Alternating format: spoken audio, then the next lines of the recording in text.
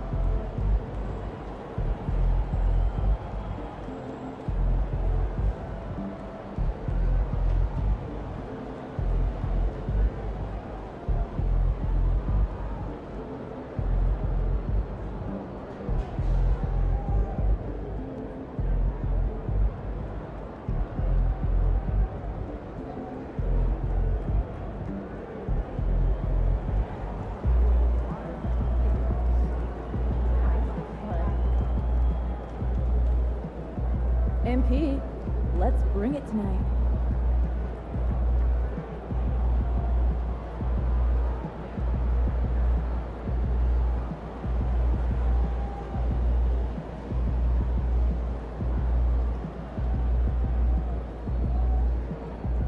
Kind of at the size now. We just grew a little bit more. And we grew a lot bit more. Nice. That we can pretty much pick a fight with anything. So. Looking good, MP. Are we the same size as Gangnar now? Chat, what size do we reach peak? No, we're not. We're just filling out a little bit.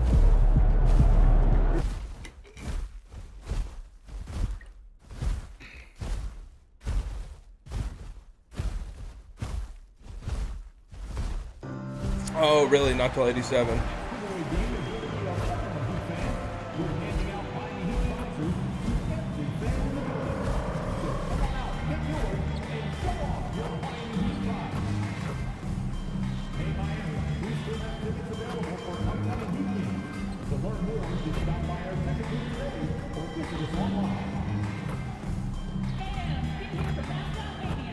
Come on, baby. Give me an opportunity.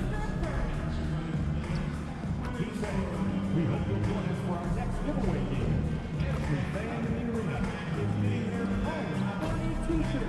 So bring the whole family. We want your time at the arena to be enjoyable and incident-free. If you are having an issue at any time that needs to be addressed, then please text the word EAT along with your issue and seat location to 55555.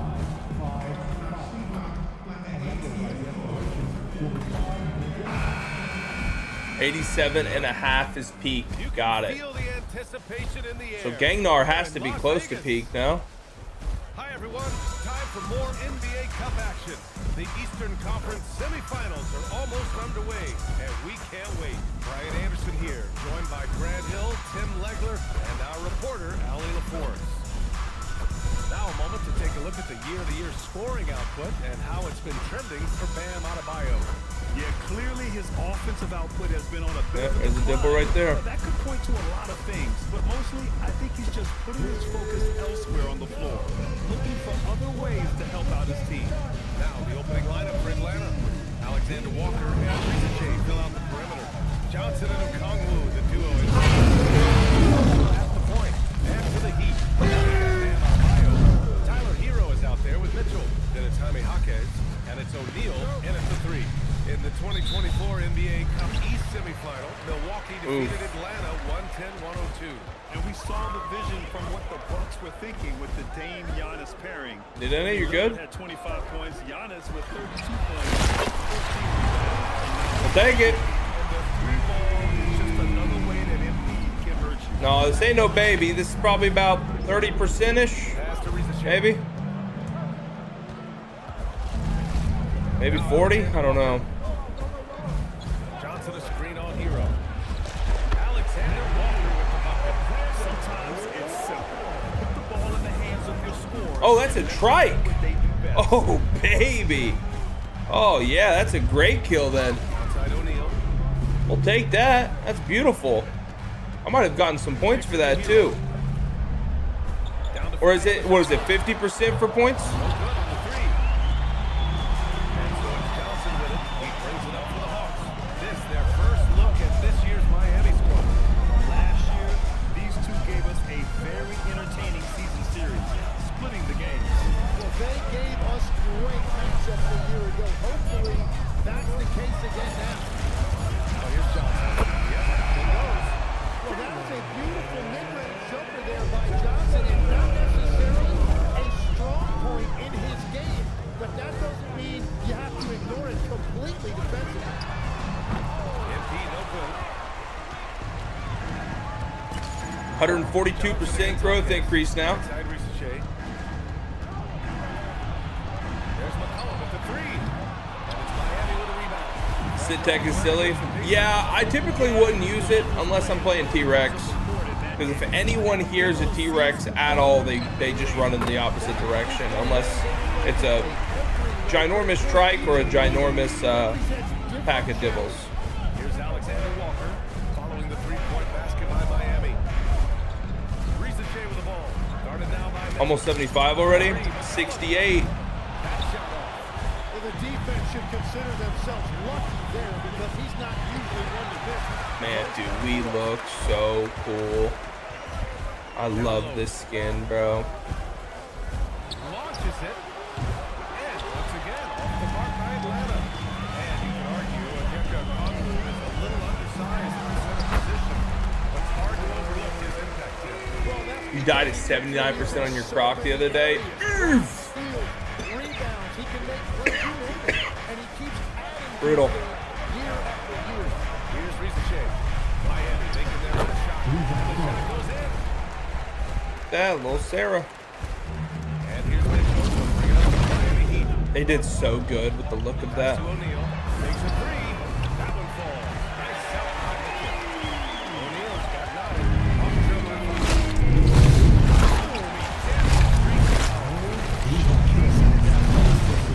Plays like this are really excited about his future in this league.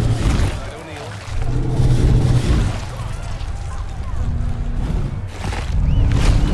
Here's Mitchell. Back to O'Neal. Takes the 3.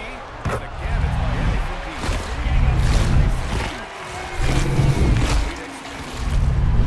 Atlanta's gone 0 for 3 from downtown.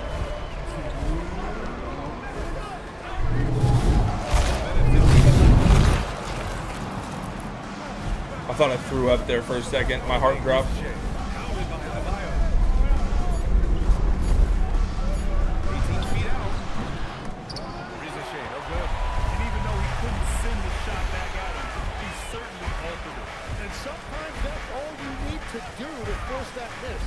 Yo, Hudge, rank Isle, Rust, and Arc. Game against Indiana. Walker uses that last to finish the I line. mean, for me, Right there, big man points in the paint. right now or like ever. Timeout by Quinn Snyder here. If it's ever, Rust 1, Arc 2, Isle 3. If it's right now, probably Isle 1, Rust 2, Arc 79. I've really enjoyed playing the Isle with these recent updates. I'm having a lot of fun. But Rust is fun too. I enjoy playing Rust.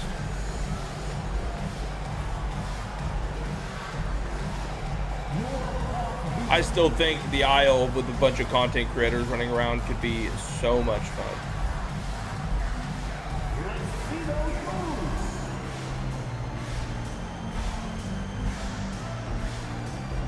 Really, Brick? That's awesome.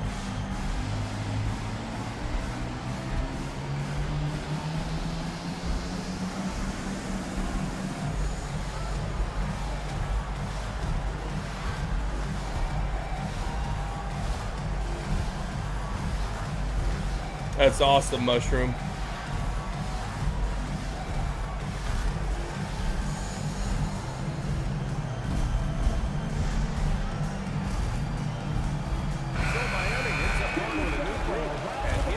Yeah, well, I told Peanut whenever he was going to launch a IO server, I told him not to. Jolly, thank you so much for the 10 gifted, man. I appreciate you, brother. Jack, we get some love in here for the homie coming in with the 10. Some dubs.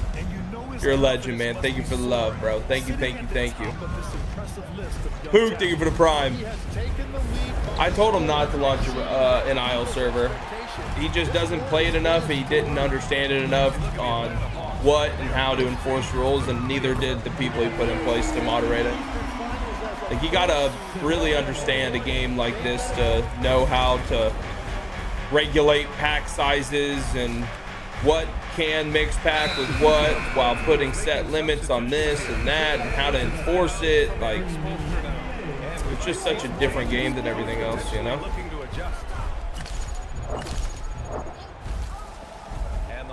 Looking at who they've got. Yeah, Kagnar's huge, bro. He's massive. Then it's Kuminga. Then there's Dyson Daniels. And it's McCollum at the one. Stoppage rules such as body denying. Yeah. Johnson passes to McCollum. Fires the three. Oh, the Hawks again. Yeah, I'm gonna into him, yeah. As much damage from three-point range as possible. Well, it looks like it's time to change. Yeah. Yeah, PP does have it figured out. Well, MP in the last matchup against the Pacers delivered quite a performance. He dropped I gotta hit them up, see if they're willing to, if I do end up doing a content creator server on the aisle, once everyone's tired of Rust, if they would be willing to open up a third private one. They can take all the credit. I just want the server. I just want them to host the server. Yo, Hulk, thank you so much for the 5 gifted, man. I appreciate the love, bro. Thank you so much. 4 of the last 5 buckets have been threes. Kuminga, the pass to Johnson. Now here's McCollum. And he can't answer back. The three-pointer offline. He's looking pretty unsettled. Still gonna do a DayZ server? Yeah, potentially that's what's next. But again, like, you know, I kind of wait for P to tell me what P's thinking, and then I just help him with whatever he wants. He's kind of like the leader of the ship. I'm part of the crew. Part of the ship, part of the crew, baby. There's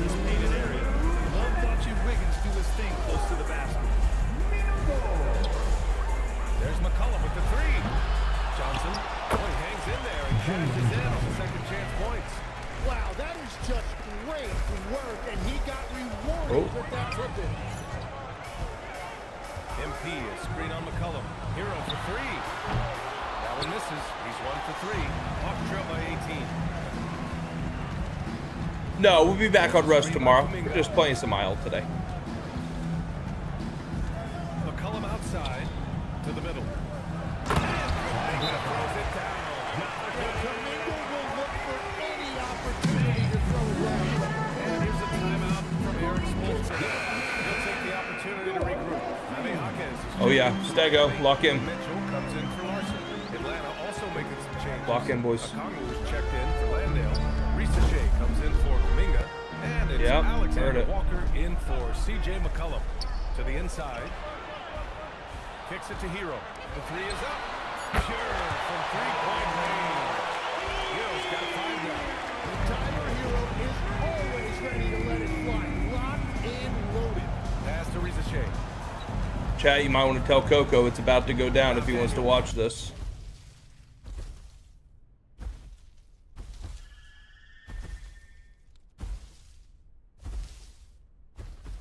All right. We cannot run once we commit. If we start bleeding, break legs. Can't break legs. Assist Gangnar as much as we can. And do not take multiple body shots from the stag. That's the game plan. That's all we got to do. There's multiple. At least 2. Maybe 3.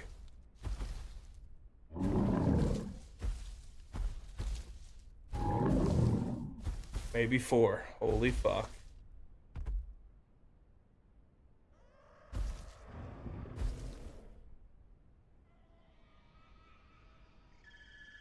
There's 1. I think it's 3.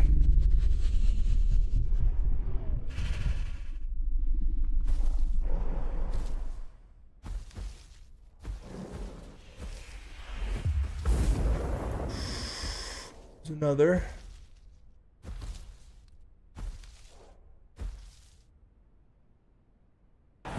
There's another 3. Only 1 big one. Wing shot on the way. Hawkins grabs the board. Miami leading by 19. Wiggins finds Hero. Outside Mitchell. No good on the triple.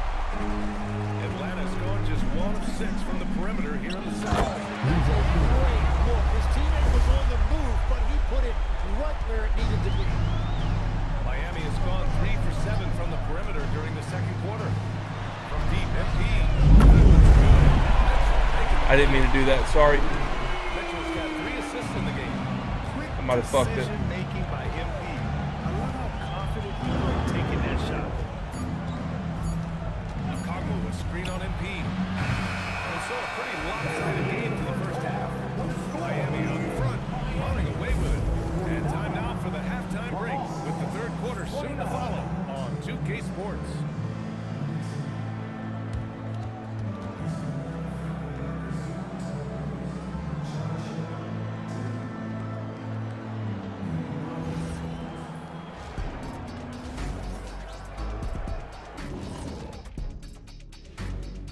Greetings, Shaq, Kenny, and EJ here as we tip off the show with a look at our I think we win this. mid-season Eastern Conference standing. You know, right now for the Hawks, this hasn't been the dominant season they were hoping for. They've let a number of winnable games slip away. Do not sleep on them. Now we'll take a look back at our featured game. That was quite a performance for the Heat. If we had the... And that's a wrap on. They're already going to be low on stam as well. And we welcome you once again for the second half of play here at the NBA Cup semifinals. Hey, you look at MP in this game, he's been everywhere. Through the first 2 quarters and change, his perimeter shooting continues to be spot on. This offense continues to find him in his sweet spots from deep. Tyler Hero is out there with Davion Mitchell. It's Pam out of Ione, then it's MP, and it's Hawkins in at the power forward position. That's the group in the game for the Heat. You know, I heard Steve Kerr talking about... All right, Coco. the ball and stick. Wait a minute. We got to get water first, and then we're going to go after them. And will excel in any sport. Got to make sure everything's in our favor before we commit to this. We think of athletic ability involving speed or quickness or verticality, but I think that hand-eye is critical. I'll send Chad to come and get you once I From the top of the key. And that will might be the last meal we get before sitting in a bush for an hour healing. opportunity opened up, and he utilized it particularly perfectly. And the basket by MP. They've had a hard time shutting down the three-point shot. Outside Ricochet. Back to McCollum. From downtown. James Trickle. McCollum. So Stegos are like, it's one of the hardest things for us to fight. Stegos have this big ass tail that you see at the back of them. If they hit us with that, it creates a really, really bad bleed, and the bleed will kill us if we ain't careful. That, I believe, is a dead Dinosuchus right there. Off the pocket pass. He said, quote, it's simple.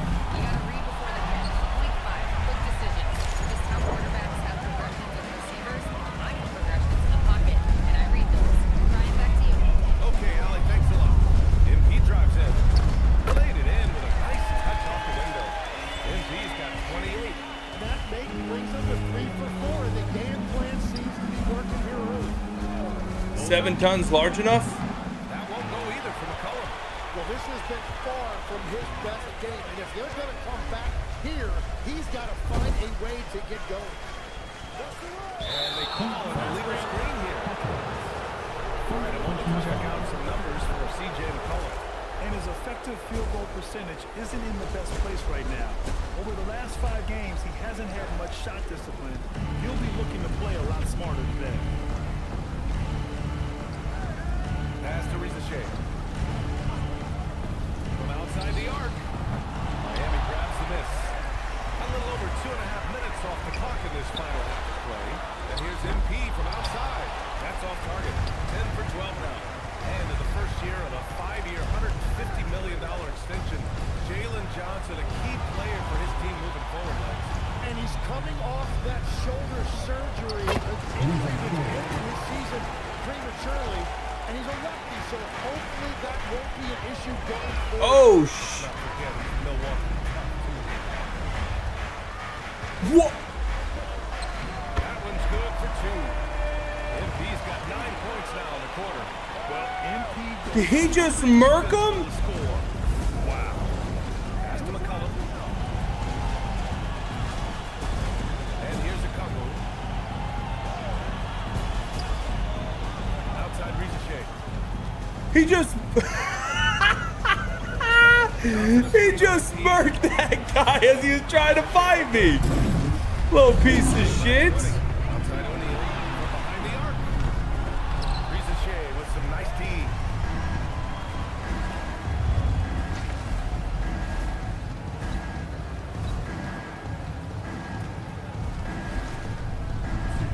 Pass to Okongwu. Here's McCullum. Shoots over Hero. Mitchell grabs the miss. Well, if you take low percentage shots, you are going to have difficulty making them. I know, I heard like the little faint crunch as he bit him. I had no idea what just happened. He didn't settle that time for a jumper. He found a way to finish with authority.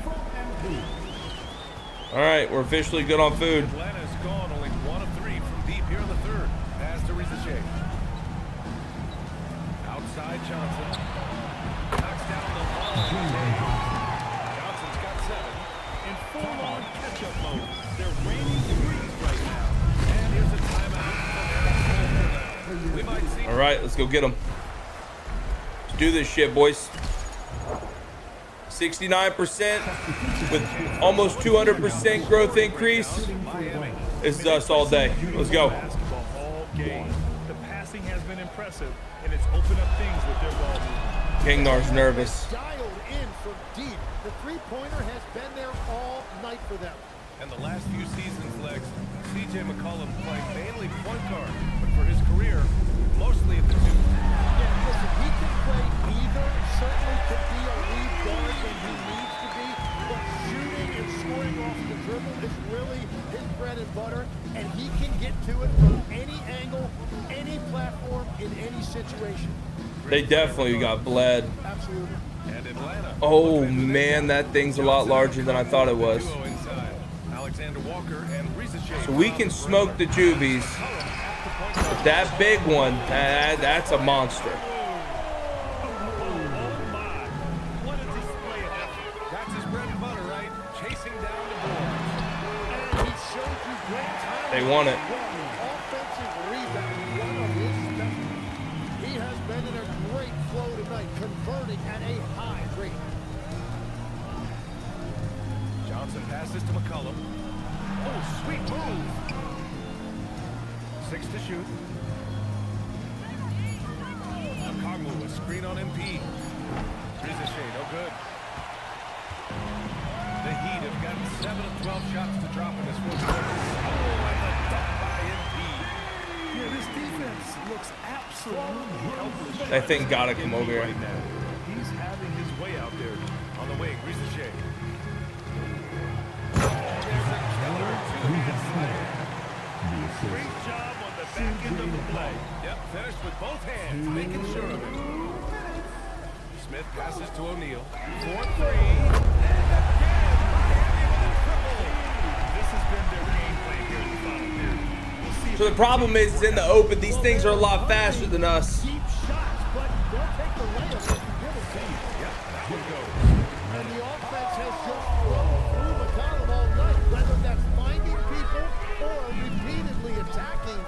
We're just gonna have to pick our spot. Smith no good. Johnson with it. Now guarded by MP. This is where the Mela skin really comes in, because we kind of look like a tree. Johnson on the wing. Pass to Alexander Walker. What is there, 4? Off target from the wing. The players avoid taking mid-range shots these days. It's almost like the threes are easier for players to get. And you can see how scary Looks like this it's team running. can be when everything is clicking for them. Just a terrific performance for the Heat.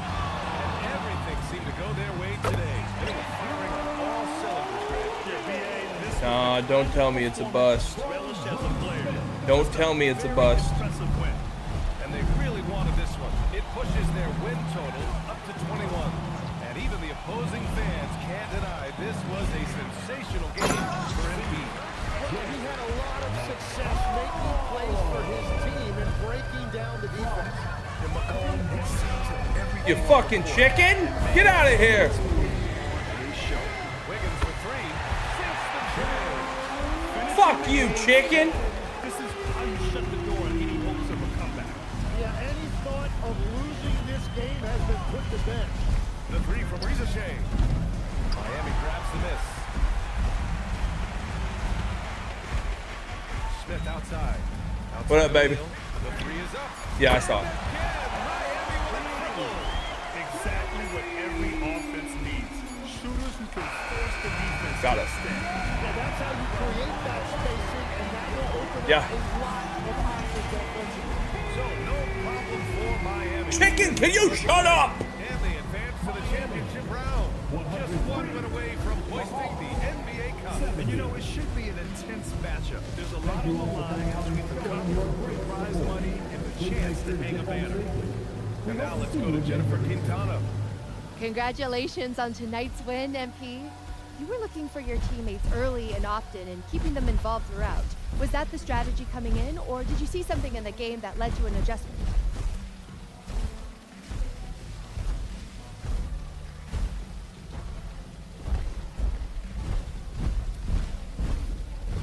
Yeah. Our approach is to be unselfish. Gotta manage our Ball, stamina pretty best well shot here. possible. If somebody's getting good looks, keep feeding them. If everybody's getting good looks, then we all eating that steak and lobster. You feel me? Hey, I'm a family man at heart, so nothing makes me happier than feeding my family. Stand palm trees. These guys are my family. Little death I trees. love that, MP. Hey, order up. Surf and turf. Ryan, over to you. All right, thanks, Jennifer. All right, we hold boost to get away, not to attack.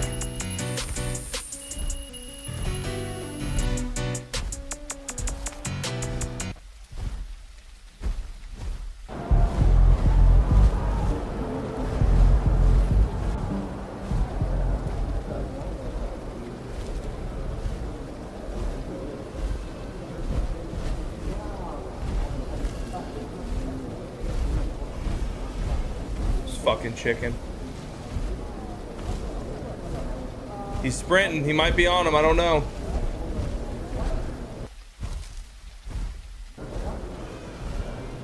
I think I might have walked past one. I don't know. That's a little intense. Don't get me wrong. We are at a sporting event. Let's talk low in these guys.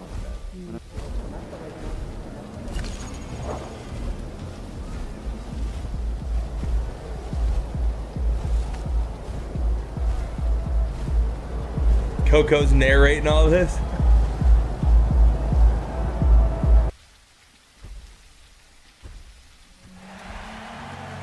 We've lost him. Damn it, bro.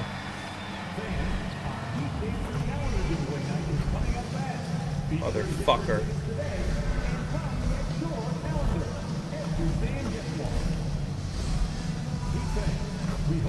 Coco, I'll send the troops whenever we're about to fight them again.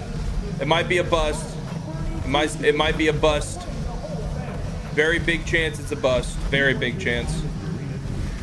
Damn it, bro. Fuck, this is all my fault for talking. Bro, I accidentally talked and they heard us and they moved, man. This is my fault!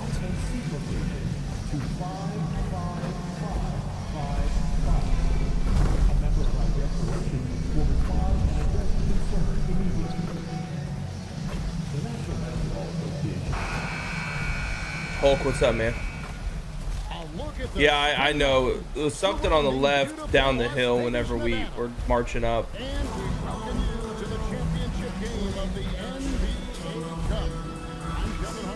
Hell yeah, bro. This is one of those games where you can just launch it and play as a solo. Depending on what you're playing as, like a Raptor or Apache, you meet someone of the same type of dyno as you, 9 times out of 10, they're going to be like, yo, join up. Strength in numbers in this game, man. If you're playing like a Sarah or a Raptor or even like Herbs, like people are gonna want more of their kind around them, because when push goes to shove, you're gonna die, not them, you know? That's the thought process. Survival game, man. Unless you're a Dinosuchus. Yeah, don't play the crocodile. Pretty much everything I said is true. Other than when you play a crocodilian, then you're probably gonna die and be eaten by your own kind.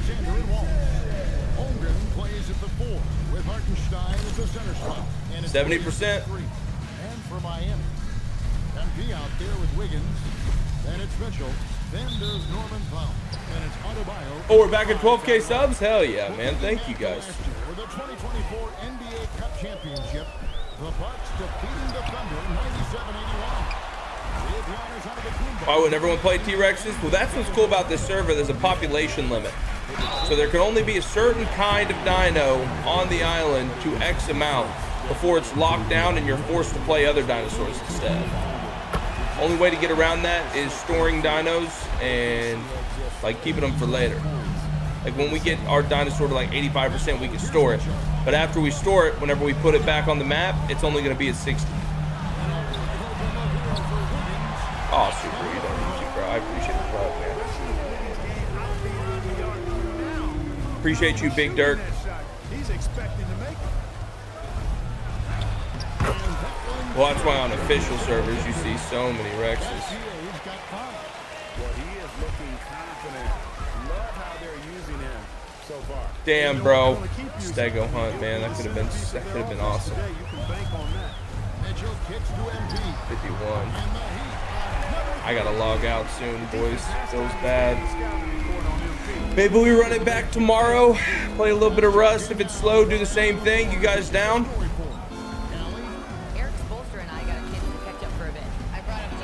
Wife aggro? Yeah, plan aggro.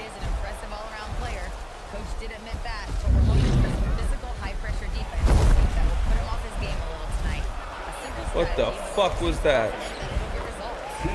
Scared the shit out of me.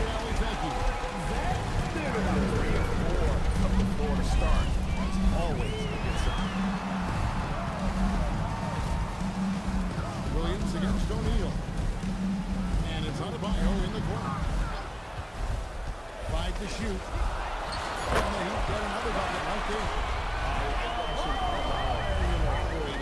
He's so efficient down low. And we got our 2K insider, Shams Charania, on the line. Shams, what's the score? Well, after winning the title, OKC secured their future. Significant extensions this summer for Chet Holmgren, Shai Gilgeous-Alexander, and both of their Jalen Williamses. The Thunder are building something for the long haul, guys. A young, exciting team. Okay, thank you, Shams. Here's MP. Following the score by Oklahoma. Let me guess. Food plans? We might. Oh, son of a bitch. Scared the fuck out of me. And again, Miami with the triple. They've missed us 1 of 5 shots so far. I like the look of this offense. Williams looking over the floor. Lets it go for deep. Williams has got 5 points so far. That's a statement rebound, Williams. Not letting that last one go unanswered. O'Neal a screen on LGA. Takes the 3. And MP with the basket on the assist. Damn, Spider-Man up there.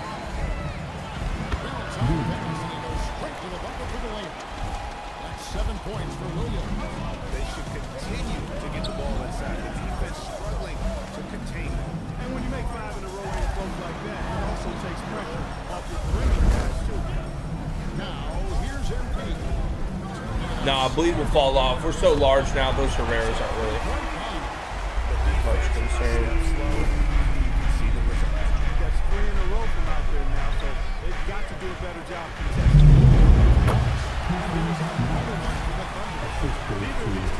I'd love to give you guys one fight before I log, but it ain't looking like it.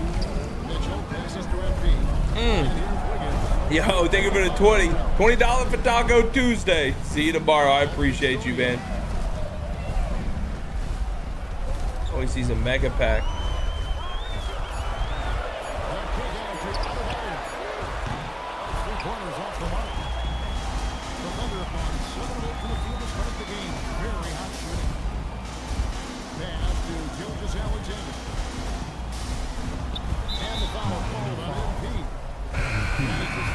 The blood is your bleed, so you could be full health and have something cause you to bleed and then bleed out and die.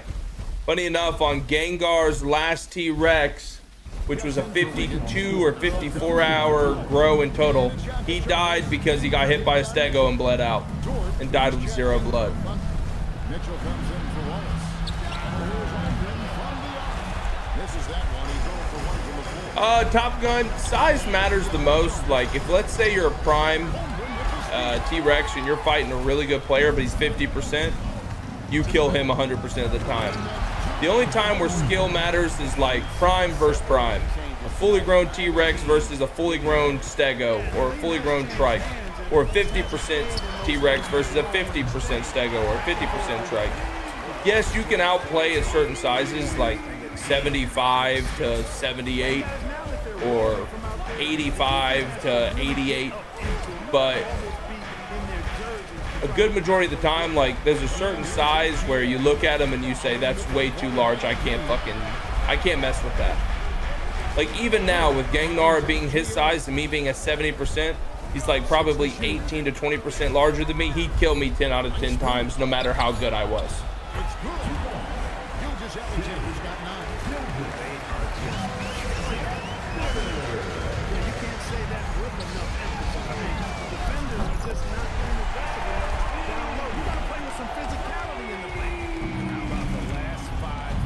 But then you have dinos where size doesn't matter as much. Like Raptors are smaller but can kill larger stuff. Troodons are the smallest and can kill literally anything. So there are dinos where it's like they don't take long to grow, and if you get a massive pack of them, you can fuck up everything. Those do exist. With 15 points from beyond the arc. We'll get you back to the action after this break. Yeah, so that's the way the HP works. So for 1 ton is 1,000 health. Right now, he's probably 12 tons, 12 and a half tons. That means he has 12,500 health. I have 8.1 tons, so I'm 8,100. So he's almost double the amount of health pool as I am. Well, not double, but he's very much has a lot higher health. On top of that, the larger you are in size, the heavier your bite is. So he's doing more damage, he has more health, and he's faster. Like, everything about him is just better right now. The guard spots will be seen Gilgis, Alexander, and Wallace. Dort and Williams up in the forward positions. And it's Hartenstein in at the 5, roaming the paint. Hero, no good. And the great shooters know when they've got enough opening to go for the 3. I didn't think it was a bad choice on that possession. And now let's send it over to our courtside reporter, Allie LaForce. Thanks, guys. Well, MP in their last time out against the Hawks was simply terrific. We ended up with 44 points, and as always, a lot of those Something is pissed at something larger over there. performance that will stick with the fans for a long time. Let's see what he has in store for us in this one. Thanks as always, Allie, for that great report. I gotta leave very soon. He was absolutely down. He loved to make that performance tonight. This team needs his contribution. There's some aloes over there to the left. Big plays time and time again. For sure, and draws so much defensive attention that it opens up opportunities for others. Now, Hero, after Lou Dortz Marquez sets a screen for MP.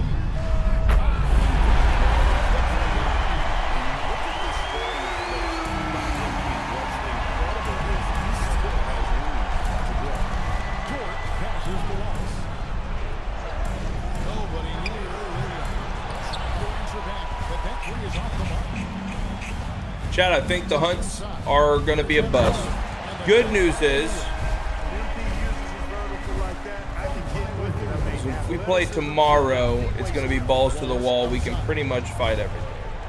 Back to SGA. I know, Chad, I would love to kill first, but I got to log soon and get ready. To stop the run. Or the three. You got to set time for things. Well, it was the Oklahoma City Thunder winning the last game against San Antonio. And sometimes it's a lot harder Push it. I think I can get ready in like 10 minutes. I'll push it another like 10-15 minutes before I jump. Maybe 10 minutes. Just gotta find something now. And so Miami trying to get over. B over here. For the Heat. Mitchell comes in for Hero. And Oklahoma City also making a switch. Rust tonight? No rust for me tonight. Taking the night off. Actually taking it off. Last night I wasn't supposed to be there, but Peanut was DMing me.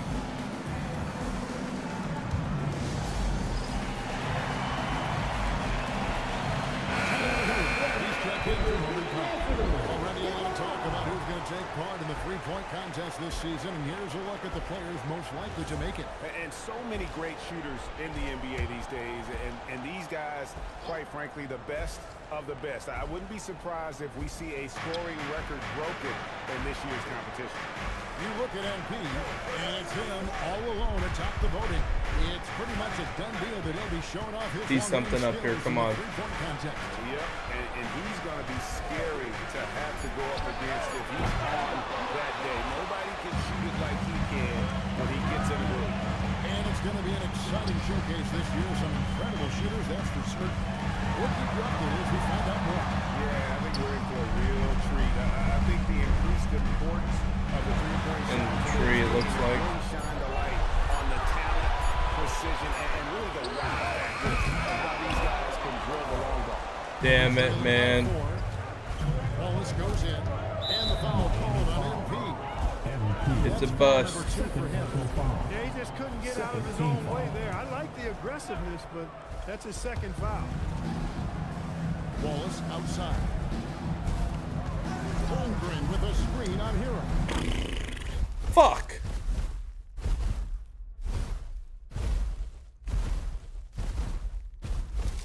It's a damn bust. Motherfucker. Pass to SGA.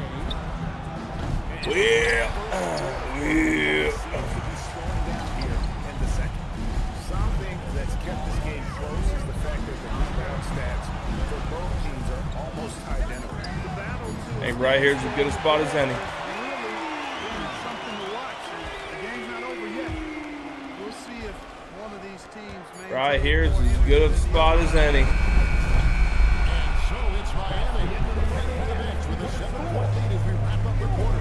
Their defense has been active and effective. Don't go anywhere. We'll be right back. Don't die, Gangnard. Don't die. Good luck. GG's. Chat.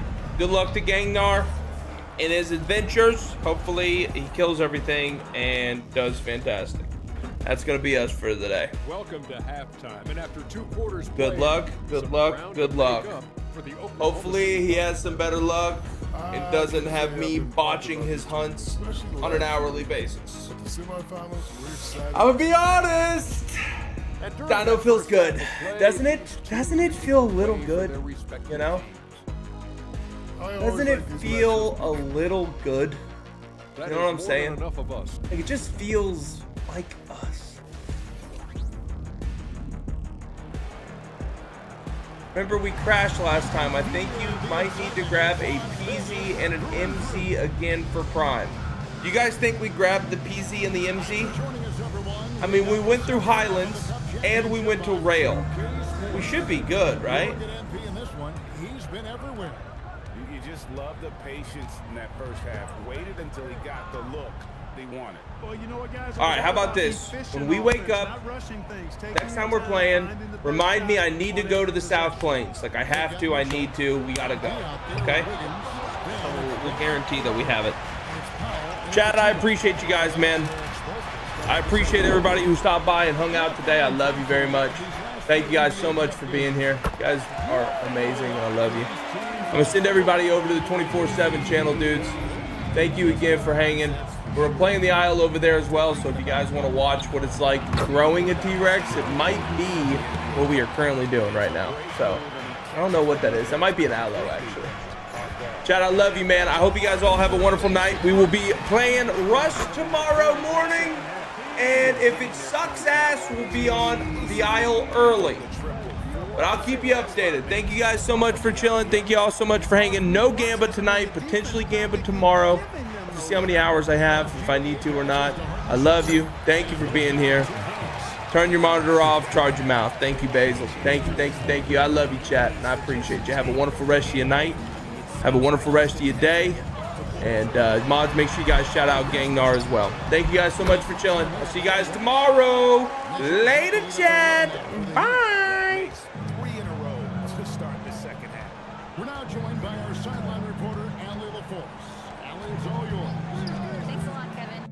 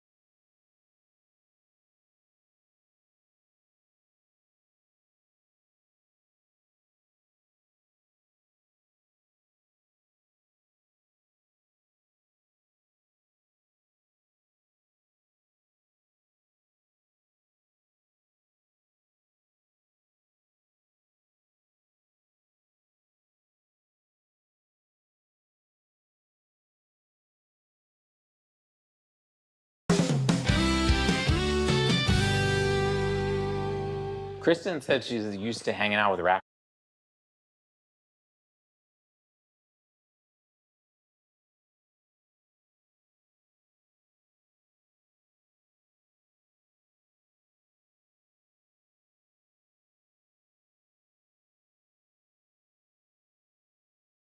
Ed Sheeran, great album. Greater dad. Pretty good at sex for the lack of penis he was given.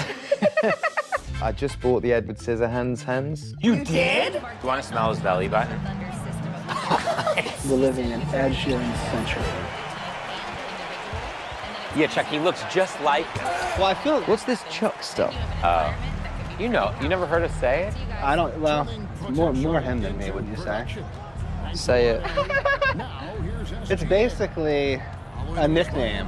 It's like, for example, I call her Mochi, and she calls me Mochi, so, but for whatever reason, I think with Chuck, it's said more than Mochi. But you called everyone Chuck. No. So basically, it was our nickname for each other. He started calling all of his friends. No. To my dismay. No. It's like so weird. That's not what happened. Like yesterday, he was on the phone with Blake, and Blake says Chuck just as much as we say Chuck. Okay, let me explain to you what happened. Just think of a different name. No. There's 3 people in the world that are called, there's 3 people that I call Chuck in the world. Okay? And who are they? What? You. Yep. Blake and David. Okay. And what happened, and my brother every once in a while says it to me. I don't ever say it back to him. So what happened is those people started saying it so much to me. I never said it to them. Well, and there's more people. The entire world says it to us in the street. It's because we put it in the TV show. Right. Still, I didn't think it was that, anyways, yeah. So you got cameras out here as well? Oh yeah, they're on you right now. There's one right there. Oh, that one's not With really your beautiful hair. And there's one right there. Yeah. Did you know how I met Ed? We met on Skype. Like Skype, yeah. Skype. What do you mean? It was Skype. It wasn't even Zoom, it was Yeah. Skype. And Skype. Benny was like, so I'd listened to Save That Money. So Cherry was a fan. So your music was big at Duke University, I think. Oh, yeah. So Cherry was a fan. She played me Save That Money. And then Benny was like, I'm friends with Dickie. And we'd been asked to do a song for the Lego Batman movie. Oh, yeah. So we got on Skype and we wrote a song, still the only song that we've written together. I know I was on the Chris Brown tune, but I obviously didn't write my bits for that. You guys did it all over Skype? The best part is I had to go to the bathroom, and I just left Dave on Skype with Ed. That's By the way, this is like, from my perspective, I was The like... biggest person you've ever met? Yeah. Yeah. There's a lot of air traffic today. There's so much air traffic. Should we go inside? We should go inside because of the air traffic, I think. It's all gone Pete Tong. What's that? It's all gone Pete Tong. I don't know what you're saying. Means it's all gone wrong. Let's listen to the air traffic. I know, there's so... Well, it's Friday. How many times do you want to say air traffic? Twice. It's actually the third time. I wonder if it's because it's Friday and people are taking off for the Control weekend. to Major Tom. Anything to drink? Full fridge if you need. I'm all right. It's quite cool in here. Do you have one guitar that is your, like, lucky guitar that you take everywhere? I used to when I was like 21. Yeah, you used to. Oh, He used to really? have one guitar. It was so beat So up, battered, and he yeah. was so scared to get a new one, and then he finally did. I set up my own guitar company, so now it's just like a constant yeah. stream of. But he used to like guitars. have a guitar, and it was like it would have like so much stuff Yeah. on it. He's also like a little collector of things. He used to like collect like every like wristband and like. Like do Dave. you have like rituals or OCD about things where you get stuck in these patterns? Nah. No, I'm trying to think. You were hoping you could be like, no, dude, me me too. I get like if I don't exercise, there's something out of whack in my day now. Yeah. I really find I have to do something every morning. What do you do, like run? You don't have to, Anything. You don't have to be like. Anything? Anything. Do you have to shower before you have to get wet before you exercise? What? I have to. I can't even do anything until I'm soaked once. I can't get out of bed unwet. You've got some really interesting Yeah. kinks, man. I like it. Wait, Chuck, you have to be soaked to do anything? Yeah, start Yeah, his I day. can't. Like when I have a workout, I will. I don't use soap. I'll just rinse. Surely at the end, you get in a nice bath and soak. And Then he does it Oh, I at the get back end. in after. I clean But myself. if he gets sweaty after the second shower, then he doesn't stop talking about how There's nothing inefficient- worse than sweating after a shower. I get so. You're really frustrated. wasting yeah, a lot of water. Get your CBT down before you do that. Yeah. Shower. Do you shower every day? Yeah, sometimes twice a day. Mostly twice a day, actually. Really? I feel like I'm like you though. I look like I don't smell good. Yeah. But actually, you're the best smelling person I I know, I smell good, and I never, like, even if I don't shower, The I smell. Hands or something. smell me. Come here, smell. Smell me wherever you want. He always smells good. No smell. No smell.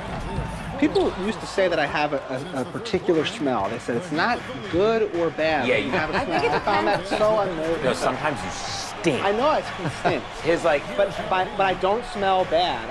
I've heard that I still have a smell that's not good or bad. What about your belly buttons? Is that is? oh yeah, that is you want to smell his universal. belly button? Not really. It's crazy. You will never. Chuck, I get him to smell it. No, I don't know if you should. He's I going don't to know. do It's Yeah, really terrible. No, get him to smell it. I feel bad. It's okay. He might throw up. It's not gonna throw up. It's not gonna. Pretty. Here you go. Oh, I can't even watch. I'm ashamed. Doesn't it smell? It's one of the worst smells I've ever smelled. That's like a bum hole. Jesus Christ. I don't understand why. He's sick. Gotta wash the hands. You gotta stop I doing feel like I that. broke his body down. I know. Mine smells just like nothing. Do you wash your belly button? I don't wash inside of my belly button. I let the soap. Oh, you kind of have a narrow. I have a Mine deep. doesn't smell like. Do you have a deep hole in your belly button? Is that what? Can I have something that's going to take that? Smell away. Yeah, let me make some more You coffee. sure you don't want another whiff? Oh, I will tell you, Ed is one of the clumsiest people No, I this know. is a weird machine. No. He's one of the clumsiest No, people. this lid doesn't work. One time Ed was at my house, and it was right when we got one of those, those like machines that like you go like this, and like it was like a scooter, and you like roll forward on it. Okay, right when I got one, he was like going like this. He was like at my house, and he was like, bruh, and he was like moving around on it, and I had a glass dining room table, and he just smashed into it, and it just exploded, just like. We have this friend, Emil, who like spent close to 100 grand on a rug. And I went round there and we were drinking like nice wine together. And I was like, I'm going to spill this wine on your rug as a joke. Yeah. And he was like, don't do that. And I was like, no, I'm good. And then later on in the night, I tripped up and spilled it all over the rug. And he thought I'd done it on purpose. And I was like, that was genuine. Well, yeah, what happens next? No. Was he upset? Like, he's fucking spent 100 grand on a rug. Yeah. Dude, you know, one time we were at my house. We were literally at my house and we were working. We used to make all the songs like out of like my house, out of like a bus, out of, you know, wherever. And Ed was like, I'm so hungry. And he's obsessed with ketchup, okay? So. Same. Wow. Are you that obsessed? Oh my God, I was so jealous that you had the ketchup commercial. Chuck, are you that obsessed? I reach out to them and ask before that commercial. I would constantly be like, hey, like, I love Heinz ketchup. If you ever, and they're like, we just don't really need to advertise. They did say that to me. They said we don't need to advertise. And then when I came with the advert, it was because we did Ed Sharp as well. Yeah. Because what I do, I usually carry a bottle of Heinz ketchup in my bag. Because when you get to restaurants and they're like, sometimes really, really fancy restaurants, they're like, you don't do ketchup. And I'm like, but we do fries. Like, why wouldn't you do ketchup? So I carry it. And then the advert is that me going to a fancy restaurant, and then they bring the food, and then I just. So. Genius. You gotta Kristen, call him back and say you gave it to Ed. They already did it. Kristen, he's at my house, and I just got like this beautiful blanket, like it was from like ABC Home, and it's like this gorgeous blanket, and he's at my house, and he's like, oh, I gotta eat some food. And so he like gets the food, and like I'm about to say like maybe don't do it because he's so clumsy, but like he didn't do it. And then he goes to get the ketchup, and he like, you know how sometimes you gotta shake it like this? And the entire bottle exploded all over the thing. And he just goes like, and he was like, my bad. And he just like kind of crumpled the thing up and just put it to the side. That's funny. I used to bring ketchup bottles to my like school, 8th grade, high school, because they had a packet limit that they would give out as cafeteria staff. So I brought my own bottle. God. And also, man, school food, like that was very much like at school. Like if you got like a shit sausage roll or a shit bit of pizza, needs some lubrication. If you get a shit sausage roll. I gotta say, I didn't like ketchup. What? You don't like it. You don't? I love Mustard ketchup. roll. Do you like mustard? Yeah, but English mustard. I feel like American. I honestly, some of the condiments here, chocolate. Pray tell You us. hate the chocolate here? What's The chocolate in the UK Have is you eaten unbelievable. Hershey's? But you guys have the like worst. it. You have terrible gummy candies, but you have the best chocolate. Oh yeah, but our gummy candies are terrible because they don't have like 75 million ingredients. Yeah, but that I would kill want you. the cancer What's a ingredients. good chocolate that you have that we can't get? Oh my God, milk. Yeah, I mean Cadbury's, Lindt. I'm Dairy talking- milk is insane. Dairy milk, but European chocolate, Belgian chocolate, Swiss chocolate, like. No. Is the best? Crumble is insane. Cadbury eggs. That's you. That's you, Yeah. right? Have you ever been to the Ed. UK? Yeah, once. That's him. That's Wait, Ed. you went once? Yeah. Here's the thing I'm gonna say, which is maybe controversial. I don't love fish and chips. Did you have it in London? I don't know. Did you have where it? Did you have it by the seaside? Could you see the sea when you were eating it? No. That was why. Yeah, maybe I just got the. I only You had went it like here. once, and I thought this is everything. Basically, London is obviously the hub. It's all the tourists come. The UK is like huge. It's like if I was like, right, I had barbecue food in New York, Yeah. and that's what I'm judging it on. Yeah. And you're like, well, you have to go to like The best place. Austin, Stubbs or something. Is Stubbs? Yeah. Is Stubbs would be. What would be the best barbecue you could have? Not stuff. Kansas City has good barbecue. Yeah. I would go. But Like, you know what I mean? Yeah. Like that would be controversial. But my view, because I grew up near the seaside, is you have to see the sea. when you're in Europe, when I'm there, we'll go take a trip down to his town. It's amazing. He has a house that His was. town. He owns the town. Well, no, he grew up. Okay, first of all, let me just explain this to you. He grew up in a town of like 2,000 people, and then he moved into a town next to his town where it's even less people Yeah, there's like 200 people in my village. in his village. Now, Yeah, 200 people. One grocery store, one. no grocery store. So, Just no eating. no. I mean, we do go to a grocery store in the town. But you have to imagine. I can't even imagine a town of There's 200 people. there's no Uber Eats, there's no Uber, there's no Postmates. nothing. No Amazon delivery. Yeah, but it would take like 2-3 days. Like Really? it wouldn't be like same day. But you also have to understand, like in his town, there's also like somehow like everyone has the best taste and style. There'll be like bread that's like Dressed up? No. They just like some person's been making bread for like 100 years, and it's the best sourdough you've had. Then there's like somebody this is true, who makes like smoked salmon, and every person has the best styled home you've ever been in. Like they're like the architecture. It's insane. I will say, because we haven't really got like big chain business there, so it is all like mom and pop. It's amazing. Stuff. Like everything in the market square is all like family owned and family run, and That sounds like a dream. It's a real community. It's incredible. Let's move. And then like every time just moved. Every time I used to come to his house, there'd be like a new thing. Like when I first came there, he was like, "This house is older than America." Yeah. And then, well, really, he was like, "But this house is older than America." And then, I mean, it is. And well, then older than the. Found. So then, So then I come back the next time, and he's like, "I have an underground movie theater," and it was like so cool because he kept building on this like property he had. Yeah. Then the next time I came back, and he had his favorite pub was just there. And then I came back again, and he had a full lake, and then he had like a farm with like wildlife, and it was so. I built a chapel now. It's got a full church there. Like and he's gonna die. You have acreage. Yeah, I wouldn't say it's acreage in the same way that Americans have acreage. Yeah, but I'd say yours is like 5 acres. I'm 4 acres. No, it's about 39, I think. Oh, it's 39. Yeah, it's I was gonna say you have a lot going on there. You have to have well, some we planted about 18,000 trees. Oh my God. So it's just a big forest now. Wait, this is my favorite part. I was there when he first planted the trees, Chuck, and the trees didn't come just like full of trees. Chuck, you were walking like miles, and the trees were this big. No, but they're fully grown now. They're huge. I know, but it was so. Chuck, I used 2013 I planted. So it used to be just like a plowed field with nothing in it, and then I got the field, and then it's now like very, very rich and diverse. We have like snakes and shit live there now. It feels like more of like a forest, like a middle. It's totally a forest, yeah. And we get like munkjacks, which are like mini deer, and then we get deer in the garden and badgers. And because we have like infrared security and we can see if people like break in, we also see all the like mad wildlife at night. Yeah. When you look at your trees, do you feel way more satisfaction than you ever would looking at any other tree? Yeah. I mean, everything. I mean, that house and property, everything on it is pretty much, apart from the actual like cottage that's from the 1600s, everything on it is your creation. Yeah, and like we've got like a big vegetable garden where we grow all the veg. And don't you worry about the trees getting like? How do you make? Because a lot of in Michigan. You're gonna say your sap thing again. No, I'm not gonna say the sap thing, but maybe he would relate to the sap thing just because you guys don't understand sap. I have sap at my house. I feel like to have a like purely like organic gaff and garden, you just kind of gotta let it be.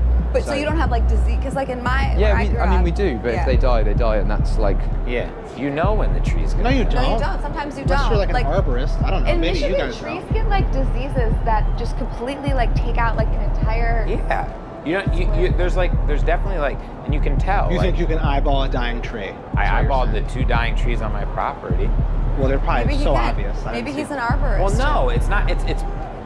I think it's easier to tell when a tree's dying than not. Well, what I was getting wrong was it was not in season. What's with this fucking creepy baby? Oh, Jeff? You know, I don't know. I don't like to talk about its creepiness because I understand what you're saying. Don't touch it. Stop. Please don't. We got our youngest daughter a doll, and it was like so creepy that we kept calling it Creepy Baby, and then she thought its name was Creepy Baby, so she'd be like looking at her and go, Creepy Baby. Aww. Really? That's sweet. Well, do you have how many girls? Got 2 daughters. They are so fun. I mean, it's up and down. When they're tantruming, it's real. But are they close in age? Yeah, super close in age. Like so much so that they are just best mates, locked in. They do everything together. That's a dream. Do you want a son? Little girls close in age. Do you want a son deep down? Don't care? Not thinking about it? Do you know what? I don't know. I think maybe I'd want another girl. I don't know. Is there a huge difference in 1 kid versus 2 kids? Like, is it a total paradigm shift? Yeah, but I think if you have them close together, I mean, I'm just going based on my experience, but having them close together was like really chaotic to begin with, and then it's like so good because they just play together, and bath together, and sleep together, and school together, and everything's like locked in. I think that's I like that logic for our future. Me too. I just wish I was a tiny bit younger. It's hard. It seems so hard to. do the whole does birth, seem hard. mothering, just back to back to back. So 0 to 1 child, was that? That was, yeah, but we did that in COVID, so Oh. that was all we did. Did you have both of them during COVID? No, the second one we had COVID aftermath. 1 week into my tour starting, so that was like an interesting. 1 week into your tour starts, did they all go with you or no? Yeah. Oh, they did? Yeah, but it was in Europe, so it was more. I was saying to Benny, we do Europe on trains, so it was like a bit easier. His wife doesn't like flying anymore, like me. Oh, really? Yeah. Do you know I made him take a boat across? I've heard this. I've heard that you guys like took like a cruise ship. Did you get like a suite, or were you guys just? We had a suite. We watched Titanic together on the boat. Yeah, we cuddled. It wasn't even like, no, it was like barely. We had like almost like a normal. It was cool. It was cool. I've done it. But would you guys just go and get like lunch and dinner and everything? Yeah, I ate the same thing every single day. Do you remember? I just had fajitas, lunch and dinner every day. No, what I loved about it is like midway through the trip, they like send out on the tannoy. They're like, right, everyone come to the top deck. We're about to see the place where the Titanic sunk, and we're like, oh, cool. And then we go up there, and then it's just everyone just taking pictures of the sea, just water. Oh. It was. Yeah, I understand. I have a question. Do your kids know you're Ed Sheeran yet? Yeah, my eldest does. But that's because she started school. Has she heard your music and does she like it? Yeah, I mean, she comes to the shows. She comes to the shows. She likes she likes her music. But does she understand? Like when she comes to the shows and she sees you singing. No, she doesn't clock it like that. When she was in school and like these like older kids who were like 11 and 12 were like giving her like notes to give to me at home, which she's like 4, or she was 4 at the time. It was a bit like much. Yeah. Yeah, how do you explain? What did the notes say? We love you. Yeah, we love you. Yeah, but still, like, you know, it's. Was she confused? Was she like, here's from some? Yeah. Shows the power of fame. It's got 11-year-olds going up to 4-year-olds and being like, please. But it's a hard thing to explain, I imagine. Like, what do you like? Like, what are you gonna tell your kids? Yeah, well, I'm so scared of this whole thing because to me, I'm like, you should be also the amount of shit that's on the internet about you. They're gonna find it all. No, I'm scared because it's like I went to a public school. I did all these things, like, and I just like don't even know what you're supposed to do. What I say to them is I try and like normalize it as much as possible. Of like, everyone has a job, and this is my job, and like I don't really work in the week. I work at weekends. So if I'm away, I'm doing those gigs, and like, but that means that I get to be at home in the week and spend time with you and blah blah blah blah blah. But it's I would say that like no one's like everyone in the world has jobs, and my job is just a job, and it. That can only work for so long. She's 4. One day she's gonna be like, your job is way better than this other person's job. Yeah. Like, but it might be more normalized because she's like growing up with it, and it's still I talk a lot to like musicians that I really love and admire. Like I talk a lot to them and their kids about it, and like trying to like understand where parts went wrong and where parts went right. Yeah. Like what happens? Like, so like, has she seen you, like, does she understand when you meet a fan? Does she know what that is? Yeah, because I usually will, like, if I'm with them, I always say no to pictures, because one time, really early on, I was with Lai and we were out somewhere and someone asked for a selfie, and as I was taking it, she fell over, and I was just like, I'm not being a dad here. So now it's just a blanket no to anyone, but I'll explain. It makes sense. Yeah, I'll explain to them, I'm just being a dad today, like I don't want to, and people usually get it. Sometimes people can be like quite rude though, but she's... Good excuse. Well, yeah, I mean, but it's true. Like, it's true. Like, it's far more important that I'm being a dad to my daughter than me being a pop star to anyone else. But I think that so she sees me she now says no photos to people though. So like if someone comes up, she'll say it like instantly. That's crazy. It's such. Is she aware of like people looking at you? Like, is she become like is she self-aware now that people are then looking? No, because we don't really go out like that. We don't really go out in spaces where that could be a thing. Yeah, and I think because where we live, where we grew up. Like it's the same area my wife grew up as well, and all of our schoolmates live there, all of our family lives there. Aww. So if we go out to a pub nearby, we know everyone. And actually, if there's anyone in there that does act weird, because there's such a protective force field around it, people will kind of stick up for us without us even needing to do anything. That's sweet. Yeah, that's why he lived. That's why he lived there. I understand. I remember when he was living in London, and he was just like, I gotta go back to my roots. How old were you when you got big? 19 was when it went stratospheric, but I was sort of doing stuff at British 17, people, 18. everything sounds so important when he said. You could say anything, and I'd be like, yeah, for sure. Yeah, totally. That's when it went 19 is so young. Yeah. I guess you could be younger, but not barely. That's so young. Yeah, it's a weird one because I do look back on it, and there are certain things that I didn't experience, but also it's all I ever wanted to do. So could I have deferred everything and done all the experience things till I was 22 and then done it? And would that have been better? And I don't think it would have done. What experiences are popping into your head? University? I mean, that maybe, yeah. I mean, but not universities in studying, but the experience of being at university with other kids and Did you see how I said that? Not college. But learning how to cook and look after yourself and all this stuff, or cheap backpacking. Staying in hostels with fucking whoever and going to Thailand and doing all. I haven't done that. You don't want to do that. No. Yeah. So maybe, but this is the thing. I don't know.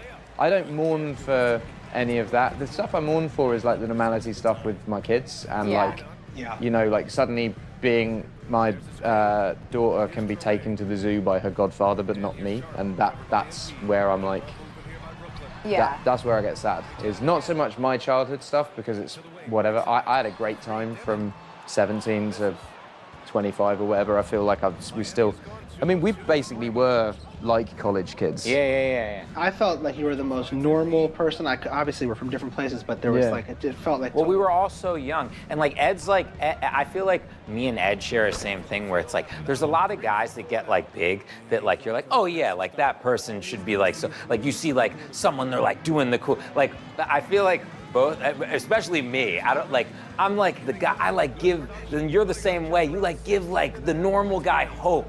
It's we You too. No, we do. Me too. Yeah, you are too. You're just a bunch of normal dudes. Yeah, we're there's some guys who are so hot and can do all the stuff, and we shouldn't have been. Who are you thinking about? I don't know, You know what I mean? There's definitely the popular kid in school who's super attractive. Yeah, Jacob Elordi or something. But they say those kids or peak. Chris Brown, or there's so many guys who can do crazy stuff. Benson Boone, a backflip. Benson Boone. Benson Boone, I think Benson Boone is straddling us. He's got a little bit of normal. Yeah, he's he can do backflips. Yeah, but he's funny looking. But he's hot funny looking. Yeah, I think he's almost hotter than funny looking. He's I would say, yeah. His outfit is so designed to show I off think his body screams hot guy, and his face is oh, you can be one of the normal. He has I think he's right. Right. Hey Benson, you agree? I think Benson, you looking at me? I think he's considered, This is the type of stuff we talk about. I love it. This is such a lovely podcast. Yeah, Benson's got it's not a podcast.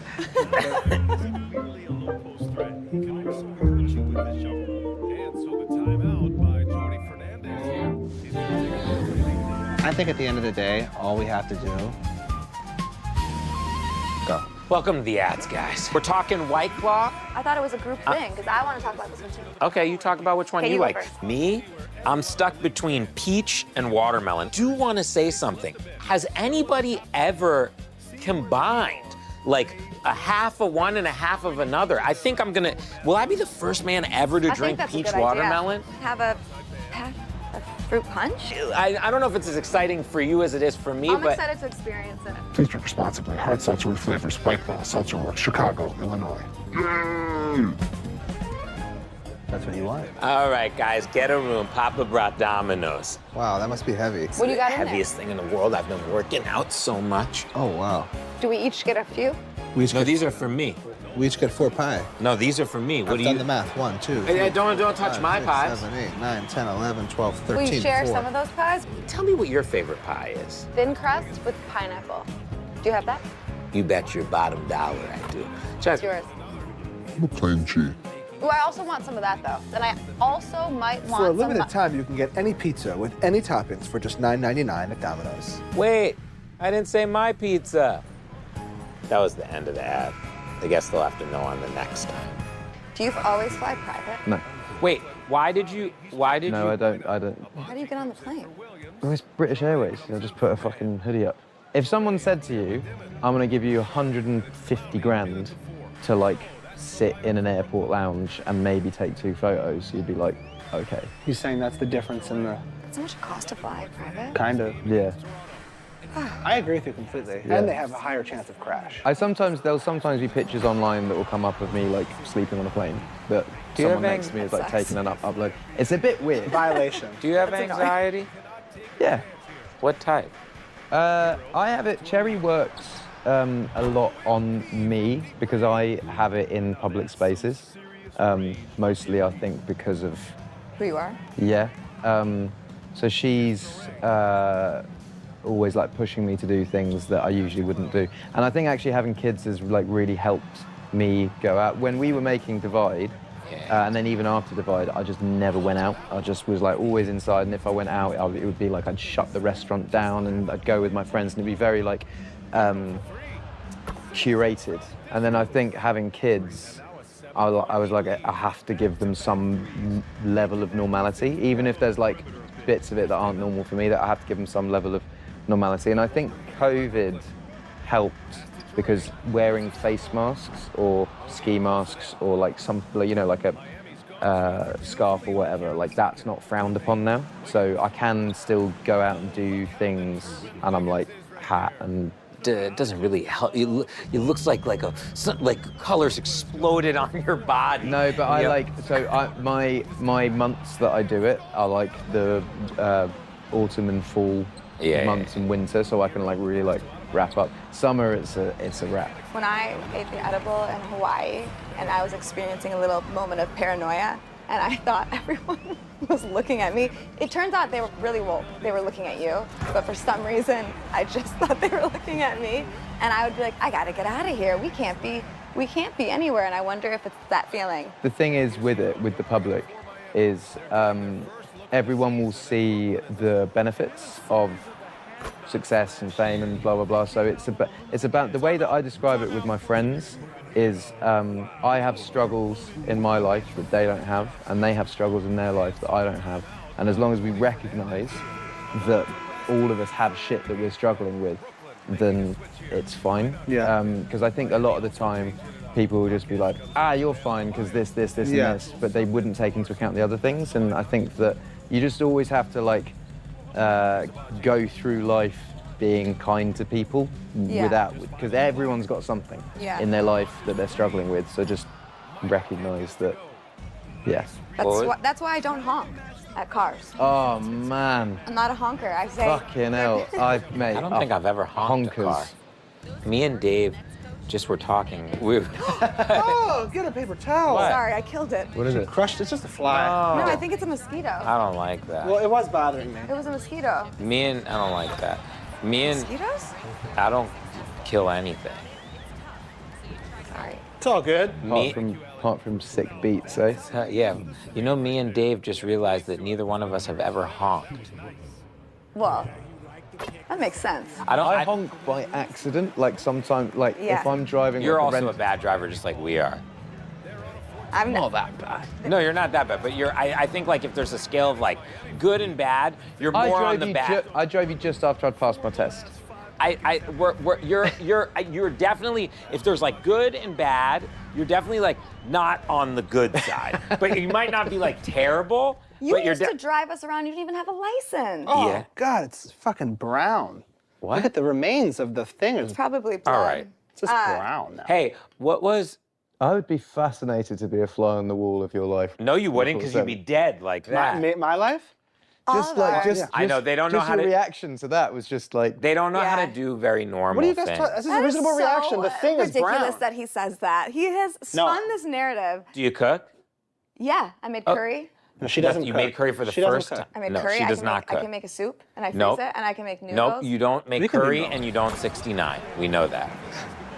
You guys do. talk about that shit on here. Yeah, we talk about- sometimes. There seems to be a disconnect between Dave and I about what we do and We what we have don't 69 once or twice. The other day she was talking, she was like, oh yeah, we 69. And I said, no, we don't. And then we did it once. I don't even want a 69. I don't like 69. We don't need to keep.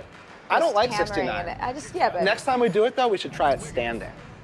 He doesn't have Chuck, you can't do standing your She'll back. do a handstand. You can't I'll hold do, her legs. Chuck, you and can't crouch. do that. You don't have enough. We are find learning new things about each other every day. What was the best day of your life? My wedding day? Really? I was there. Yeah. When did you get married? 2019. What's the worst day of your life?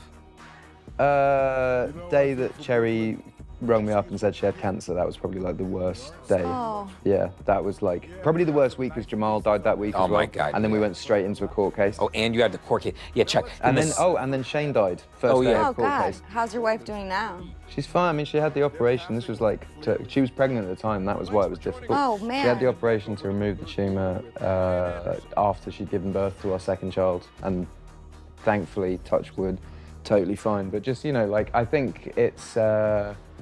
Yeah, it was fucking scary. That's Yeah. That's a lot. That's a heavy week. Yeah. A day. I can't imagine it gets heavier. Well, What I mean, being in the court case though, which everything's building to that for like 8 years, and then suddenly when you're in the courtroom, it didn't really matter. So I'd built it up in my mind, and then because of all of those actual heavy life things happened, as soon as I was in the courtroom, I was like, I don't actually care about the outcome of this because it's like. So small. Is it a court case so that small compared to. What was the you case talk about?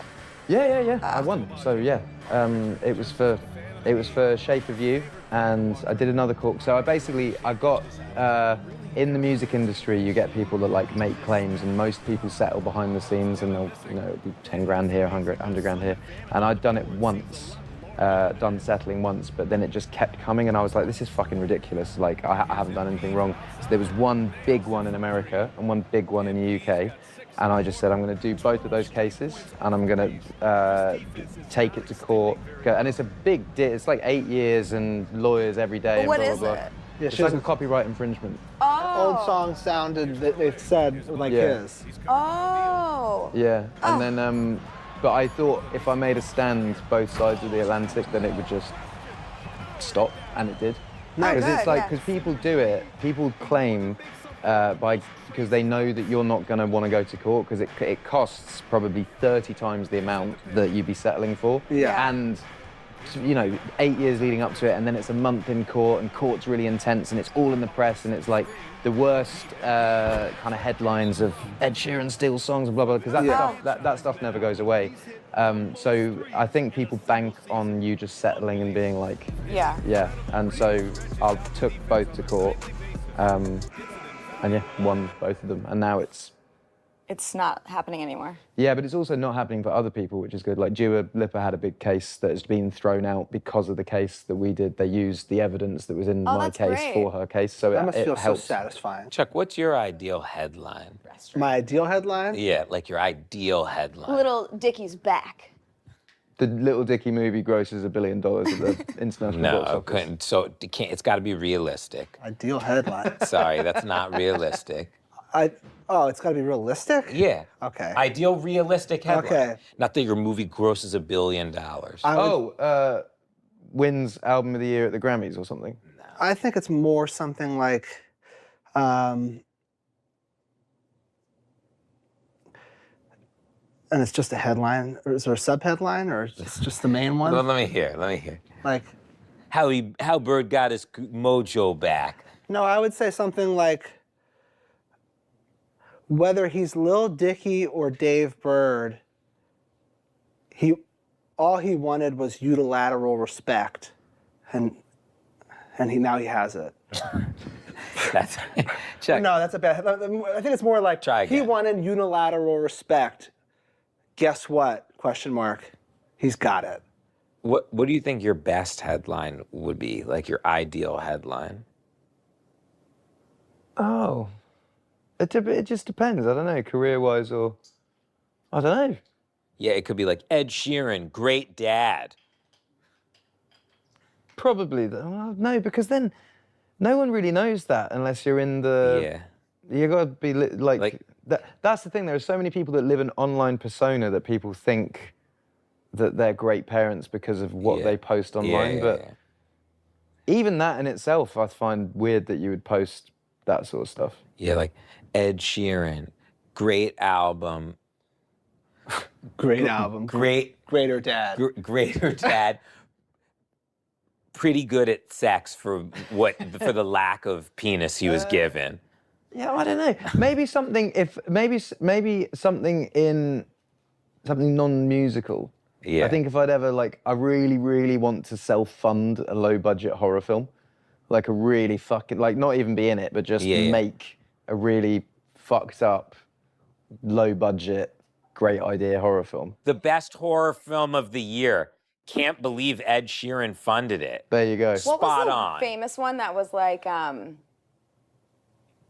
just never mind. Famous what? There's like a low budget movie that's Paranormal Activity, and then it follows. Blair Witch Project. yeah, and Blair Witch. Yeah. And then there was one right before that was like from the 70s. Get Out. Oh. And it was like really Psycho. gory. What do you think, Mochi? What do you think your headline would be? Best headline that could ever happen for you? Oh. Yeah, like an article. Girl. Yeah. Kristen Deluco, so intelligent. Nice. What the wisdom she spews. What about whether we believe it or not, or whether we realize it or not, we're living in Ed Sheeran's century. In Ed Sheeran's body. I had a lot of, there was a lot of articles like that around Divide Time saying that we were living in my alternate reality, which... What does that even mean? As in, so many things were going right for me at that time that people thought that they were living in an alternate reality that I had created. But in your alternative reality, wouldn't you have maybe different color hair or something? No, it's so key to everything. Yeah, I guess it is. I think it is key. Yeah. I guess it is so key. Well, Mochi, maybe yours would be like...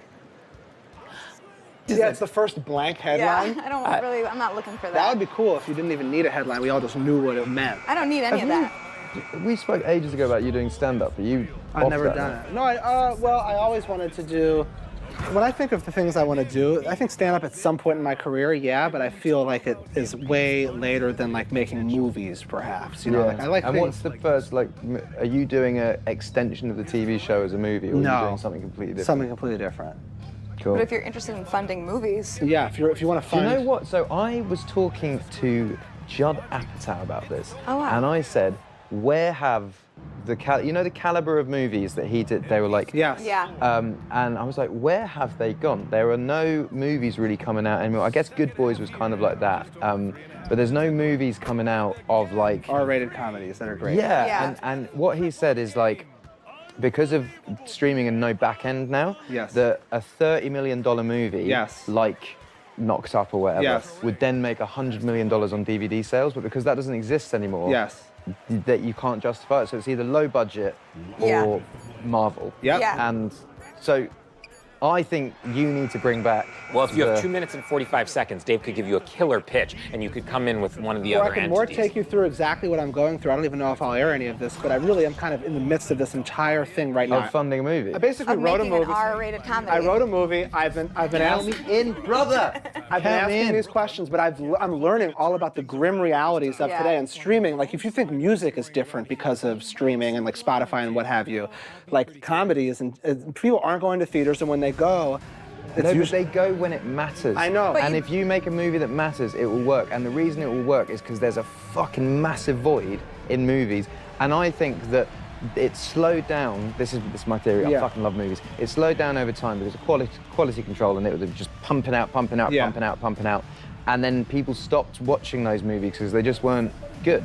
Look, obviously I love movies. Obviously I would love to be the force that brings it back. I also cannot stand when people, every person's TV is on the wrong mode. You know what I mean? Where they don't even fix and you're watching it and it's so they don't even have the right setting on their TV. Seems like a logical thing to worry about. It is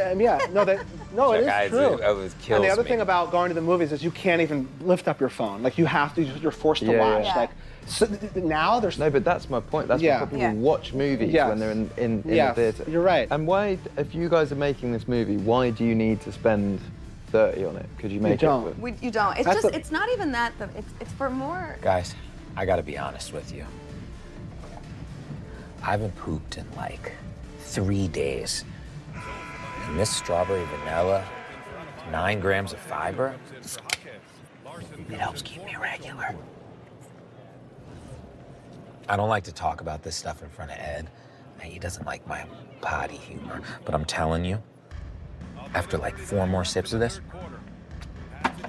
it's gonna be Niagara Falls in the bathroom. Stay tuned, guys. I feel like for you, it's just weighing the like strategy of his first movie and what makes the most sense and what will like allow him to have the freedom to make all the other movies. If it's an event, I promise you, if you eventize it and it matters and people care, they will go to the cinema. If this movie became like the next Superbad, for example, which I totally believe it can, it would be like a true anomaly, one-of-one situation for in today's climate, which is so different post-COVID for comedies in theaters. It would be a one-of-one situation. Like the only comedies that do well are IP, like Barbie, like things that are sequelized or whatnot, or like something like Elf, or like it's like a Christmas movie, or something that's like a rom-com, or an action comedy. But like when it's just a straight up comedy, like coming of age comedy, it's hard for it to succeed. But I don't really believe in precedent. I believe in being a precedent shatterer. So. What's the stupidest thing you ever bought in your whole life? Did you ever just recklessly? Yeah, it doesn't even have to be expensive. I spend a lot of money on movie props that like movie props? Like memorabilia. That That's I cool. think is really That's cool, awesome. but I think in some aspects it might be. Wait, tell us something that you have. Oh, I just bought the Edward Scissorhands hands. You did? Yeah. I fucking love this. No way. Let me see a picture right now. There's That's nothing the cool. coolest thing I've ever Memorabilia is so Can I buy them off you? Where do you have like a room in your house that has it all? I sort of like dot them about places. Edward, you couldn't have hit something that I care always about say more. memorabilia. Yeah, but Chuck, this is The Edward, memorabilia. yeah. This is Chuck. That's the And coolest then thing. that's Dr. Evil's suit there, which I think is cool. You bought it? Yeah. I respect this. What else did you buy?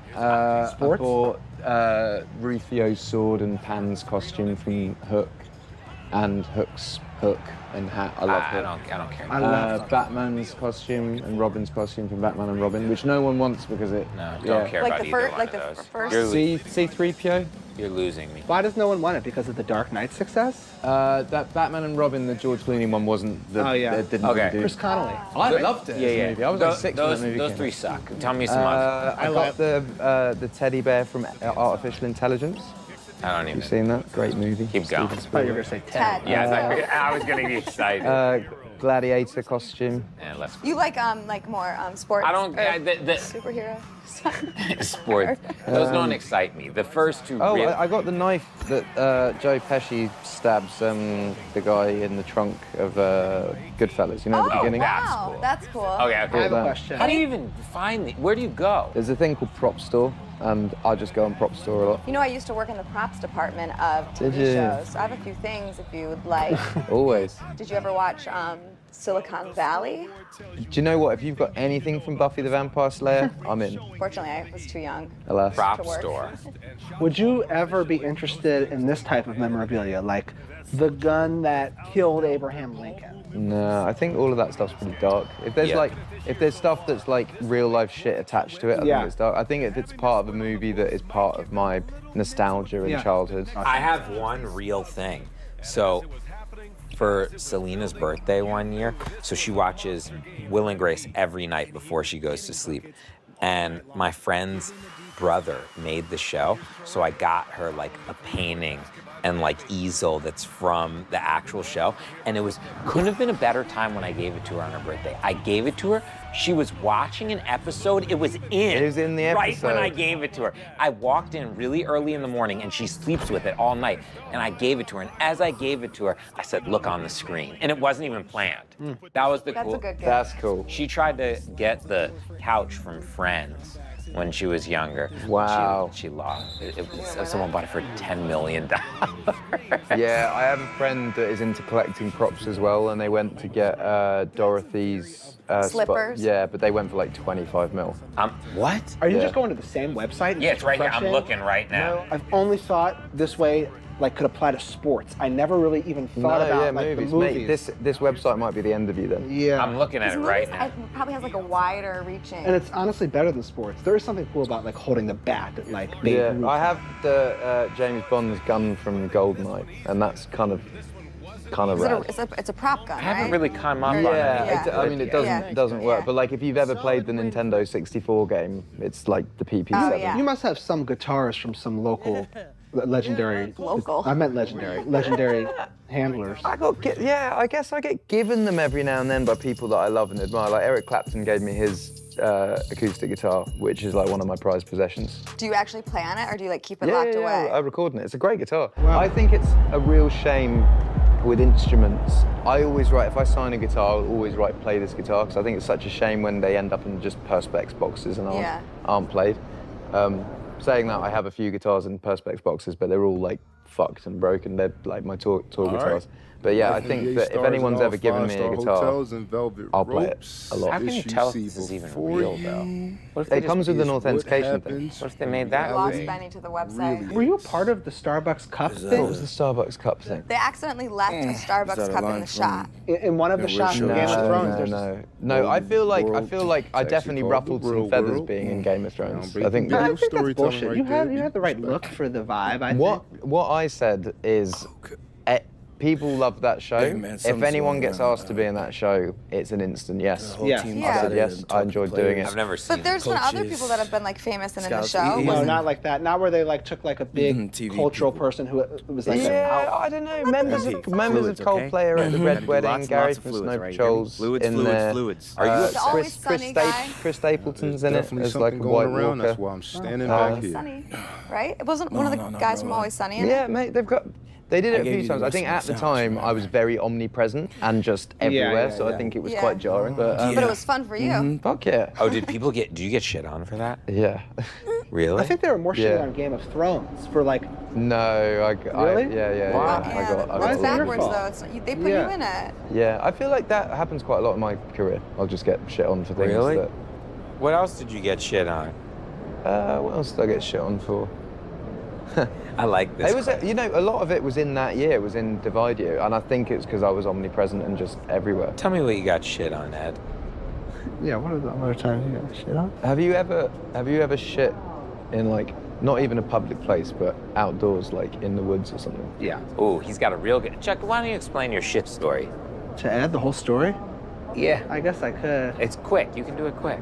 Okay, so I was a junior in high school, and my basketball team in my high school, I was not on the team. The team was one of the best teams in the state. We were like in like the state championship. The school rented buses for all of us to go and watch together, like to go arrive at the place together.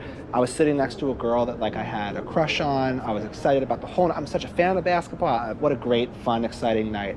As we're driving to this stadium where the game was, I have this feeling of having to shit that is just so beyond any version of the feeling that I've ever felt. Like, I can't even believe how fast it came and how dire it was. So I turned to the girl next to me.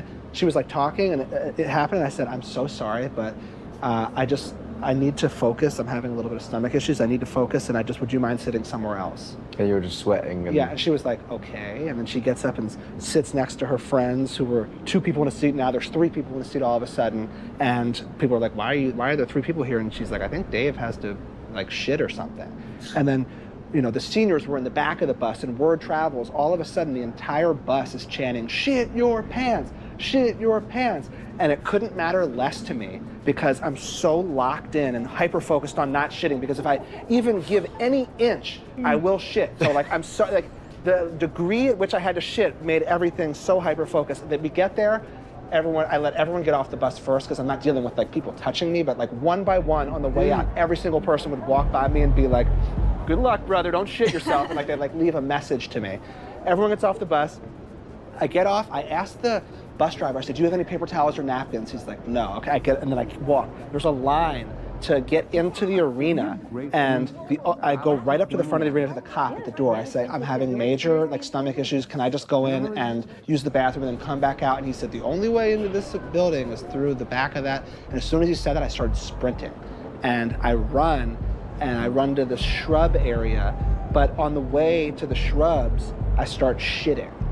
And it's snowing, it's winter, so there's snow on the ground, and I start shitting in the snow. I get to the shrubs where I assess the damage. I had shit all over the outside of my jeans, and I wipe with my socks. I take some snow and I try to wipe the shit off, but it just coagulates and hardens the shit. And also you're miles away from home at this point. Oh my God, I put my jeans inside out so the shit was against my legs, and I just waited for that cycle of the line to go in, and then I just kind of casually walked to the new back of the line, and I waited the entire time, and then I got into the arena. I went right to the bathroom. I got completely naked. I called my dad and I said, Dad, I need you to pick me up. I just shit my pants. And it was 9 p.m. or 8 p.m. and he was like, I'm on the way. And he came with a bag of clothes, and it was like he had shit himself once. a man. Yeah. Did you ever vomit on stage? I've done, yeah, I have, yeah. When you have like proper food poisoning, yeah, I've vomited, not on the stage, but I went off to the side of stage and just mochi. Have I ever showed you pictures of what his concerts look like? It's a thing really impressive. Your concerts the selfies that you take at the end of the concerts are so mind-blowing that to me, when I would be dating women, I literally because they would be like, you're a rapper, and we'd talk about the music industry and who the biggest artists were, and I would be like, you don't even understand, Ed Sheeran is he did the this biggest. to me. I'm like, you don't even, and then I would show pictures, and it looks like it's Uzbekistan, night 3. It looks like night 6, Jabari. Yeah, and it's it looks like Woodstock. He did this exact, you did this to me. Yeah, I've done it too. He went through all of it, he'd be like, and then look at this place. It's the most impressive thing I've ever seen. Nyburn, night 6. Yeah. I do think that there is a thing. I think because it's so financially great touring the States, that when you get big in the States, people just tend to stay here. But I've always, whenever I've toured, if you go everywhere, you basically sow seeds everywhere in the world that you can go back to. So the first gigs I would have played would be 100 people, and it'd be 500 people, but everywhere. And then you build it up to a point where everywhere in the world, you're at a certain point. And I think that when we go places, a lot of the times we lose money even if we sell out the shows, just because it costs so much to get the stuff there. But you can always balance it out with the other gigs. And I don't know. I think to be truly global, you have to be truly global. Yeah. Chris. When you go on stage, do you ever, I've never been on stage, so in front of a lot of people, or actually on any stage, but do you do you ever just fixate on, aren't you seeing one or two people every time you, the same person every time you look out, and does that not get distracting?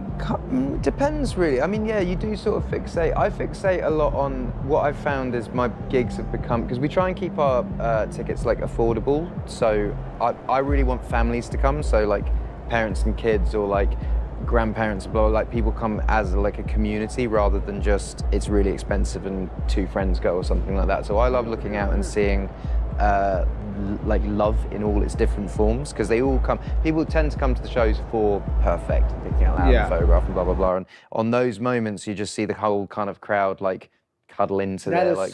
It's really lovely. So I do fixate on that. If you see, sometimes you'll see an 80-year-old couple in the audience, and I'll know that when I go, I found a love. You just see them kind of it's really nice. Have you ever experienced, I guess you probably don't because they're really paying to go, but at a festival, for example, have you ever noticed an Ed Sheeran hater? And when I'm on stage at festivals, sometimes for sure I walk out and people are just I can see they hate me instinctively. One time I was performing, I was on stage and I could just see through a crowd of people. One woman was and all I could do was look at her, and I'm in the middle of a verse, so it's but you're looking at her, and I want to be why? There's no I'm this is entertaining. I'm trying hard and being myself. Why? And I just but I can't. I want to argue with this woman. I don't know. I think the hate for me comes from everything that isn't a show, and I think that people at a festival would be fuck, I don't really like Ed, fuck it, I'm not gonna go. But they'll kind of go out of curiosity anyway. Yeah. And then I think once you're there, you're I quite like that song. Oh, yeah, I know that song. And then I do think that that's kind of where coolness dissipates.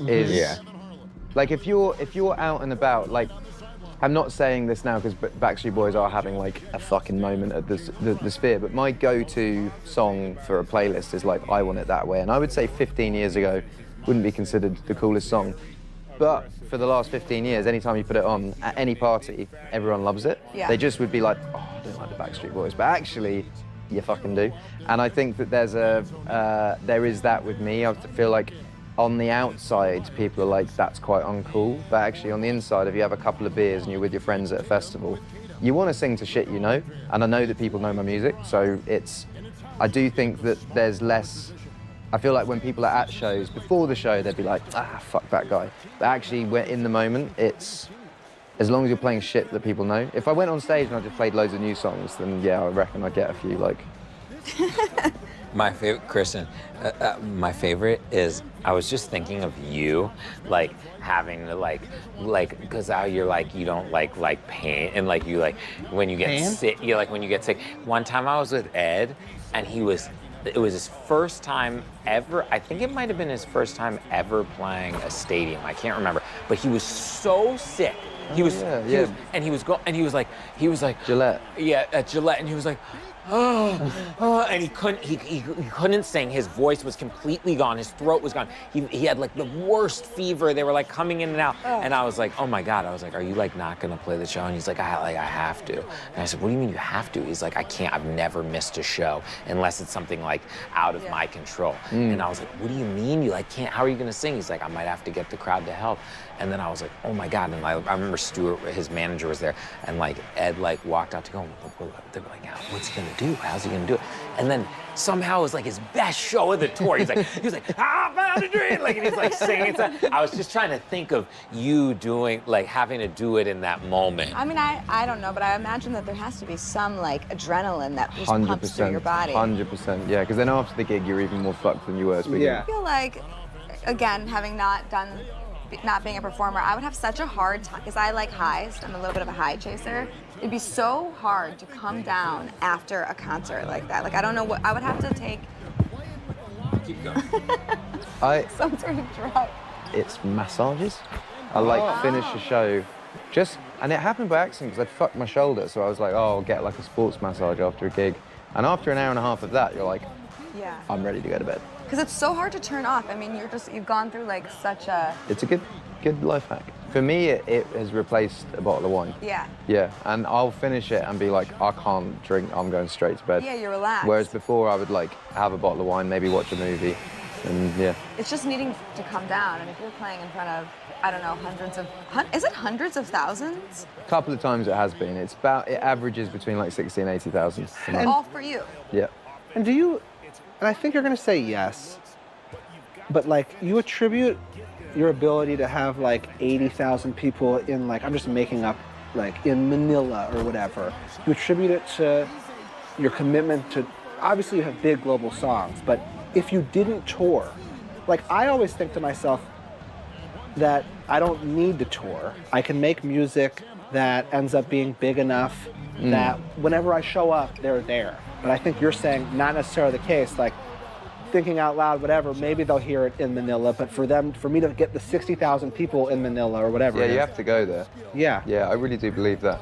And also, like, music isn't just memories and experiences of you hearing it. I really do think that being at concerts with friends are like, or family or whatever, it creates core fucking memories and connections with that song and that artist. So then if more songs come out or other songs, like, I do think touring is really important for being connected to people. Yeah. And also like not you're right, mate. Yeah, I just had a little bop in my Let's step. go. Being like, there's been so many times in my career where people are like, oh, people don't tour that country, you're gonna lose money going there. And that in my mind makes me want to do it more. And you go, and it is mad selling out a show and losing money whilst doing it, but then kind of the reward versus loss actually is cooler. Like going to play places that other people haven't played. Why are you losing money? Because it costs so much. Yeah, it costs money to like freight shit there, like and then move like everything hiring people and flying people hotel. We fly with like 200 people, so that's 200 hotels, 200 Yeah, Chuck, flights. you know there's like on his show there's like hundreds of 200 people. I know, Come. and the problem Yeah. is you won't price up the tickets. Well, that's the other thing. I really, really want it to be a communal thing, and I do think if you start having $600 tickets, people will go to the show and people will enjoy the show. But you're not, if you're a couple, you're not going to go, "Oh, we'll bring our kids too." You'll go, "Oh, that'll be our special night." Whereas I think if you have $100 tickets, you can then. And that's still $400. That's still expensive. At his shows, like sometimes you see like a whole person's family tree. Yeah, like it's so crazy. Like you'll go to his show, you'll see like the daughter knows the music, then the parents know the music, then like the grandparents, and you see like the great, and there's like old people just sitting there. I think that's how you get longevity though, because I think that those kids will grow up and then bring their kids. Do you know what else? Their kids. One time, I was at his last show of his tour when he had he did the biggest tour of all time. He had like the biggest tour. He broke like a U2's record. Am I making that up? He broke everyone's record. I sort of feel like when you're number one in anything, you're just waiting for someone else to break. I had the same when Shape of You was number one, most streamed on Spotify. You just see Blinding Lights creeping up, and you're like, this will end very soon. But it's the same with tour. Like my record got taken over by Elton with his tour, and then Elton's record got overtaken by Taylor with her tour. Well, and then Coldplay are creeping up with that. So it's just. Is right now Taylor holding the number? Yeah, so she's highest grossing, and I think Coldplay are highest attendance. I thought it was all like when you said biggest tour. I thought it was. So mine was grossing and attendance. Yeah, and but now it's like people hold different records and different things. Is there one for as many cities? Coldplay would definitely have that. I think they've definitely pushed it. I remember we were sitting there, last show of the tour, and I said, "Where are we playing?" He said, "Where are you playing?" He said, "Ipswich." I remember we were drinking a beer. I don't even know if you remember this. And Louis Capaldi was opening up for you. Yeah. And Ed said, he goes, "Well, I guess this is it." And I said, "What?" Yeah. And he said, "I can only go down from here." And I said, "What do you mean?" It's a very weird feeling. He was like, "I had really the biggest album like ever. I had like the biggest tour ever." He goes, I can't get bigger." Yeah. But look at Elton John. He's still breaking your record. Yeah, you could break your own record when you're 80. Yeah, it's less of my drive now. I think then 2011, 2019, it was just bigger. I do remember a thing with you that I'll never forget that I used to tell artists all the time. He came back to play me his music when he was about to put new music out, and it was like Shivers, and what was the other one? Habits, and Bad Habits. And he said, "I'm so nervous." And he's like, "I just like don't know if anyone cares about me anymore. I like don't think I have any records." And I always use it, and obviously those songs in that album were massive, massive success. But I always use it to people when I'm like, no matter who you are, like you always have those moments where you have doubts and stuff. And it doesn't matter if you're the biggest person in the world, there's still that insecurity. I still have it now, and I think you have to have different. My like measures of success are like completely different now. So I think when I was 27, my measure of success was my album is the biggest album in the world, my tour is the biggest tour in the world, and that was my measure of success. Whereas now I'm like, this sounds so cheesy and cliched, but I get to take my kids to school every day. I get to put them to bed, do all the bath time. I still get to do studio, and I still get to play stadiums every weekend. What more do you want from that? Like I still get to live in a peak of my career where I'm like, I can play big shows and like touch wood, they're like still selling out. I can put out music that like isn't the biggest in the world, but people still care about, at least even if they're just like, that sucks, at least they're listening. Yeah. But then I also get to like be a dad and a husband, and that hasn't like, so I think that is success, I think, as opposed to like being number one in this, number one, because actually when I was number one in all of those things, I was intensely unhappy because I didn't have balance of. You hear that a lot, but I also think that like now that you've achieved all of that, your brain starts to kind of get used to like even if there was another ceiling, now that you have this like new thing, which is your family and your kids. Yeah. It's like, what more do you need? One time I was in New York City and like I was just staying at his house, but you guys happened to have a session. And I was just so thrilled to be able to just sit in the back of the room and just watch you guys do it, and it was so fascinating. What did we write? Do you remember? I can't remember. I just remember the way, like, you're just such a there's like, I feel like songwriting at its core is what you do. Like, that's what I remember thinking. Like, the way he is writing a song is like, that is songwriting. Like, and then he was just chiming in everybody. You don't even need him. Did you guys right now? I'm not saying do this. This is just out of curiosity. Like. Yes, he could do anything. No, but I mean, you have an hour. I mean, this is Yeah. probably how it Yeah, works. we could, You we guys could just definitely. write We a could song. literally, we could. I think because we haven't written in a while, it would be super quick because Like- it would just be. And you have you don't even know who it's for or what it is. No, we could do a thing. I have no idea if we even have time for, but we could do a thing right now where, like, without using any, like, fake sounds, like, if we want to, for like 2 seconds, if me and you made like a beat do it. wait, but we'll wait before we'll make a beat, and then like you, Kristen, you'll give us like a phrase, and then we'll like make Let's top freestyle it. song over it. I'm down. Really? I got my guitar. And it's let's- not, Yeah, and yeah, it's yeah. not stressful No, for you guys? we'll do it. Not at This is actually fun. We haven't made music together in so. Yeah, and then you get to be a producer on the. You get a producer credit. Oh my God! Wow. I mean. Okay, so we're gonna watch. Just take it. Yeah. Now. Now what? Airbnb now. Airbnb. What about Airbnb? Got any good stories? I think I do have a good story. Am I allowed to talk? Yeah, go. I booked a place on Airbnb, and it was I'm a great. Ivy. This is how me and Ed used to do every song. Need any help, boss? I think that's it. Let me see. It really is impressive. I mean, obviously. Oh my God, yeah. No, I'm just. So do you want to do it on the SM7? I'm gonna pee real quick. No Yeah. worries. Okay. This is great. So what's my role? I just have to give Well, you You've got in to a think second. of what we're writing a song Okay. about. Give us words. So like right now, what we're gonna make a beat. Okay. What's I like guitar-y stuff. Chuck, what Yeah. type of beat do you guys want? Slow. Shape of You. That's not slow. Playing the like drums right indie, there. I like that. Let's do. I think. Like Yeah.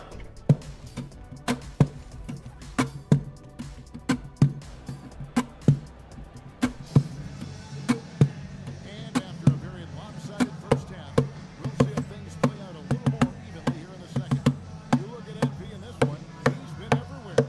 And the bulk of his damage So if you do the. Okay, yeah, of course. Okay, so now what I'm gonna What's that? do? 88 BPM or? What I'm gonna do? You is, thinking No, deer? because I only met Benny always says I'm either 90 BPM or 110. Yeah. Oh. I don't even understand the BPMs. You thinking C, D? What are you Wow. thinking? I want to see what the Okay, so right now. touches is. Watch, yeah. Okay, so right now I'm making this into a beat. Some of it. Yeah, I'm just gonna. Okay. I'm putting this all in time. Okay. Yeah.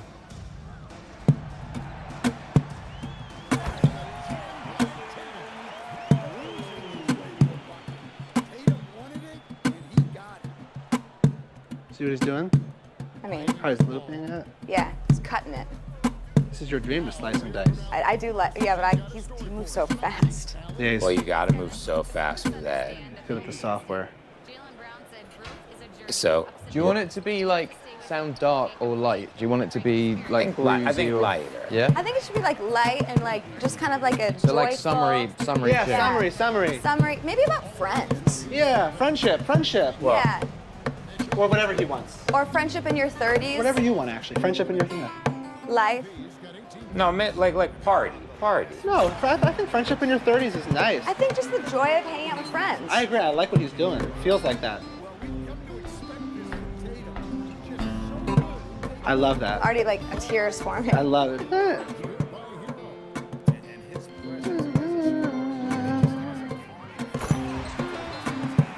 Can we commit to that? I have goosebumps. I love that. Do you want me to put that in? Yeah. We don't even need the headphones. Huh? Oh, you don't? You can if you want. Doesn't No. matter. Can you hold it up? Yeah, I got it.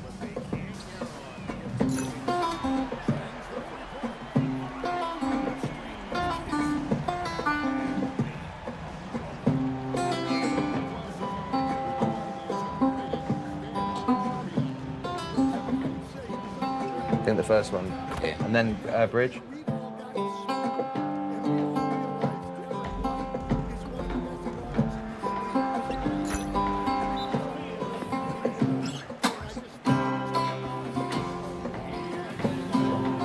Ah, fuck, it's so out of tune. Yeah. You want to redo it? I love the. Yeah. I'm so. Right. Okay, you ready? I'm ready to write.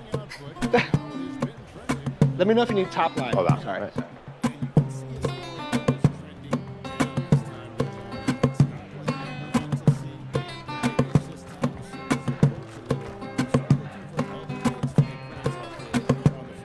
The first one's yeah. good. Okay, and then I'll do the bridge. Yeah.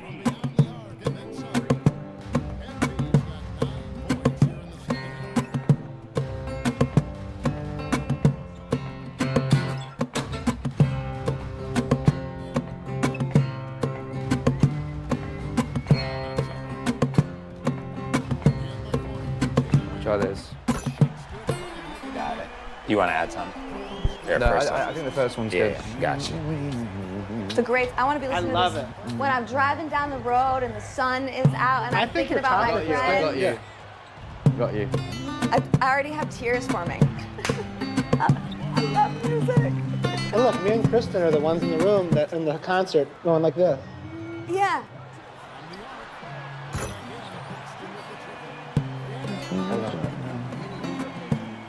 I have to pee, but I don't want to miss anything. I'm like, Now's the holding my time. pee. Now's the time. Okay.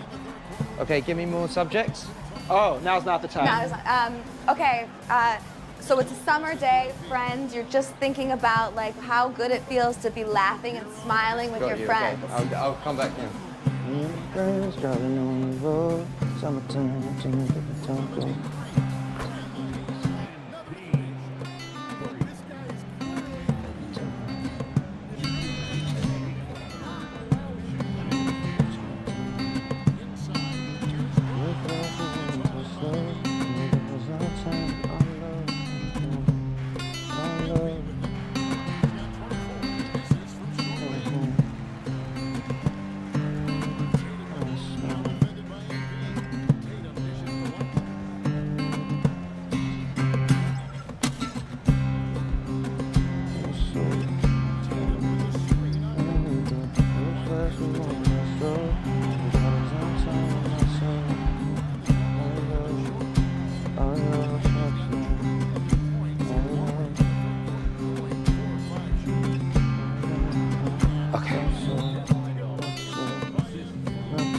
Do you like it already? I love it.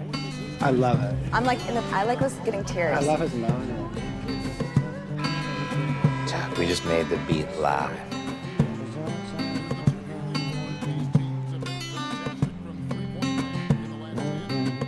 Unbelievable. Let me just put this first bit in. Okay. The verse bit. And then we'll all freestyle together. I mean, Yeah, just lyrically. I don't know that I fit into that. You ready? Ready. Me and my friends driving around the road. Summertime, we got the top down, here we go. Live fast, we wanna die slow. All we got is our time, our love, and I know. Them in the same, loving me slow. Okay, let me do another bit. What key are we in? Goosebumps. C, I think. They're permanent. Not know. It's been This doesn't really show. Let me see you on. Well, I just pushed him down. It's been a hard. Me and my friends driving around the road. Summertime, we got the top down, here we go. Live fast, we wanna die slow. All we got is our time, our love, and I know. It's been a hard ride and a long, long time. They put that in. Okay. It's been a hard ride. Live fast, we wanna die slow. All we got is our time, our love, and I know. It's been a hard ride and a long time. With the wrong map, but don't see. It's been a hard ride and a long time. And I know, gotta see you smile. It's been a hard ride and a long time. In the time.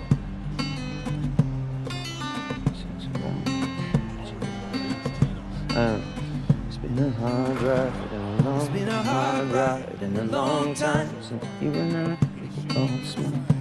Hard ride and a long time since you and I.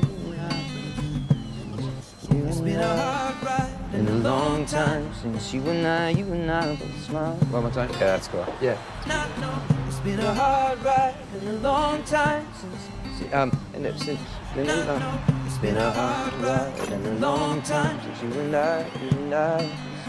It's been a hard ride It's been a hard ride and a long time since you and I both smile. Oh, yeah. Yeah. Go. hard ride in a long time since you and I both smiled. One more time. One more time. It's been a hard ride in a long time since you and I both smiled. I'm obsessed. It's been a hard ride in a long time since you and I both smiled. This is songwriting. Oh, wow. You realize, like, you're like watching like two like absolute. Oh, I realize that. It's been a hard ride in a long time since you and I both smiled. You gotta put the past in the rear view. What? We got. Yeah, gotcha. Rear view. How do you like that? Since you and I both smile. We gotta put the past in the rear view. So many but never feel you. Yeah. Hard ride in a long time since you and I both smile. We gotta put the past in the rear view. So many but never feel you. Hard ride in a long time since you and I both smile. We gotta put the past in the rear view. You're sitting in silence, but I can hear you loud. Hear you, yeah. Sitting in silence, but I can hear you, yeah. Yeah, one more time. Yeah, gotcha. What about hear you loud? I like. Oh yeah. Review. No, because it's got to be the next thing. Sitting in silence, but I can hear you loud. Yeah, got you. Yeah. Put the past in the review. Sitting in silence, but I can hear you loud. I hear you, I see you, I see you now. Okay. Yeah, Hear you loud, I see you now. We gotta put the past in the review. Sitting in silence, but I can hear you loud. I see you now. To be in the bottom and never being you out. To hear you loud. Sitting in silence, but I can hear you loud. I see you now. To be in the bottom and never being you out. Yeah, okay. Coming back. Yeah. I see you now. Sitting in silence, but I can hear you loud. I see you now. Sitting in silence, but I can hear you loud. I see you now. Me and you. I don't know the word. Me and you. It's been a hard ride and a long time. Me and you, we got stress, we got smile. We gotta put the past in the review. Sitting in silence, but I can hear you loud. I see you now. Me and you, we got stress in real life in our chest. Stepping in by the time with the bottom all that. Let's tell it the bottom until it's not. Let's so sip on the bottle until it's the. Sitting in silence, but I can hear you loud. I see you now. Me and you, we got stress in real life in our chest. So sip on the bottle until there's nothing left. I'm up and up it. Okay.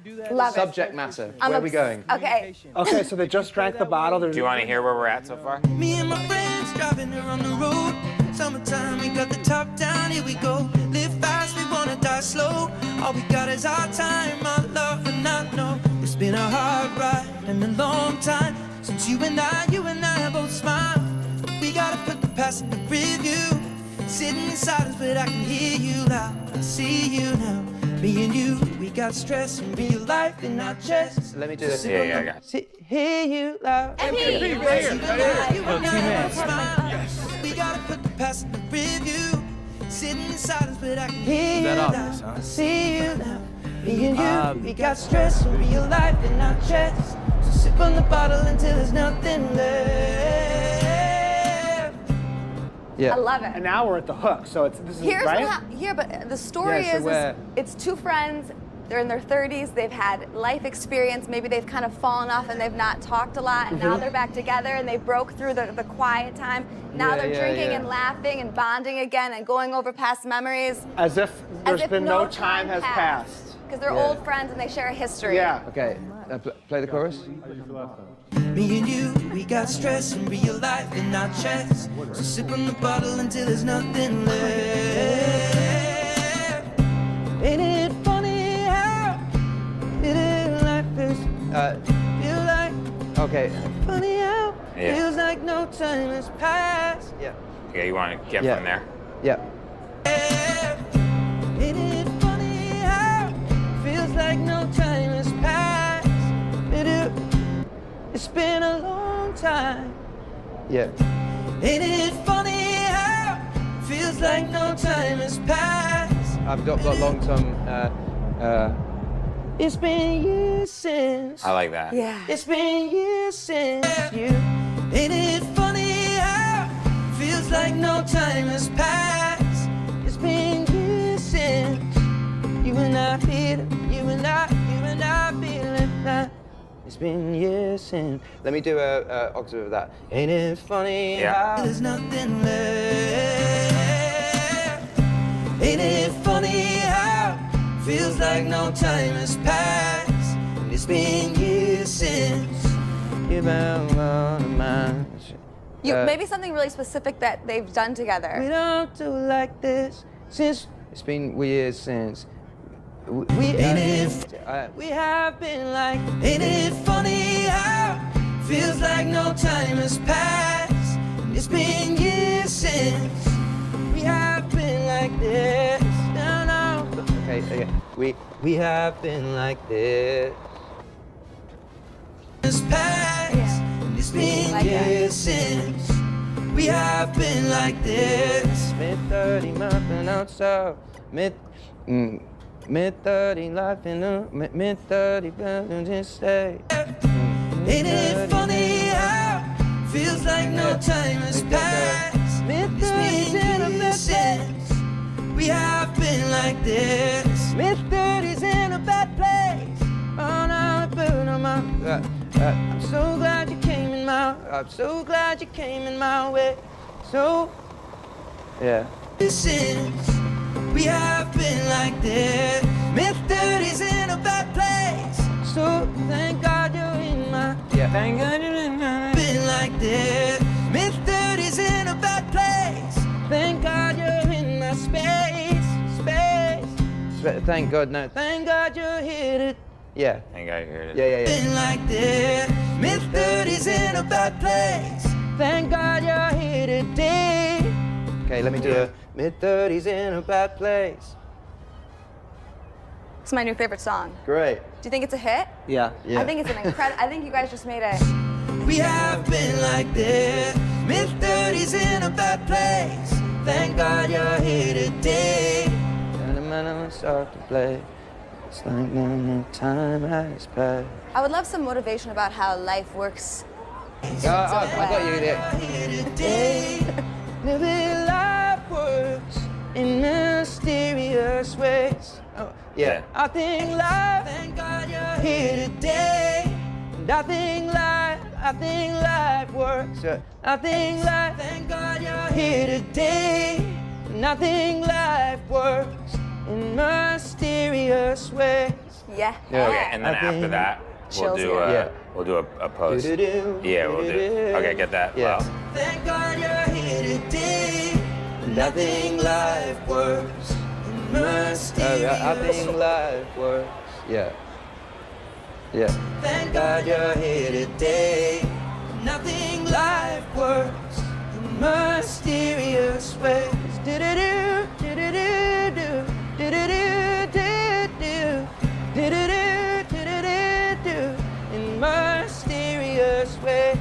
Right, and then let me go. Mysterious. Yeah, I'll double that. Do the low one first, though. Yes. Do the low one. Nothing life works in mysterious ways. Do-do-do, do-do-do-do, do-do-do-do-do-do, do-do-do. Yeah. Do-do-do, do-do-do-do, do-do-do-do-do, do-do-do-do-do-do, in mysterious ways. Alright, let me do a harmony. Thank God you're here today.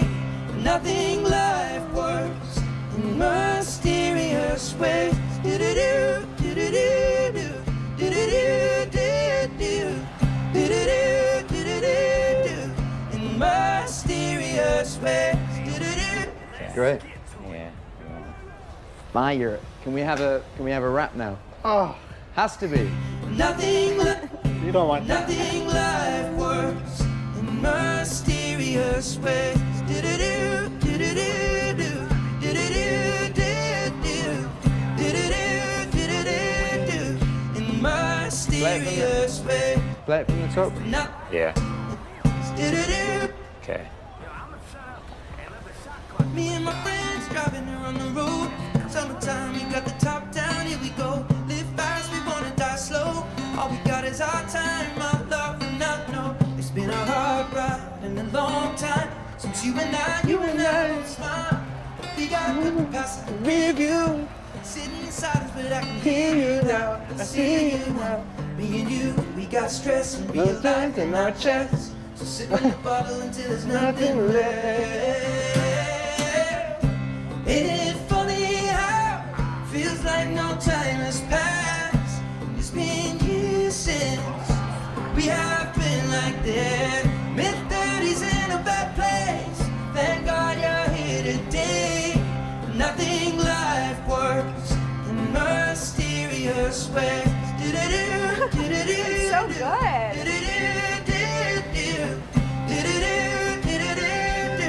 In mysterious ways. Let me do another verse, like.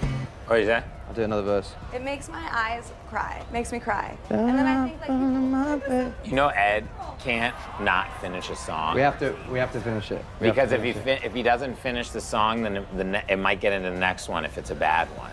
We lost touch. I like that. That's good. Wait, if he work. doesn't finish the song, what? He has to finish the song because if he doesn't finish the song, then if it's a bad one, some of the bad song could go into that. It's the most annoying And thing does when he- we were on the work. I mean, this is no, pretty- he has no He idea. doesn't know what's good, what's the best. Nope. Yeah, because they're all so good, no matter what. That was gonna be my question. You really guys, you can do this at the drop of a hat. It's crazy. In mysterious ways. And we're working at such a fast pace. The editing and the process.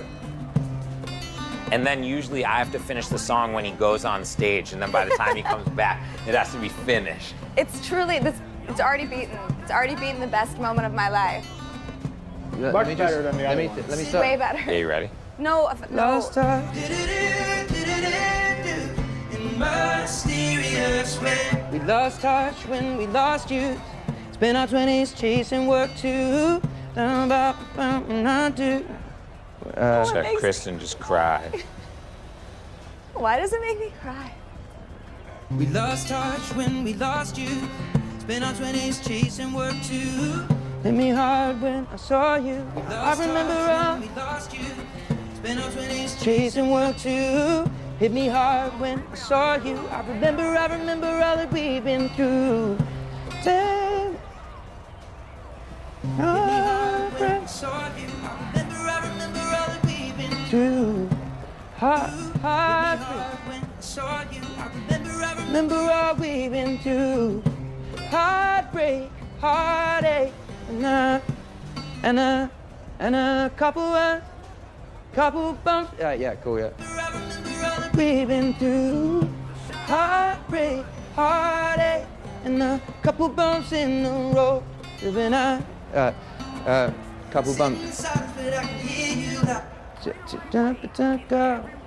Yeah. Heartbreak, heartache, and a couple bumps in the road. But I'ma feel you out.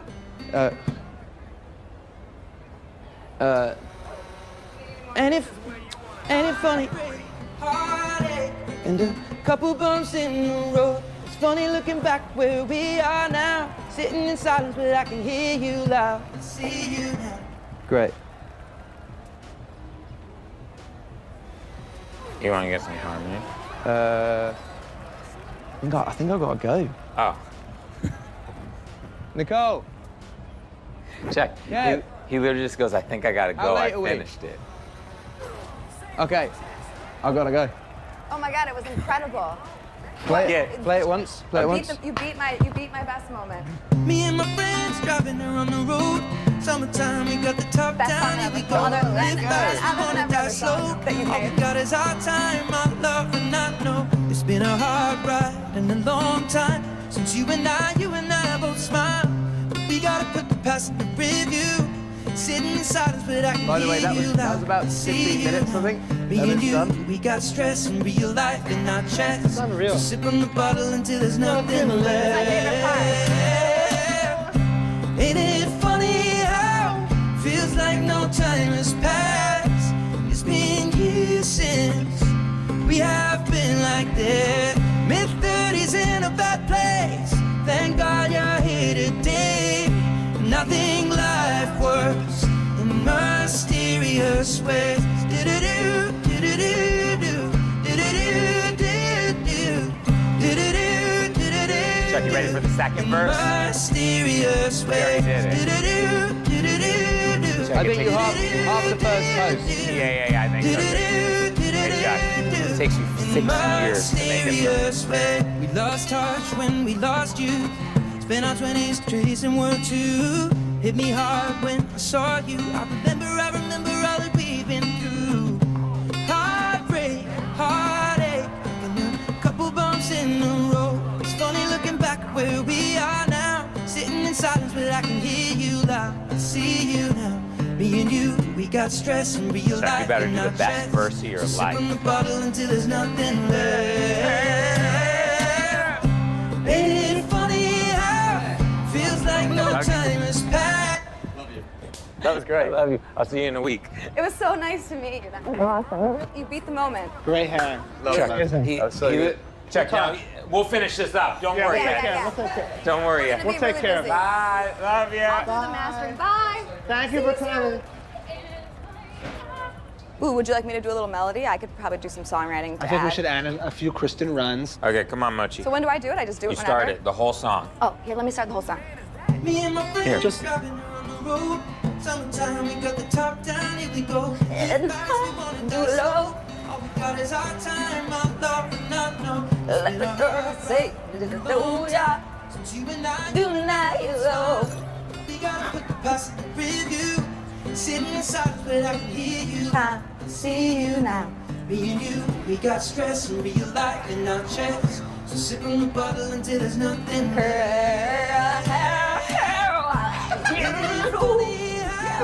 feels like no time has You're doing good. No, keep going. It's been years since we have been like this. Mid-30s in a bad place. Thank God you're here today. Nothing life works in a mysterious way.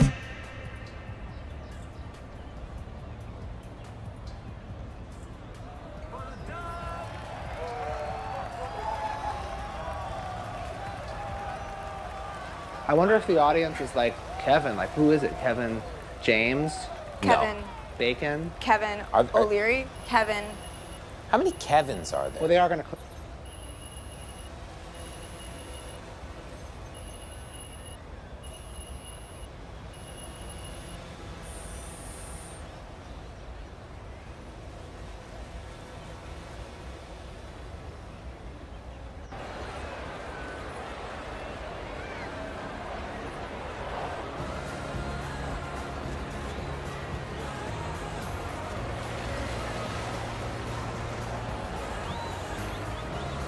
Kia, movement that inspires.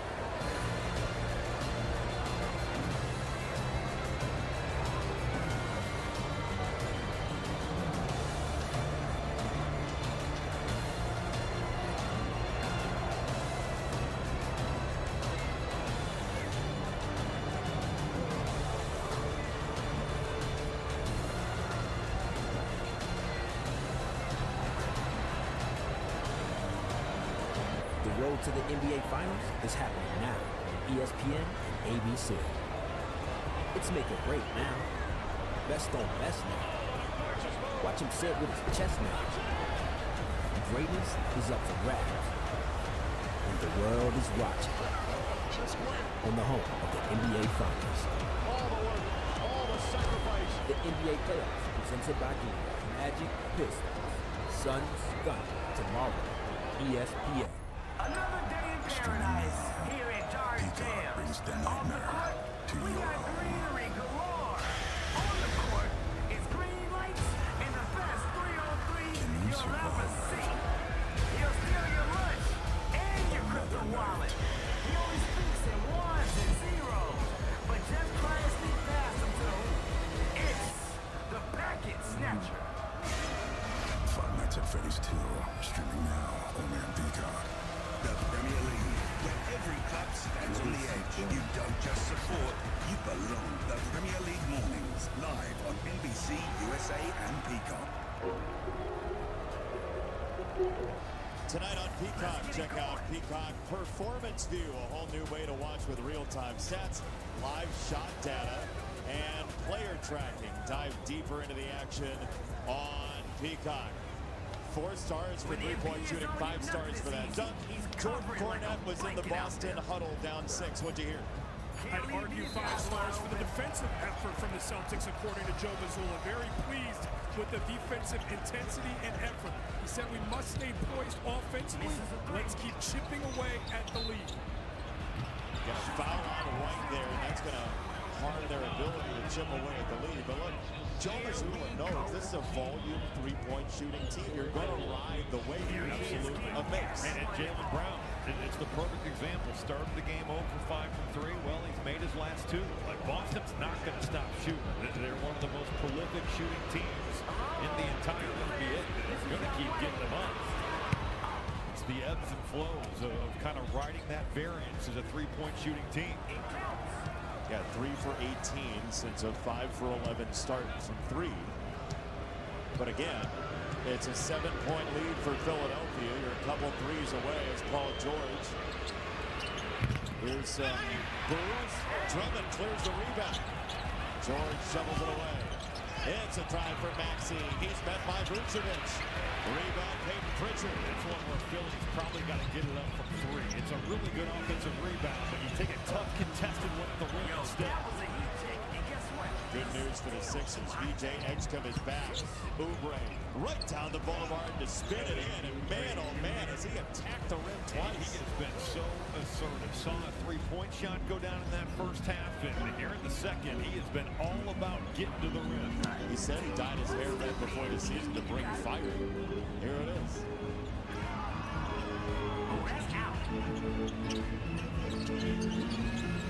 Long skip. Pritchard has to throw a life raft to it. Vucevic staying the lane for 2. The movement off the ball there by Vucevic, just finding that seam. It's kind of going against the grain. That dribble's coming on the baseline. He's just getting to the left lane line. Not surprised. I was playing with part of that deal that eventually netted Franz Wagner with a huge game against the Pistons a couple of nights ago in game 1. But watch Oubre. He's got his eyes up, and he's got one thing on his mind, and that is get to the basket. Kelly Oubre, the frame that he's got at 6'8", 210 pounds, and that's a good thought. You know, it kind of gets lost in the fact they were 24 and 58 last year, but Oubre did play in 6 playoff games 2 years ago with Philadelphia and put up 13 points a game. Well, it's got to be frustrating for him that he has had a career year in terms of shooting the 3. A career high 36% from 3 on the year. It's just been as of late. He's really struggled with the jumper. Tatum the rebound. Vucevic the screen. Tatum works off of it. And it blocked away by a dead ball and pancaked. Obama in the top 20 blocks per game in the NBA. You think about, at times, his limited minutes, and it's a pretty impressive stat. He's hanging in there, and he's teeing that thing up on Jason Tatum. Somewhere Mick Cronin is smiling. Absolutely he is. Pritchard sneaks in for his first bucket. The pride of West Lynn, Oregon, makes it a 5-point game.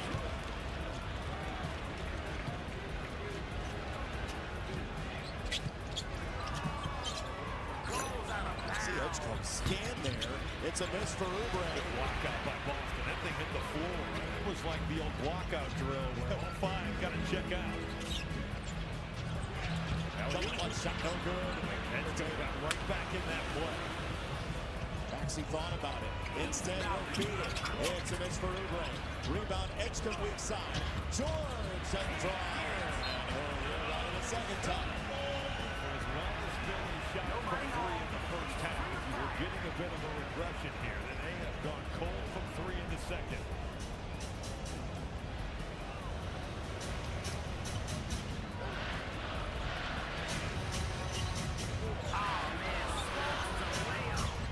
Oubre clawing at Brown. It's Tatum. It's no good. Look out. Tatum provided the barricade. George a long step and he threw it away. Live ball turnover. 1-on-2. It's Pritchard. It's Brown. And it's a foul. I love that Jaylen Brown went to hammer that thing. He wasn't going to lay that up. He was going to tear the rim off.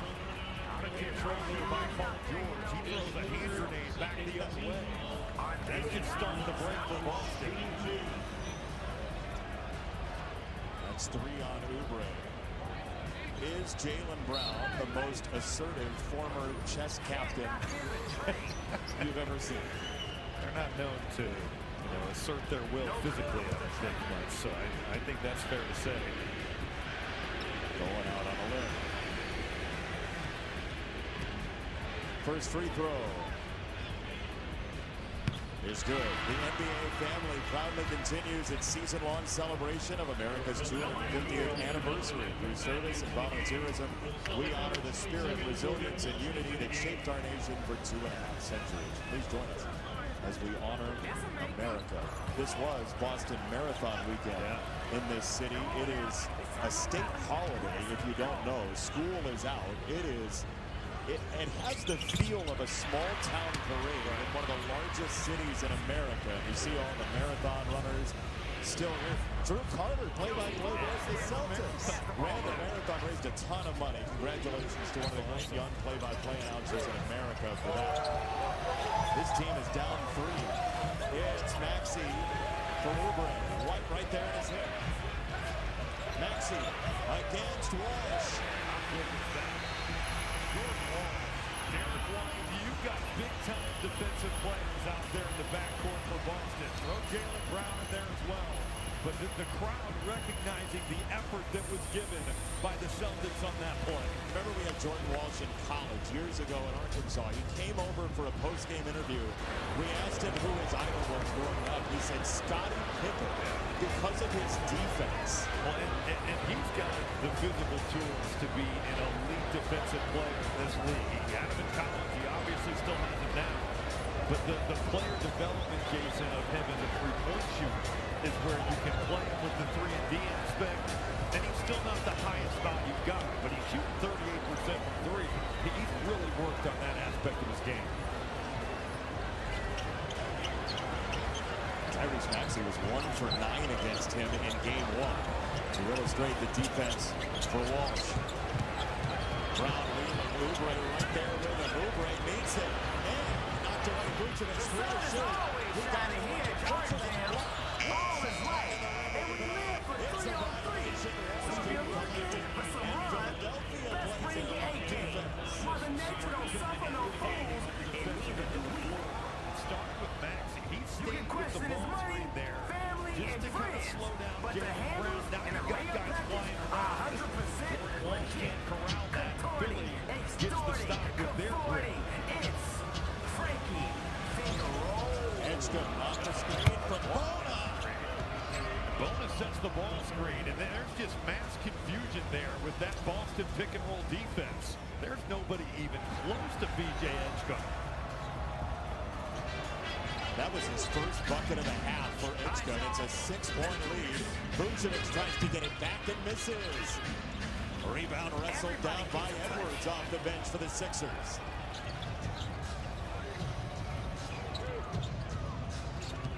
Edgecombe feeling good again. Tries to drop it off. Taken away from Bona. Derek White. He is exceptional at that play specifically. Brown driving Edwards. No. Vucevic trying to corral it. It's going to stay with Boston. 13 to shoot. The bench wants Nick Nurse to challenge. We'll find out if he does. BJ's back. BJ Edgecombe, what a game he's having here. Line it up, square it up, and knock it down. Edgecombe's got 23. Philly getting right back at you. Boston made their run. Philadelphia right back. Bring on the spring at the Honda Spring Event with the 2025 Kelley Blue Book Best Value Brand. Buy online, reserve from select dealers, or hurry into your local Honda dealer today. Where the ball stops, nobody knows. Good is good enough for some, but not for you. There's nothing like having a place to land with the largest global airport lounge network and enjoying dining benefits at over 10,000 Resi restaurants. Nothing like access to unique experiences worldwide. For a life like no other, you need a card like no other. There's nothing like Platinum.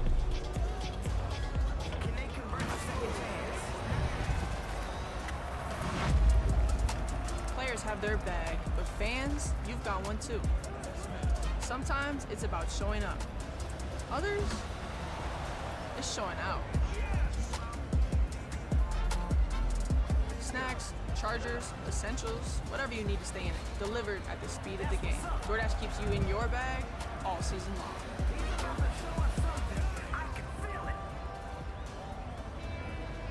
What is it about our team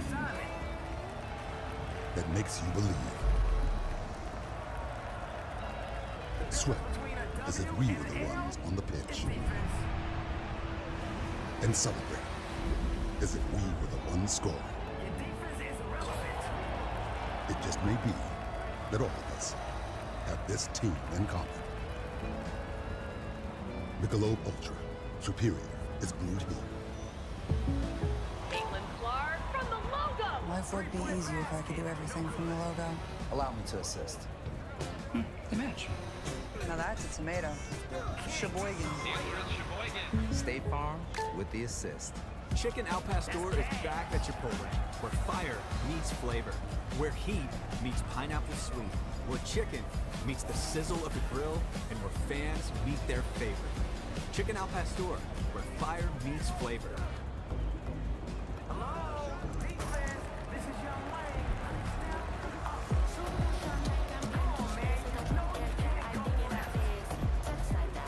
With long-lasting battery life on the Dell PC, you have all the power you need for whatever the day and night brings.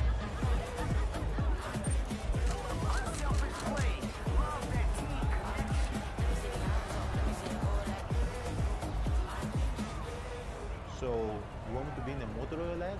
Oh, yes. Castrol is more than just motor oil. Across every industry, Castrol is trusted by the best. Whenever performance matters most. Okay, I get it now.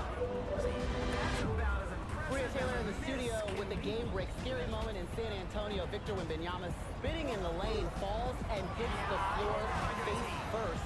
He got up on his own will, was able to go to the locker room, right now being evaluated by the training staff, but has not returned to the game. He's got it going. That is awful news. Hope he can come back. Portland down 1-0. And our score here will have a review, and the challenge does overturn the call. So it is Philadelphia basketball. But with our score here and that score there, it's worth it to mention that since 1984, the team winning game one has won in the first round 80% of the time. But Edgecombe trying to even these first two. Like Boston's had some issues here the last couple minutes with their pick and roll defense. First, the Edgecombe step in three, and then right there. And there's not going to be an easier basket to rim tonight. Brown got gummed up. Tate believing in a kick. It is a kick ball.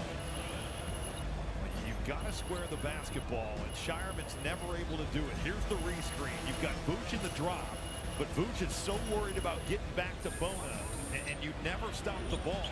And that's just another walk-in shot for VJ Edgecombe.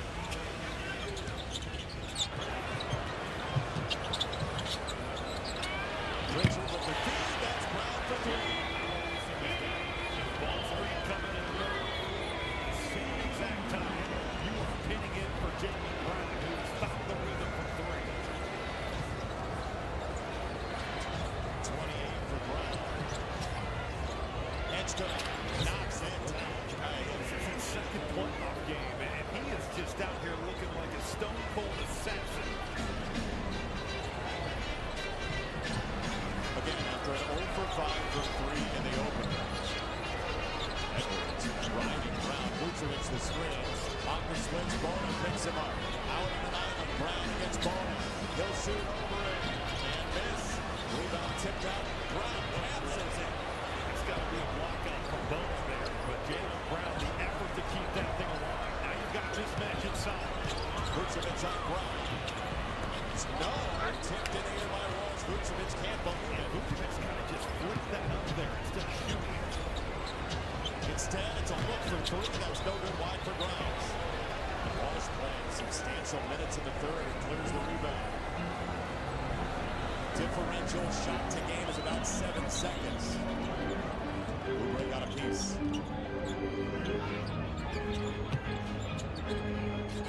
Pritchard lets it rip. 7 with a final possession. The Bahamian Edgecombe flies in for 3 again. That's no good. Rebound Walsh. It's a 7-point lead after 3 for Philadelphia. Basically maintaining their halftime lead of 8. The NBA playoffs are presented by Google. Our coverage brought to you by Kia. Everything's bigger in Texas. Feels like you wanna go real big too. Yeah, babe. Looks like it's pickup day. And oh, okay, not a truck. You can do it all your way. Wanna drive?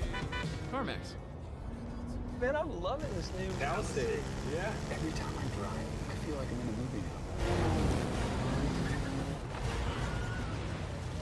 I could do this all day. Make every day feel epic in the all-new Hyundai Palisade Hybrid. The beach. To Corona, she isn't just a place. She is an element. And with salt and spray, she shoves us relentlessly into the present. That's what's inside every bottle of Corona.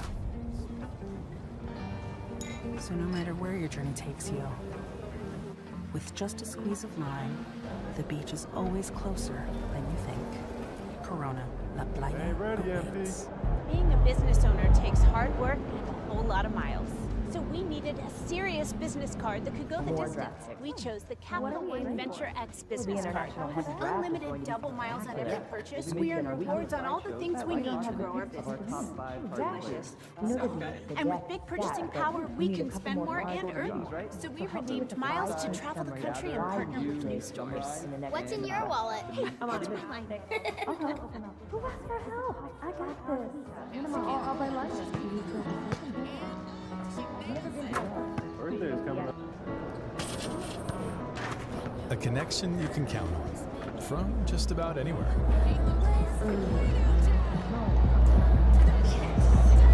That's Xfinity Mobile.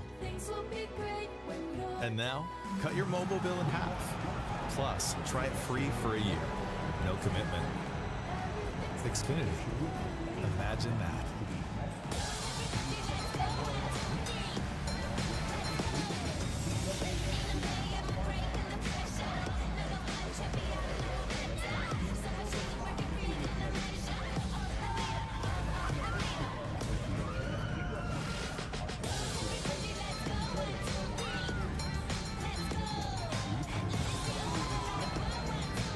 Short on nothing, big on weekend. Only on Royal Caribbean.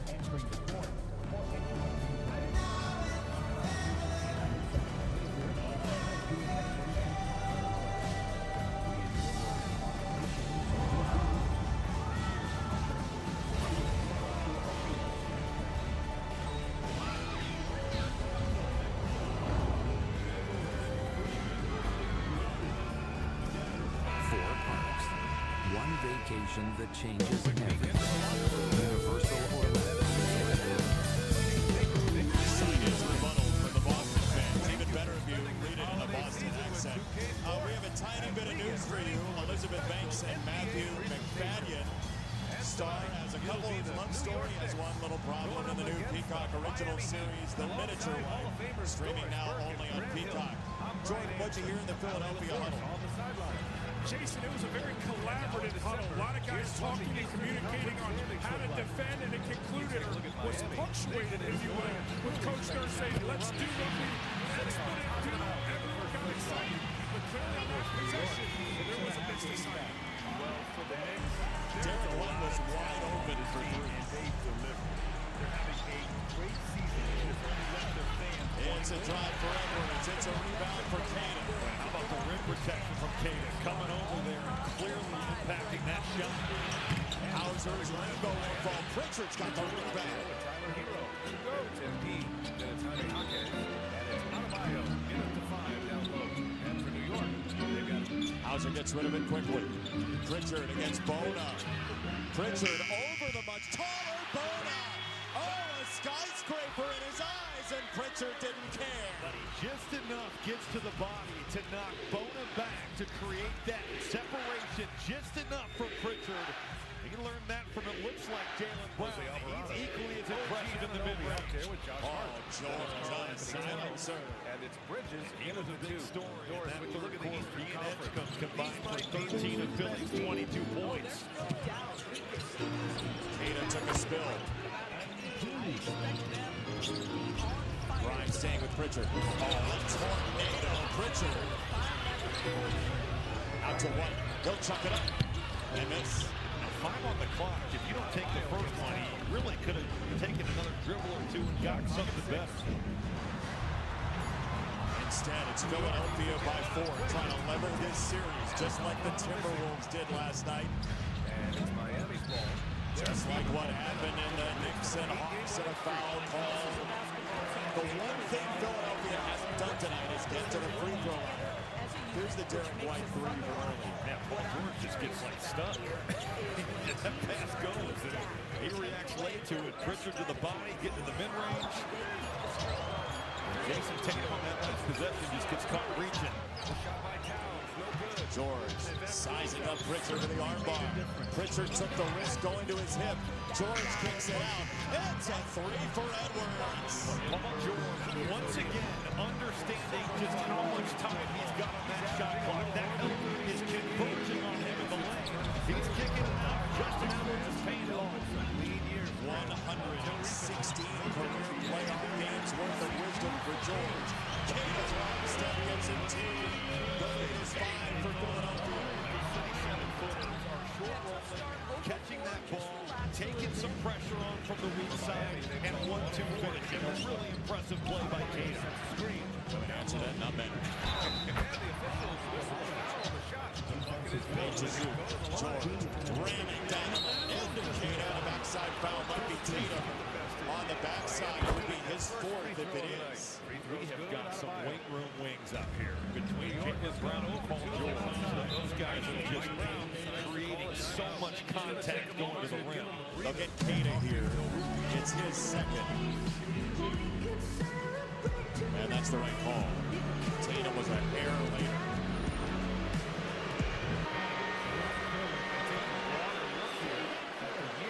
First free throw is good for George. Year number 16 for Paul George. A defensive stopper in his career. Former 10th overall pick 16 years ago. But he said after the game on Sunday, that's not playoff basketball. And his response here has been very impressive. Really his response from coming back from his suspension. The 11 games back coming into tonight, averaging 25 and 3. He's been efficient. You know, he's put together a really good stretch coming into the playoffs here. Missed 25 games earlier this year because of that suspension. 12 after surgery as well. Got a foul before the shot. Tatum with the hand-to-hand combat at the top of the key right there. Coming into this, having notched a win against Boston in their last game. Sometimes it's difficult to get good looks on the road, but they ran the offense brilliantly. Well, they knew exactly how to... Tatum rolls. Tatum for Brown. But what a pass it was. That rolling in place is hard to guard. It's Jason Tatum making the perfect read. And now Philadelphia can't exactly put this in the deep freeze, but the possessions are getting whittled down in this game. Edgecombe not on the floor. He's been in and out of the lineup after a 16-point second quarter. Jordan's right from behind. Jalen Brown's been watching Derek White. What a luxury to have both Brown and White. You switch it, that Brown with that help at the backside. Bonus steal. Barreling down the line. Tracking it. That could be a turning point. Brown, a running drive. They'll gather and pick. What the board. That line drive, no good. And a rebound. Foul to stay here. It's on Philadelphia. It's against Grimes. Philadelphia is so fortunate. So often, Jason, you see a missed layup lead to a run out, which leads to an open three. Dembona, we saw him in game 1 put it on the floor. It led to a charge. Here, the Euro stuff. Everything but the finish. And only lucky that Boston not able to cash in on the other end. White wants the 3, didn't have it. Now And it redirected out of bounds. Right back at Tatum by George. 3 to shoot for Boston, trailing by 7. 3 seconds. Got to be 1 or 2 dribbles here and going out. White will key it in. Hands knocked away for Brown. Maxey into one. Can't score. Flip trip for Boston. Tatum. No. Rebound Rice. Some missed opportunities on both ends. You love seeing Maxey play with tempo. He doesn't get it to go, and Boston gets an open look for Tatum, and he comes up empty. The Celtics have missed 33s tonight after 28 missed in total on Sunday. Oh, more cheese? The Applebee's OM Cheeseburger is back, now with more cheese. Our juicy bacon cheeseburger served on a sizzling skillet of cheese. Too much cheese? Never. The OM Cheeseburger for $11.99. Only at Applebee's. Shake it, time where you're going, get yourself a whistle and blow. Well, that 3-point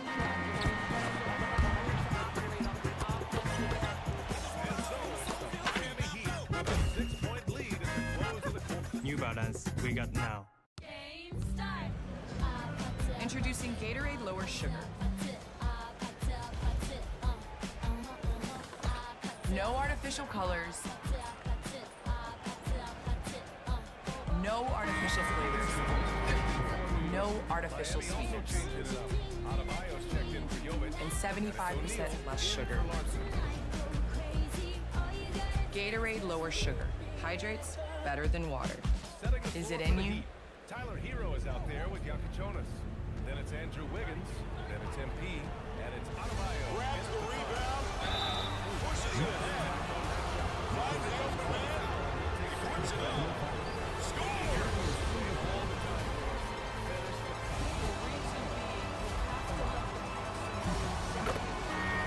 Get better payouts this NBA playoffs on FanDuel. FanDuel, play your game. He's such a spirited player, and you can see his teammates. A lot of people reach out when this happens. My family, friends, even my bank.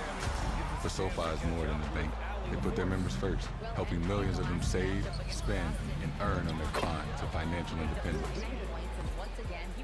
Because at SoFi, it's not about the setbacks. It's about the comeback. Join the official bank of the NBA. SoFi, get your money right. And I'm sure their opponent has seen the film.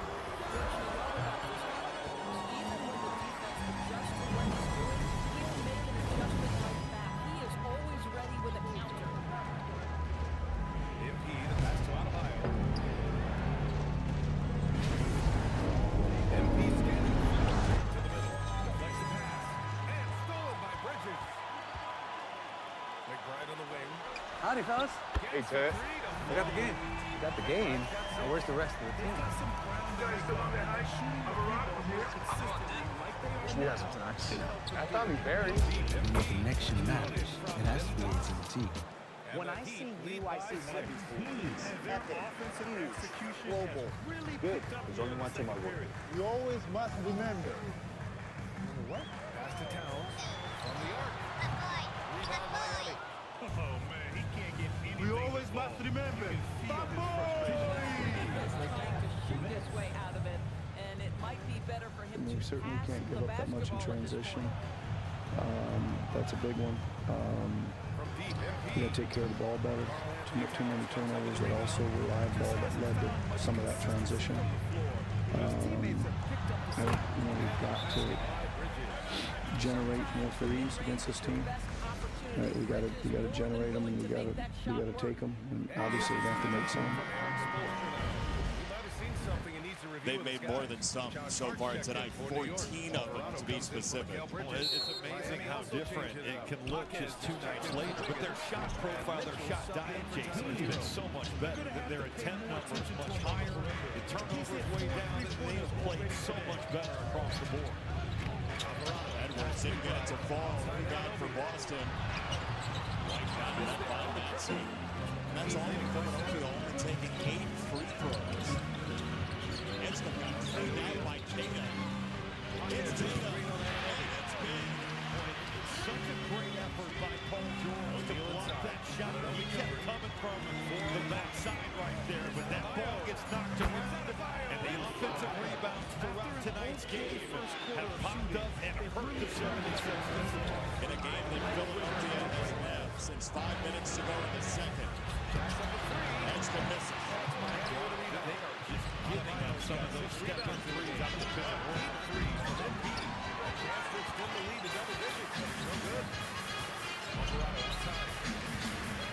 Jaylen Brown, yes.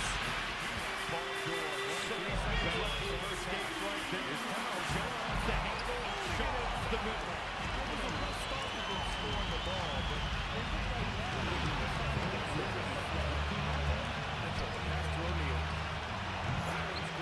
Maxey got to have it. No. Rebound. When you talk about MP's unlimited potential, we're referring to nights like this one. Jason Tatum missed it. He wanted the lead, and we get a whistle against Boston. And a foul on the Celtics. It's out. Hayes is the That's one of those plays where Philly shuts it down. That stop would have been massive, and instead it's a Tatum 3. Now Jaylen Brown just deep in the bag, creating that separation and raising up for a shot that he is so comfortable with. Nobody in the NBA this year made more field goals than Jaylen Brown. He has found his most productive self. Now Tatum back. The Celtics down 2. Philly can find the range. They've got good looks from 3. Here's another one. And Maxey knocks it down. Boy, the turn down with the crossover. That is filthy there. You got some elite perimeter defenders out there for Boston. Tyrese Maxey showing off the handle right back at you. High expectations coming into the season. They can create a lot of pressure on a team. White flare into the corner. No on the answer. Rebound. That was major league. Paul George a little bit fortunate. He gambled, gave up the 3 for White. Maxey stealing it. Oh, yeah. 6 in a row for Tyrese Maxey. We've talked about the other stars. It's been Brown, it's been Tatum, it's been Edgecombe, but now it's Tyrese Maxey. It's the killer crossover and 6 consecutive points coming from the three-point line. Maxey's got 23. Philly punching right back. Like this, it makes everything easier for his team. The NBA playoffs are here, and on the road to the NBA Finals, be ready to believe the unbelievable. Get in on the action with NBA Pick'em Bracket Challenge presented by Castro. Pick the winner of each matchup and who will be crowned NBA champion. The more points you get, the better your chances of winning great prizes. And if you nail that perfect bracket, you could win $1 million. Play NBA Pick'em Bracket Challenge for free today at NBA.com/bracket or on the NBA app. Pick, watch, win. Bring on the spring at the Honda Spring Event with the 2025 Kelly Blue Book Best Value Brand. Buy online, reserve from select dealers, or hurry into your local Honda dealer today. There's going out to eat, and then there's going all out with Platinum. There's nothing like having an in with Priority Notify, then turning a regular Thursday into the day you try this, and this. And with up to $400 in Resi credit, there's nothing like having an excuse to do it all over again. Nothing like Platinum Nights in realizing the place lives up to the hype. With dining benefits at over 10,000 Resi restaurants, there's nothing like Platinum.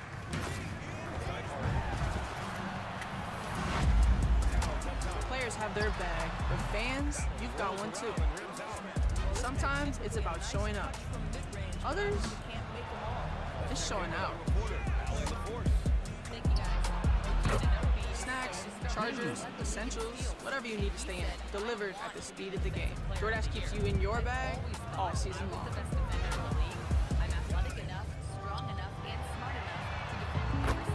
So you guys are just like so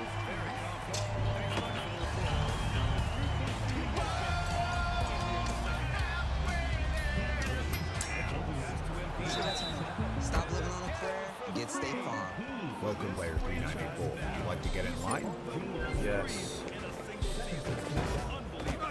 His incredible range stretches out the defense on a nightly basis. It's an invaluable element to this offense. I gotta be me. What's your problem? I gotta be me. This guy's got a great head on his shoulders.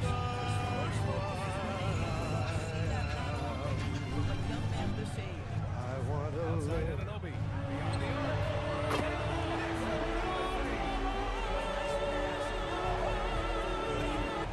Optimal poop in 10 days. New Items Proactive 5 for healthy digestion. The message in a nutshell from Nick Nurse to Tyrese Maxey was, you're the #1 option, think it more.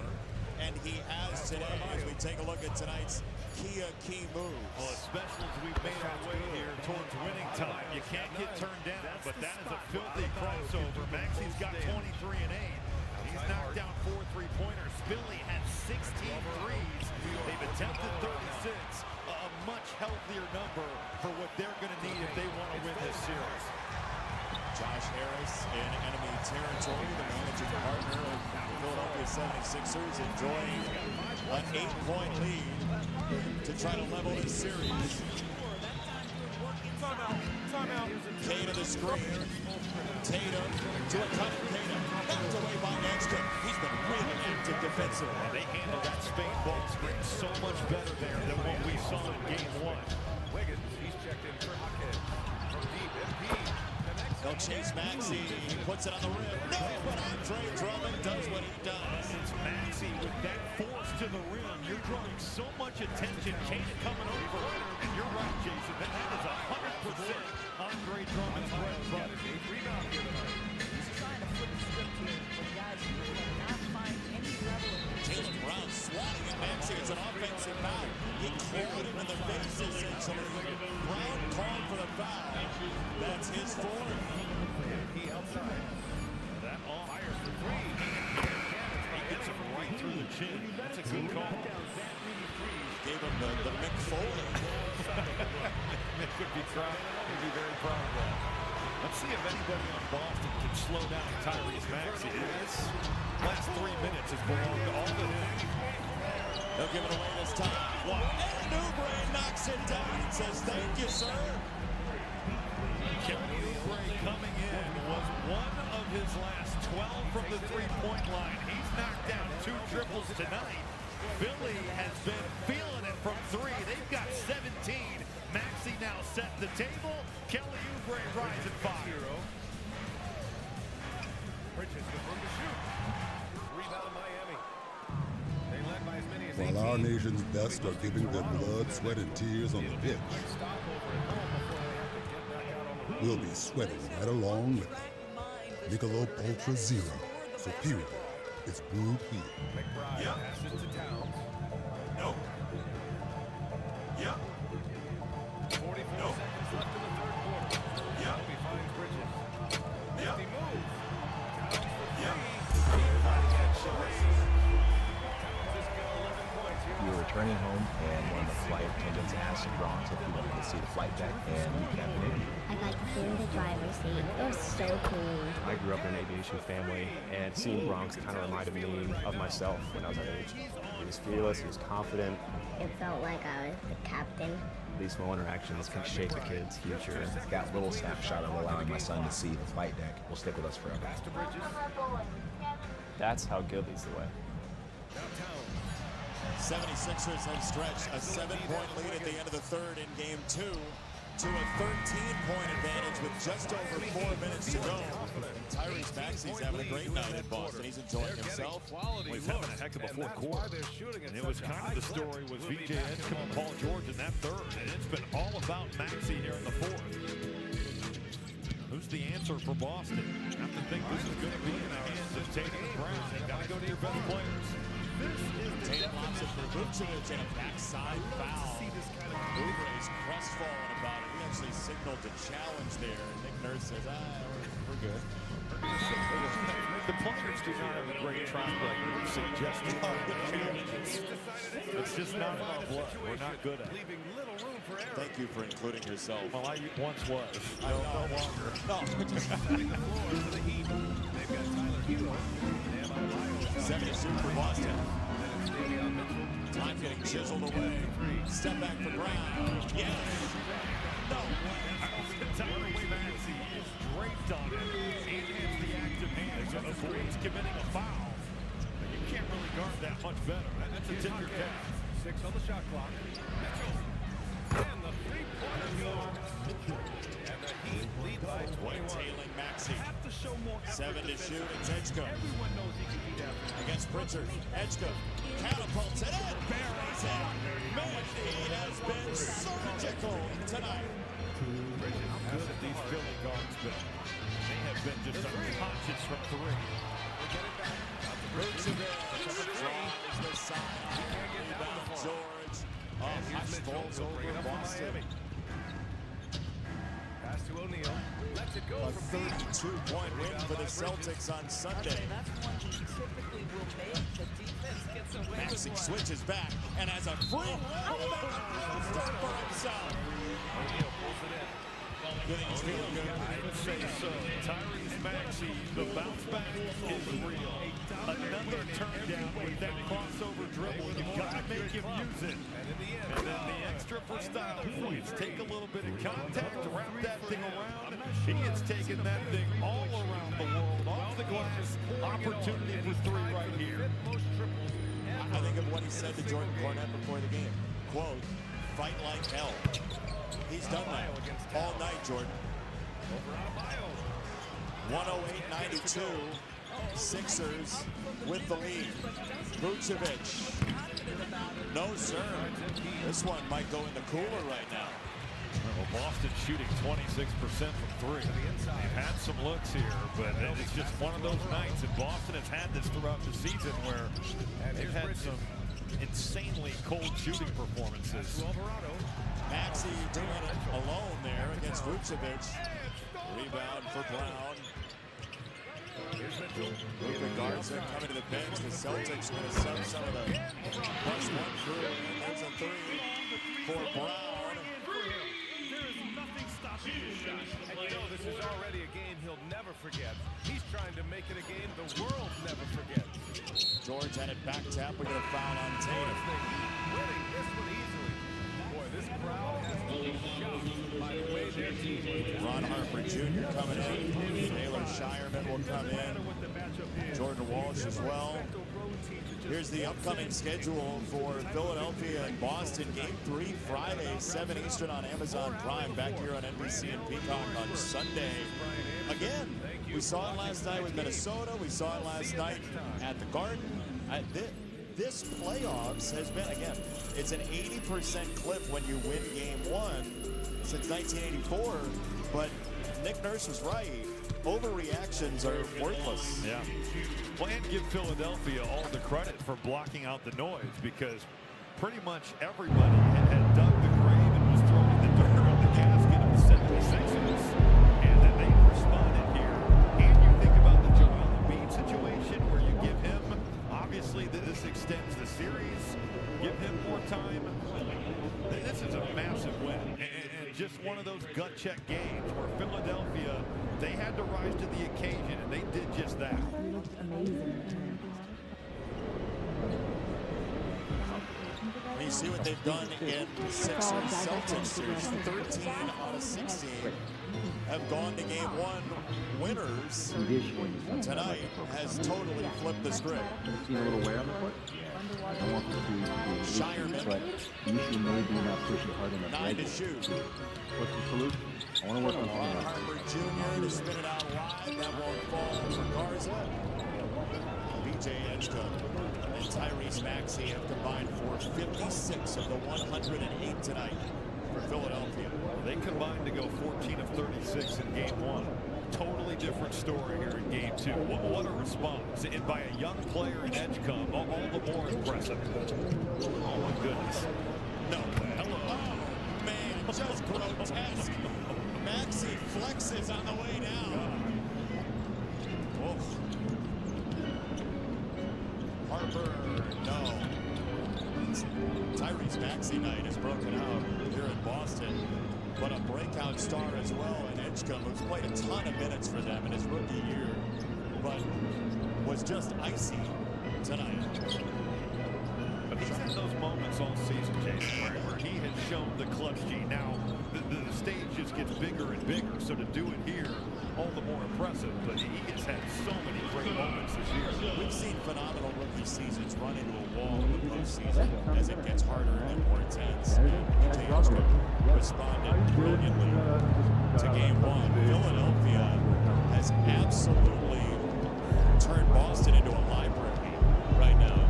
This place was fiery at the start, and it's 111-97. It's a sharp silence here in Boston. But it's exactly what Nick Nurse said to us. 1 point loss, 30-point loss. Same result. Have to have the mindset to bounce back, and Philly did just that. Tyrese Maxey and VJ Edgecombe put away the Celtics. They combined for 59 points on 11 threes in a 111-97 win for the 76ers.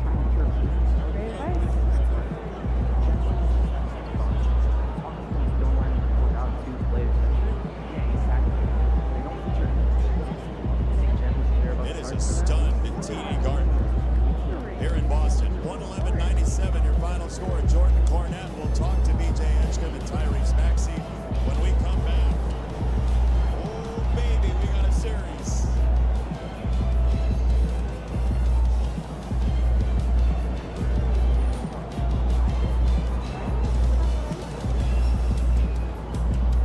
We all do. You see a line and wonder, should I join it?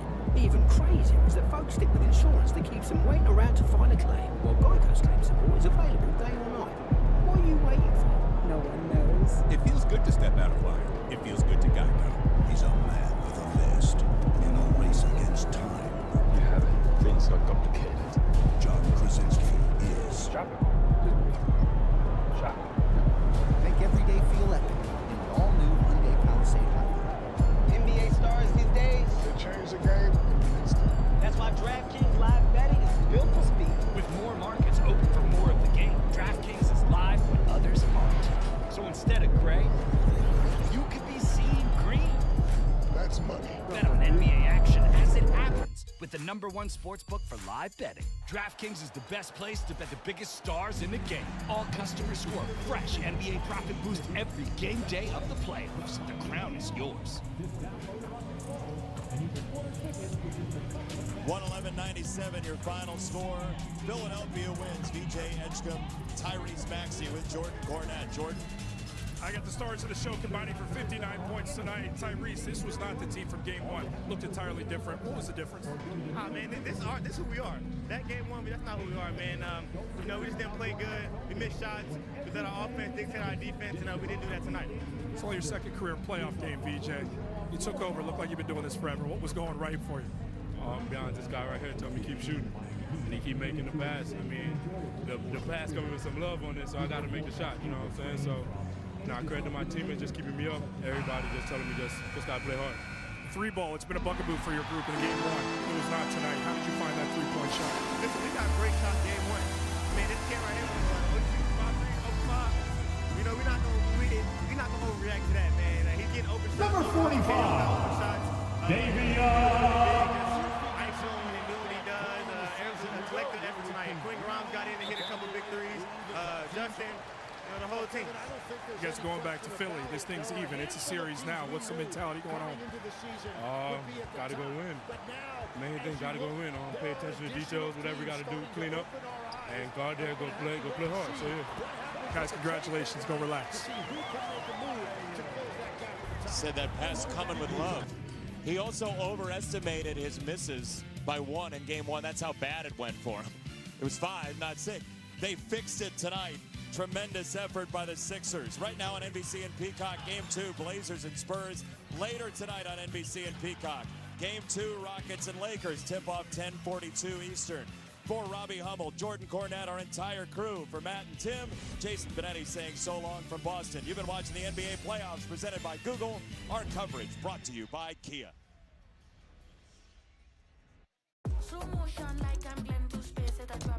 With long-lasting battery life on the Dell PC, you can keep going from morning to night.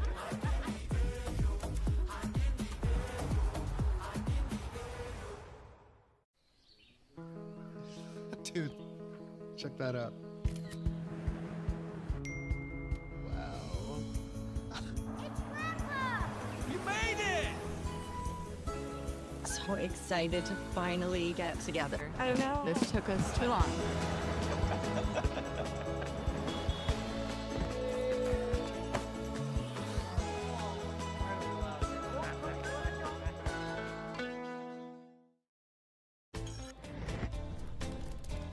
I live for a fancy dinner where I don't have any idea what I'm eating. But what I really love, 6 times the points with my City Strata Elite card. Just eat your points, my loves. City Strata Elite. Rewards where it counts. That's the point. The beach.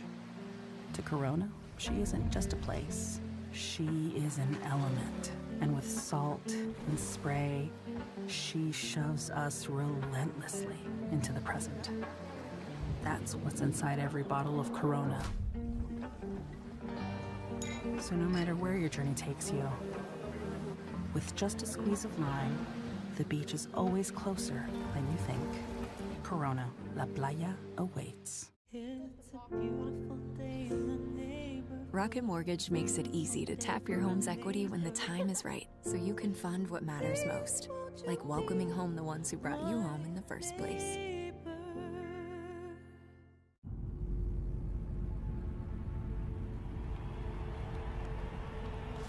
Grabs the rebound, pushes it ahead, finds the open man, he puts it up, scores!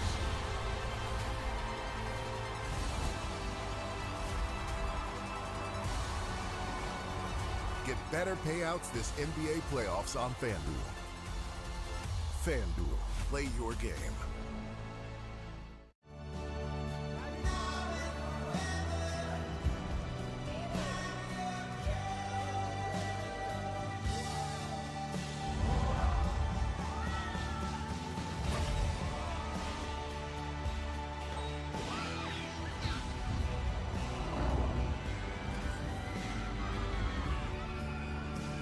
Four parks, one vacation that changes everything. Universal Orlando Resort. I believe there's no one like you. Michael. Michael. Michael. Michael. Michael. Michael. Michael. Are you actually? Yeah, I'm Michael. Michael, rated PG-13. Wendy's went back to the kitchen to give our famous spicy chicken sandwich a total upgrade. More crunch, more flavor, with heat that just hits. Is this our best spicy chicken ever? Looks like a yes to me. Spicy chicken just got better at Wendy's. We've got cover right on Peacock. We welcome you back to the NBA on NBC. Oh my goodness! Right down the middle for the slam. Unbelievable stuff.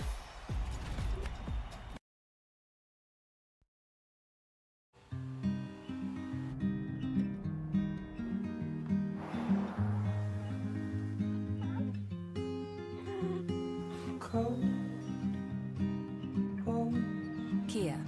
Movement that inspires. David Robinson, Tim Duncan, and Victor Wembanyama in that category in Spurs' recent history. And then followed up the Rookie of the Year season with improved numbers, including 7.5 assists and 16.5 points per game.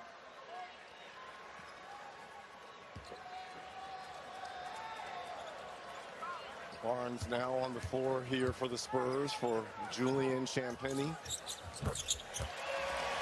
Talk about playoff experience in San Antonio. Not much amongst the starters, save for the 7 games we mentioned of De'Aaron Fox, but Harrison Barnes, 71 postseason games. Scoot Henderson really hot early. Misses there, another offensive rebound. That's the Blazers game, and they're doing it tonight. Grant turns the corner. Inside that corner net. Just under 3 seconds to shoot. Grant continues to put his head down. I like that he's not being deterred because of the slow start shooting the basketball. Not much time. Get it into Klingon. Gonna have to go. Gonna have to go. Got it off in time. Raise the rim.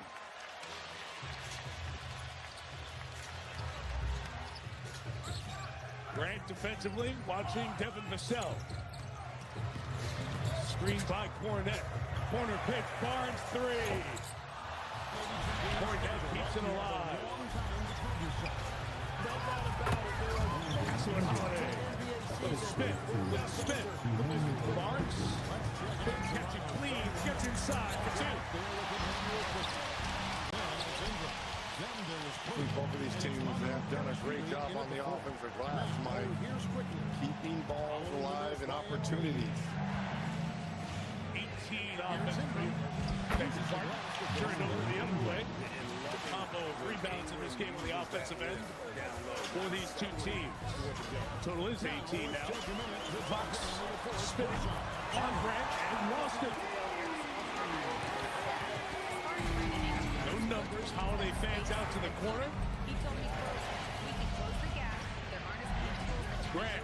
Vassell blocks it. Holiday got it and knocked it down to three. Why you gotta have leaders, guys that have been deep in playoff runs, and how about champions like Holiday? Lots of Cornette at the rim. Lamar went up. Cornette wants the foul. He's back behind the planes. 5 on 4. Blazers can take the lead with a three. They had numbers with Cornette getting late back into the play. Next lead, Holiday. Klingon, bodied by Cornette. No call. Splitter, furious, gets a tee. Technical foul, Thiago Splitter.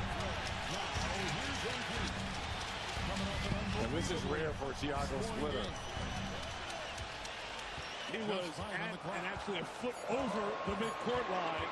He was so unhappy with the lack of the call as Klingon was getting checked out. And right into the face of the crew chief as Drew Holiday's coming over here. John Goebel. He was right in his grill to pick up that that technical foul. And Vassell missed it. Interesting concept. They used to no call. Oh yeah, right there. He took a shot right into the midsection. Look at this. I mean, that's almost an easy call.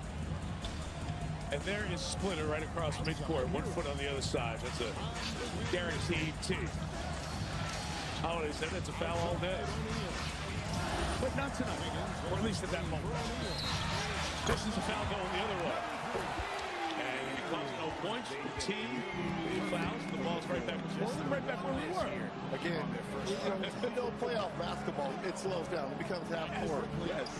But the physicality that is being shown here, think of the score, 66-64 through 2.5. Right, those are like, you mean the left second quarter score? Yeah. Right. And the inside. It's so good. So good. Harper accelerates. It's an arm hook over here. Sure was. Harper put his arm up. Trapped it there with Henderson. That's a rookie with a little bit of a vet move to get the holes on Scoot.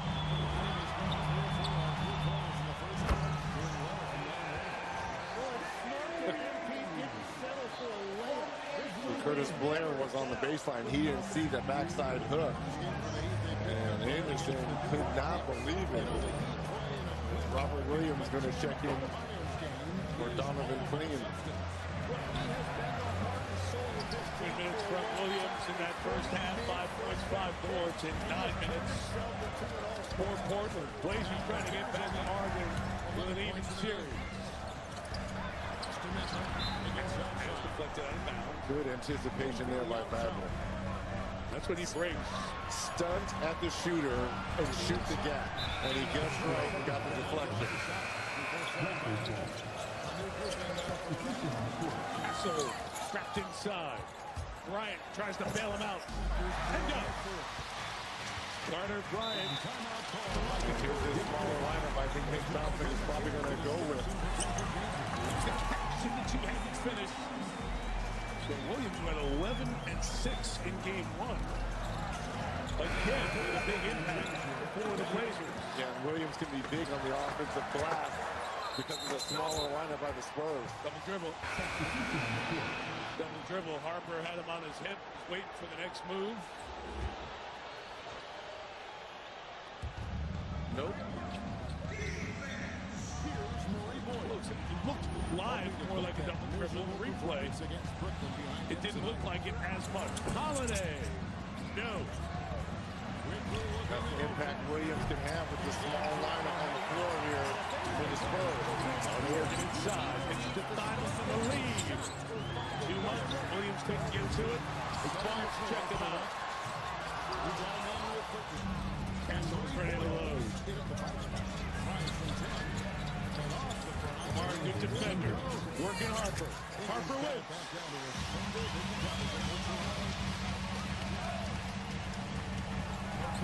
Biggest lead for the Spurs has been 6.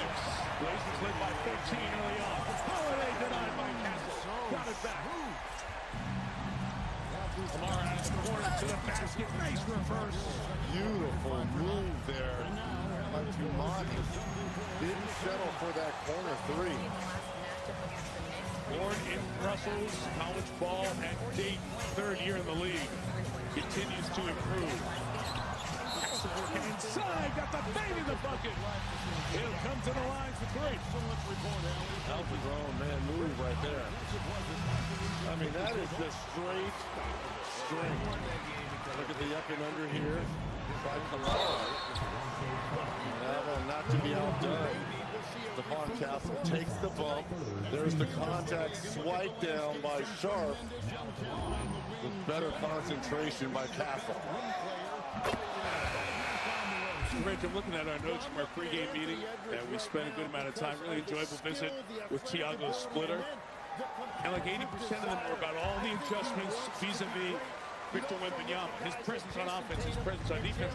And of course, that's what he did for a day, trying to figure all that out.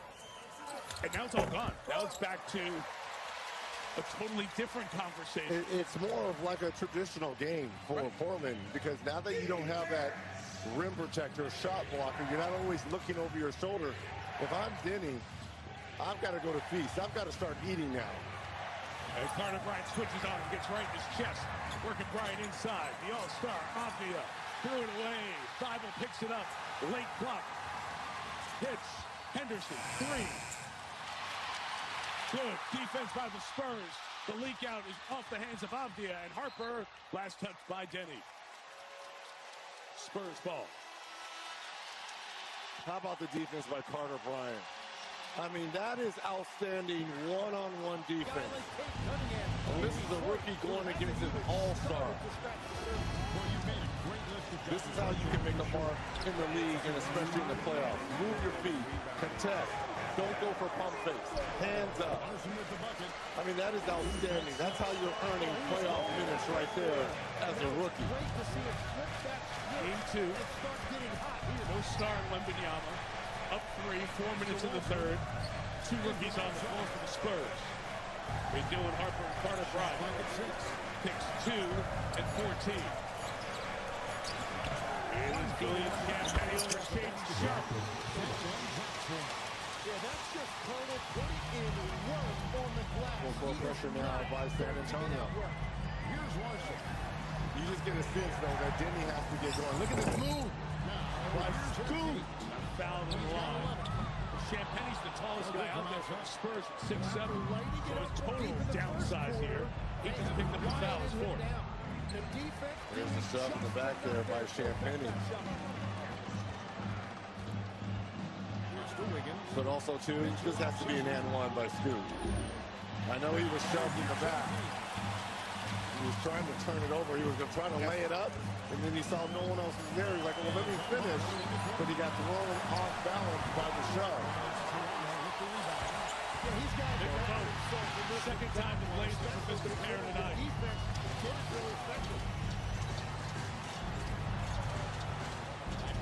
They missed 5 free throws. They trail by 5. 3.5 for third. Jack Penny, 5th foul. Wow. That's one of their marksmen, their sharp shooter off the bench. And here comes Devin Vassell. He just shoves them off balance. I mean, that's right in front of the official, right? There's a quick look over to the back bench to see if they wanted to challenge it all, and Mitch Johnson is going to. This is 50-50. This is more like 60-40 because he did shovel. 60-40, bad decision to replay this. One more look. There's the contact, 2 hands on him. Offensive foul or no? We'll let you know.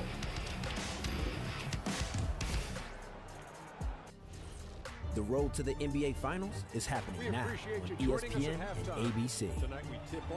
It's make or break now. Best on best now. Watch him say it with his chest now. Greatness is up for grabs. And the world is watching. On the home of the NBA Finals. All the work, all the sacrifice. The NBA playoffs presented by Google. Magic, Pistons, Suns, Thunder. Tomorrow on ESPN. There's going out to eat, and then there's going all out with Platinum. There's nothing like having an in with Priority Notify and turning a regular Thursday into the day you tried this, this, and this. And with up to $400 in Resi credit, there's nothing like having an excuse to do it all over again. Nothing like Platinum Nights and realizing the place lives up to the hype. With dining benefits at over 10,000 Resi restaurants.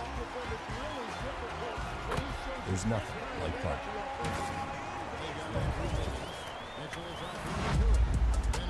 Players have their bag, but fans, you've got one too. Sometimes it's about showing up. Others, it's showing out. Snacks, chargers, essentials, whatever you need to stay in, delivered at the speed of the game. DoorDash keeps you in your bag all season long.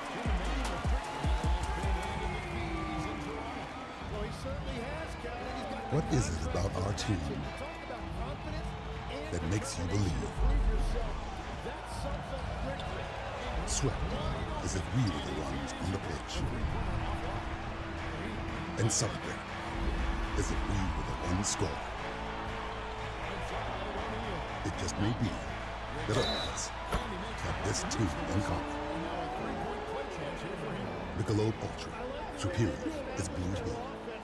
With hotels and vacation rentals, Booking.com has something for everyone. You got anything more boutique? Oui, oui, oui. Right this way. What about something more family friendly? Maybe a resort with a water park? Or somewhere less family friendly? Yep, one Vegas hotel for the bride-to-be. What if we hate everything? We have free cancellation. Find exactly what you're booking for. Booking.com, Booking.com. Thursday on Prime, it's the trio of games as round 1 of the NBA playoffs continues. Welcome to the game! First, at 6:30 p.m. Eastern, the Knicks take on the Hawks. Then, at 8 Eastern, the Cavs do battle with the Raptors, followed by Nuggets, Wolves at 9:30. The NBA playoffs, presented by Google, Thursday, starting at 6:30 Eastern. It's on Prime. The NBA on NBC is brought to you by Kia, the official automotive partner.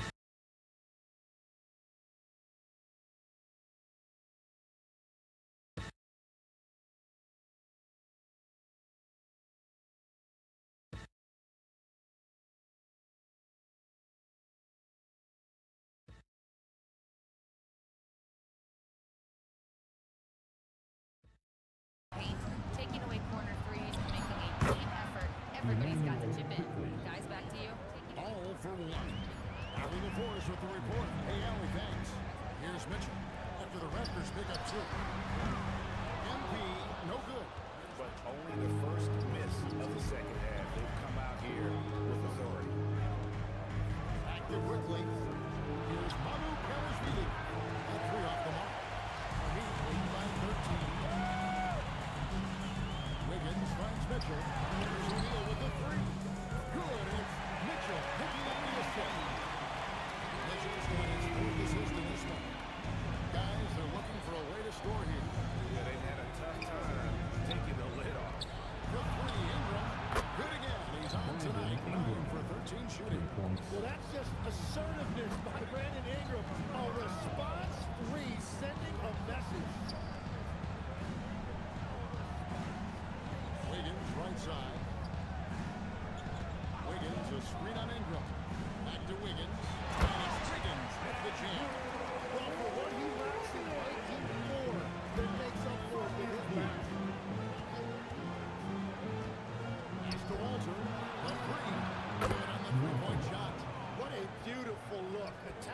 defense and then kicking it outside.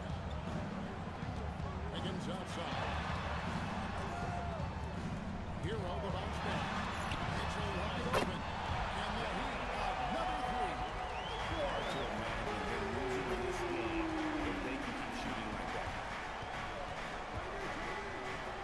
Some nice bedroom here by the Raptors. And Ingram missing. A slight rebound advantage for them. One more time in their favor, and it's all adding up. What an incredible game so far for Embiid. He's showing no signs of slowing down. Now, here's Quickly. He's got 8. We've got 1:55 left in the third quarter. MP against Ingram. MP grabs the miss. The Heat beaten by 17. To the paint. Here's O'Connor. And Mayo throws it down. And that was on the defense right there. If you let Adebayo get this close, he will put you on. And timeout called by Darko Rajakovic. Coach is going to talk some things over with the team. Might be seeing something to adjust.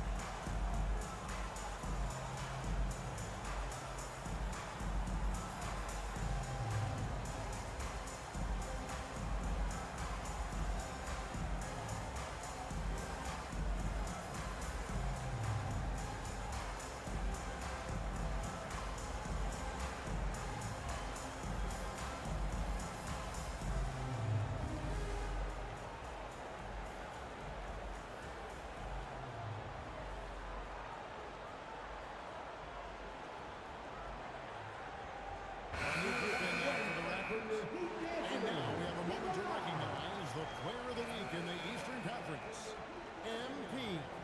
Well, he's been an absolute magician when the ball has been in his hands. There isn't any aspect of the offense that he hasn't contributed in, and it's been a pleasure to watch. I mean, unless you are an opposing coach, then his play has been a vivid nightmare. Here's Shed. He's averaging just around 8.5 points a game. And with the success they've had rebounding the basketball, they're right where you'd expect them to be, firmly.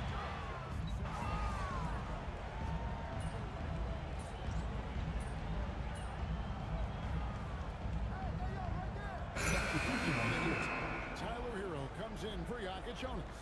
And Toronto also making a switch. Quickly's checked in.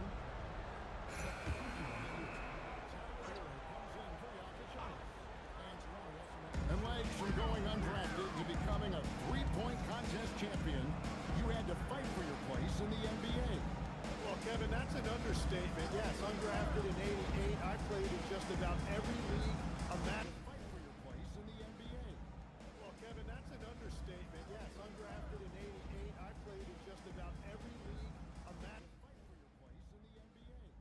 Well, Kevin, that's an understatement. Yes, undrafted in '88. I played in just about every league. Fight for your place in the NBA. Well, Kevin, that's an understatement. Yes, undrafted in '88. I played in just about every league. Fight for your place in the NBA. Well, Kevin, that's an understatement.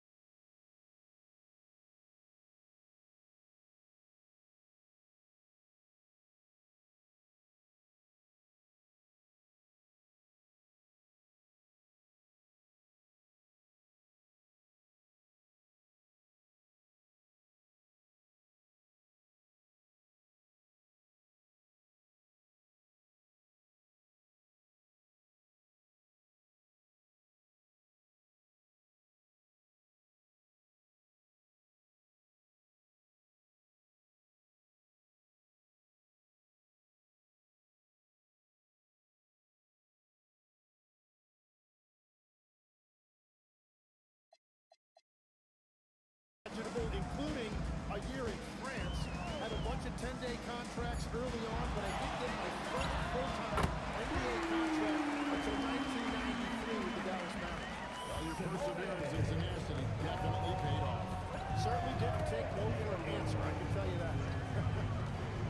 So for Toronto right now, they've got Grady Dick, also Ingram out there, and it's Shed in at the shooting guard position. Oh, good balance from Dick. Able to take the contact and still score inside. O'Neal is screen on quickly. Hero passes to O'Neal. So when you look at different approaches to player recovery, from load management, say, Tim, to rub some dirt on it and get back in there, where do you stand on all of that? Well, I do think teams have done a better job of trying to make sure players are protected from themselves and make sure they're getting enough rest. But I also think there are times guys should be allowed to play through certain types of minor injuries. And Darko Rakovic calls timeout. It's a chance for them.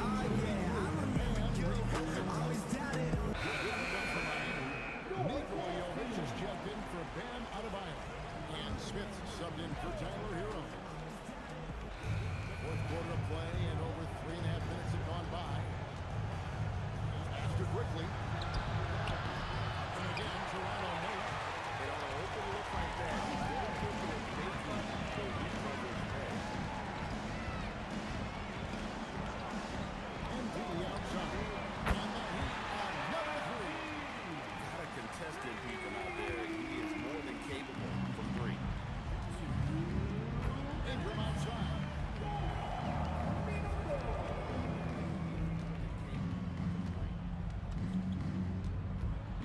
There's a minute 47 left in the fourth quarter. The shot's good. And obviously his momentum from the last game has carried over here tonight. When someone is rolling like this, just keep feeding him. That's just great coaching. Really left alone that time. O'Neal's got 17 now, just in the second half. Indeed, letting it fly with no hesitation. Ingram, this is to Burton. It's rebounded by Jovic. Jovic has got his fourth rebound in this one. And one team is just completely outclassing the other tonight. Spirited performance, and it really ignited what is turning out to be a monster win here for Miami. As one-sided as it gets today, you know, there were some dominant moments in about every facet of this game for that team. Yeah, I mean, Kevin, it's hard to think of what didn't go right for them. Game planning by the coaches, execution by the players, everything was just on target. And guys, at this point in the long NBA season, this will go down as win number 25. And once it becomes official, this win gives them a nice confidence boost against this team. They'll face them twice more this season. And you know, when you look at the huge impact he had, just a monster game for MP. Well, what a highlight reel he put together, playing his game and contributing in a big way.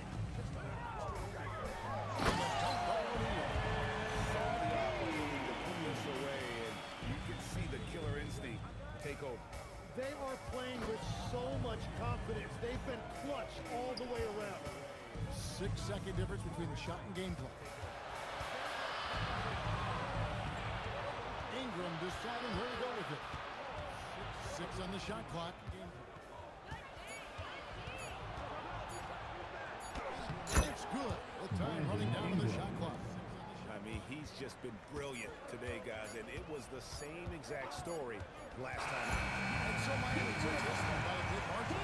This game may not have been the most exciting we've ever seen, but you have to appreciate just what a critical performance they put on. I know their fans appreciated it, and we saw at times just stretches of excellent defense, potency from an offensive standpoint as well. They were pretty much dominant. And that about wraps it up.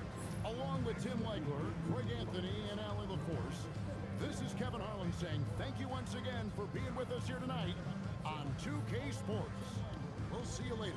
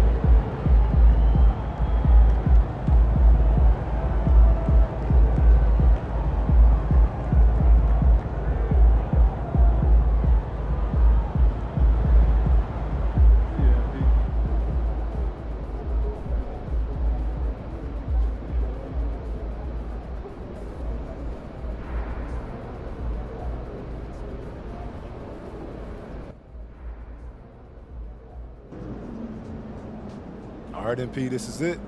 Last night of your All-Star video series. Last chance to make a big impression going against someone trying to take your spot on the team.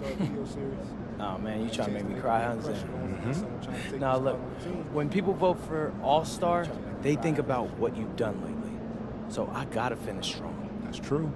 I mean, listen, you've given us highlights, given us greatness. Yep.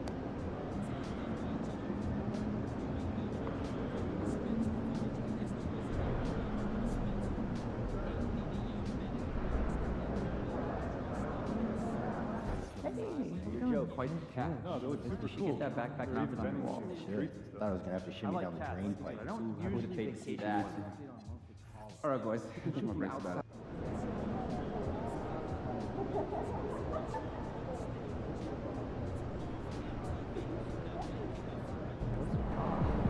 Good luck out there, MP.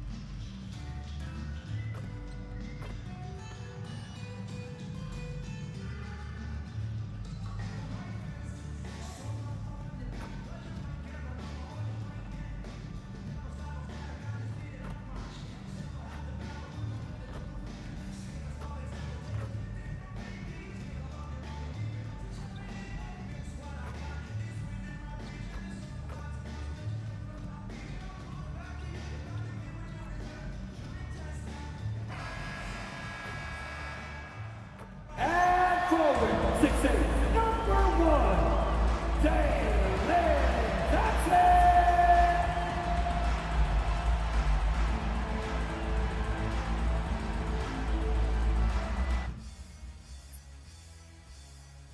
Happy holiday! And now in December, here's what the Eastern Conference standings look like. You take a look at the Heat, they've been outstanding thus far, claiming the top spot in their conference. And of course, Atlanta, behind 9.5 games. Checking out Atlanta, we'll see if they can up the ante down the stretch. They still have a lot of work to do in order to rise to the top. Well, sometimes those teams that are on the edge can be the most dangerous. They play like they have something to prove. So look at our starters for the Heat. Tyler Hero is out there with Mitchell. Then it's MP. Then it's Andrew Wiggins. And it's Adebayo in at the center position. And for Atlanta, Johnson and Okongwu, the duo inside. Alexander Walker and Riziche fill out the perimeter. And it's McCollum at the point guard position. And of course, MP has made it known he expects an all-star nod this season. And any matchup that challenges his spot, he's going to take very seriously. The special part of MP's game is how spectacular he is under the brightest lights. When he faces high-caliber stars, he turns it up to another level. Fans have come to expect excellence from him against top talent, and I'd be shocked if he wasn't a shoo-in as a top all-star vote getter. Of course, something you love about watching games, it's observing the dynamic of these NBA matchups. Yeah, I like watching great guards challenge the bigs. I like watching defensive stoppers switch on to a star player. You never see the same story develop twice. Atlanta misses again. Given his range, you'd expect him to capitalize on that opening. Outside O'Neal, fires the three, buries it from three. Quick decision-making by MP. I love how confident he looked taking that shot. Johnson against MP. Oh, it's stolen by Mitchell.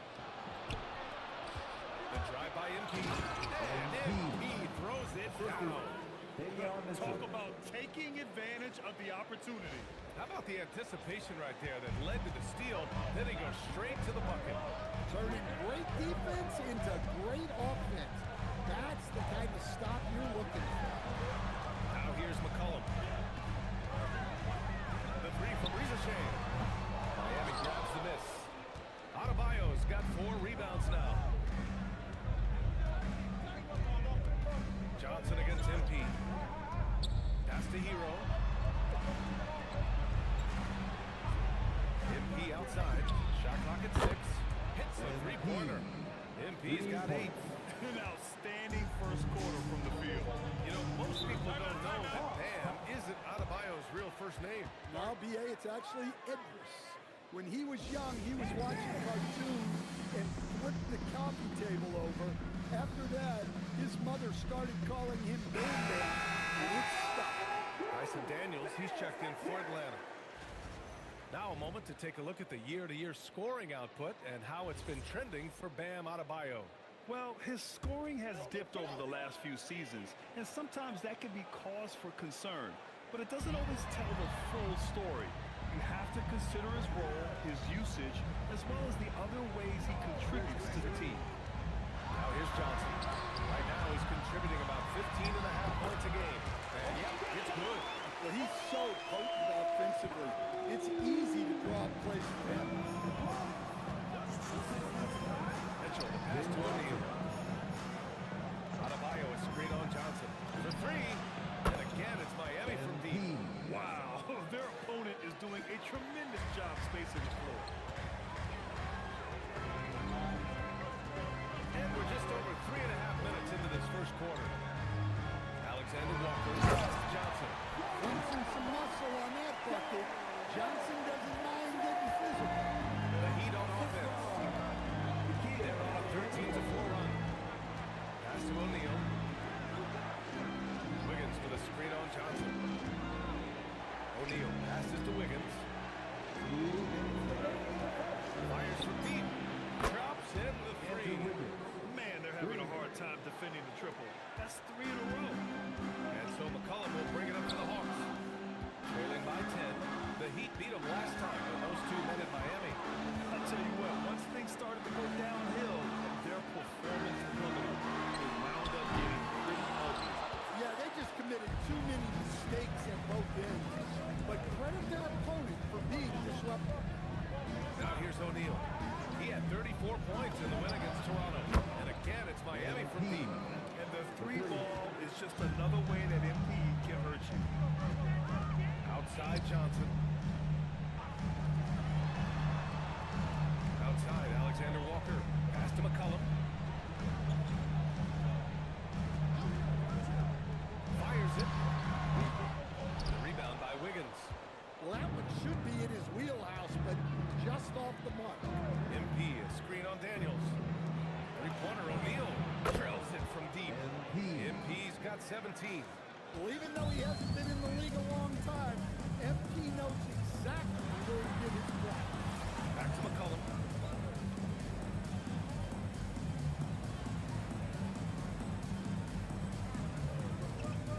There's 39 seconds left to play in the first. Picked up by Conwell. Inside, it's tipped. Adebayo with a steal. Pass to Hero. That's good. His first made shot in 3 attempts. You can't help but look toward their defense. They're totally lost. There's McCollum with the 3.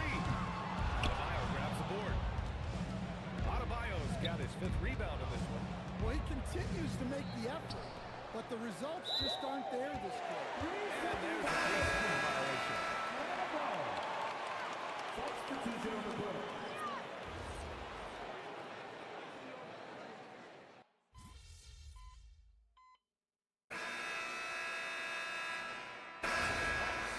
Ricochet comes in for Daniels, and it's Alexander Walker in for Kispert. And the Heat making a change here. Outside, Alexander Walker. Good ball movement here by Atlanta. Pass to McCollum. Fires the 3. Fires in the triple. And it's 6 points for C.J. McCollum. Well, no doubt McCollum is dangerous from distance. Alexander Walker and Ricochet fell out the perimeter. Dominguez out there with Jock Landale. And it's McCollum at the line. So that's the lineup for Atlanta. All right, let's get a report from Allie. Well, MP in the last matchup against Toronto got the job done. He came away with 34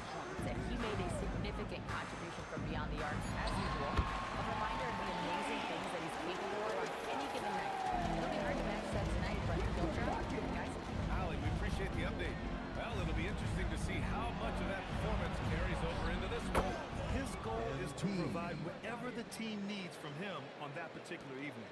Well, I'm sure he's coming in with a lot of confidence after last game. He wants to have a repeat performance here tonight. And it's good for two. Landale's got 4 points in the quarter. It was a rough start for them scoring the ball, but they look like now they're really finding their rhythm and flow. And that's part of his role. With great size, they rely on him to help control the ball. That's good, and it's McCollum with the assist. McCollum's got his 3rd assist of the night. After a bad start, he looks like a different player right now. Hero for 3. It's hauled in by Landale. Well, this is certainly not the game he was hoping for offensively, but they've been able to find points as a team, even without his contributions. Now here's Kuminga. He's coming off a 13-point game against Chicago. The 3 from Ricochet. Rebound Miami. They're really clicking as a unit. Tonight, looking for their 11th straight win. Well, I think they've found something.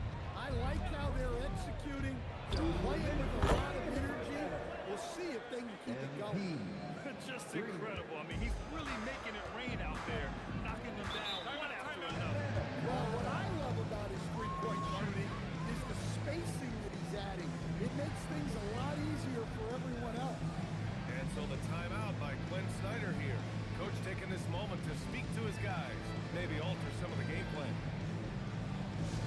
Let's start getting loud and give a big welcome to your Hawks ball. He's checked in for Kuminga, and Dyson Daniels subbed in for C.J. McCollum. Miami also changing it up. Andrew Wiggins comes in for Bam Adebayo, and Mitchell subbed in for Larson. Now here's Johnson. He had a 21-point outing in their last game against Chicago. Yeah, and how about his work on the defensive side, swatting away several shot attempts. Mitchell finds MP. Fontecchio with a screen. Here's MP. Banked it in off the glass. O'Neal's got 25 points in the game. This play is a big reason why they're ahead. He hasn't missed a shot all night.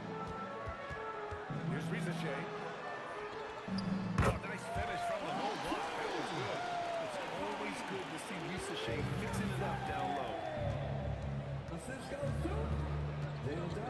On the wing, Mitchell. Covered by Alexander Walker.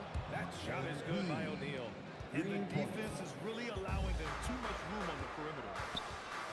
Outside Ricochet.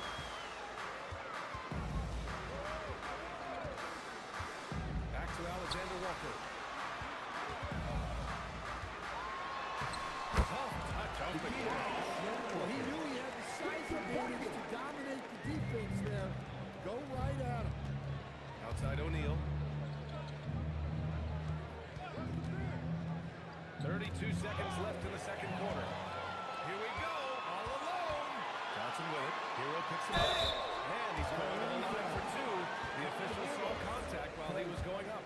Well, with how well Johnson scores it, he gets the defender fighting on the face. These are his first free throws of the game. Okongwu's checked in for Atlanta. C.J. McCollum comes in for Daniels. And Miami with a change here, too. Jovic is checked in. Mitchell deciding where to go with it. Down low. Here's MP. And MP throws it down.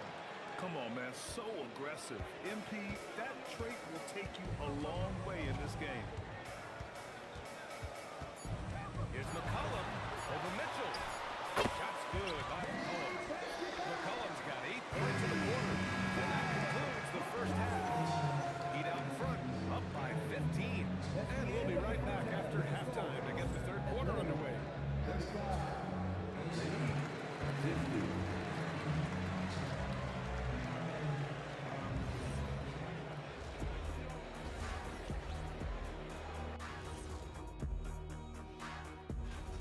And just for a moment here, I was wondering, if you guys were playing in the league today, which current player would you most like to team up with? And let's talk now about the game we've been watching. What a terrific first half for the Heat. They're efficient. That does it for halftime. Let's get...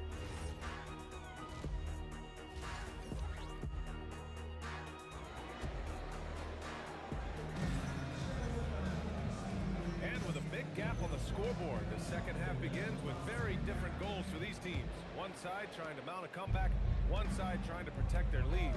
Hey, you look at MP in this game, he's been everywhere. The numbers say it all. He spent the first half playing, and again for three. For this franchise now, he's hit the most threes in a single season. Unbelievable. His incredible range stretches out the defense on a nightly basis. It's an invaluable element to this offense. Well, Grant, we know teams are humming triples like never before. What's the line before you get a little free happy, though? Well, B.A., I don't care how well you're shooting it. If you have an opportunity to get to the rim, you have to take it. It's not easy to work the ball inside in this league, but they've done it all night. McCollum taking his time here. To the middle. Here's Johnson. Oh, and Johnson slams it in. Yeah, plenty of power behind that move. Johnson against MP. Adebayo, a screen on Johnson. And here's O'Neal. 33 points for him. Miami moving it around. Takes a three. It's rebounded by Ricochet. Off trail by 18. Johnson passes to Alexander Walker. Here's Ricochet. McCollum finds Johnson. Offline with a three. He had more than and Andrew Wiggins is a great sidekick stand. He can also be a leading man at times. Well, you know, B.A., a wing with his size and knack for scoring will always be welcome. And with the way he's improved his defense, you have a solid two-way play. Let's go now to the sideline and catch up with Allie LaForce. Thanks, Brian. Basketball is a beautiful game, but Commissioner Adams said the most important part from our standpoint is ensuring that there's always competitive tension on the floor. Fans like the physical aspect that comes with this game. We don't want that to be lost. Brian, back to you. Keeping that edge. Thanks much for the report, Allie. Outside Ricochet. And there's a pick. Lets it go from deep. It's hauled in by the Heat. Their next game playing at home as the Pacers come to town. That'll be the first of 2 games on their home court. To the inside. It's stolen back Hunwood. And a fast break now for Atlanta. Alexander Walker with the bucket. Just great.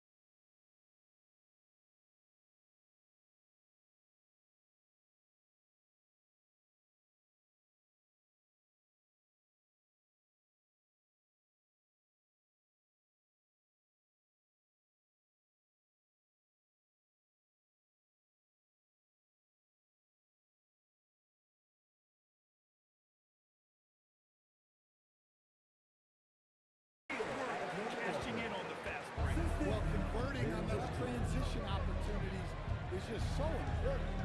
Pass to O'Neal from outside the arc. That one's good. Mitchell making the play. Mitchell's got 5 assists tonight. They're getting torched on the perimeter. 4 of the last 5 buckets have been threes. Outside Ricochet. And there's the goal. The screener was leaning a bit right there. His feet may not have been planted. Pretty obvious call by the officials. Look, you can get away with a lot in terms of screens today. You can't make it that obvious. Dyson Daniels, he's checked in for the Hawks. Miami also changing it up. Fontecchio's checked in for Wiggins. Larson comes in for Mitchell. Johnson. And there's the shot in violation. Couldn't get the shot off in time.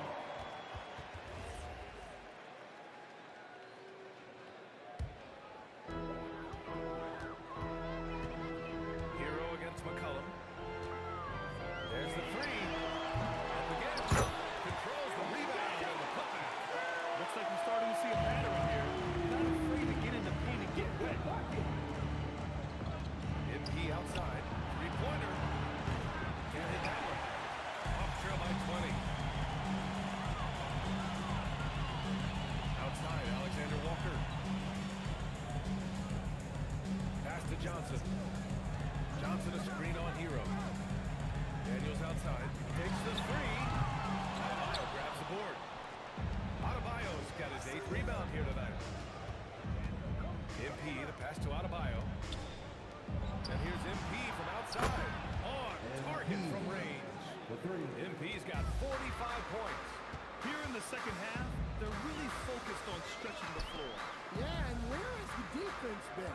They've been content to let them fire away. They've got to close out to the arc. Back to Johnson. For three. Rebound Miami. Adebayo's got 9 rebounds now. Pass to Larson. The three. The rebound by Atlanta. Now McCollum. Give him 8. And here's a Congo. Here's Alexander Walker. And it's MP with a rebound. 3 seconds separating the shot and game clocks.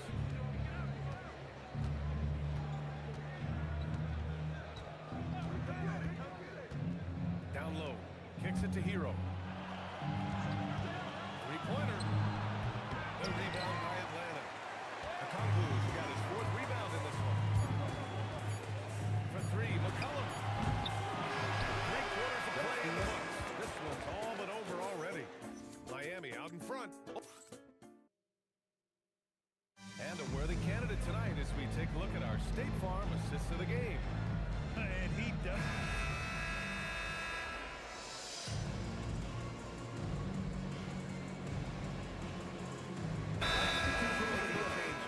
Okongwu's checked in.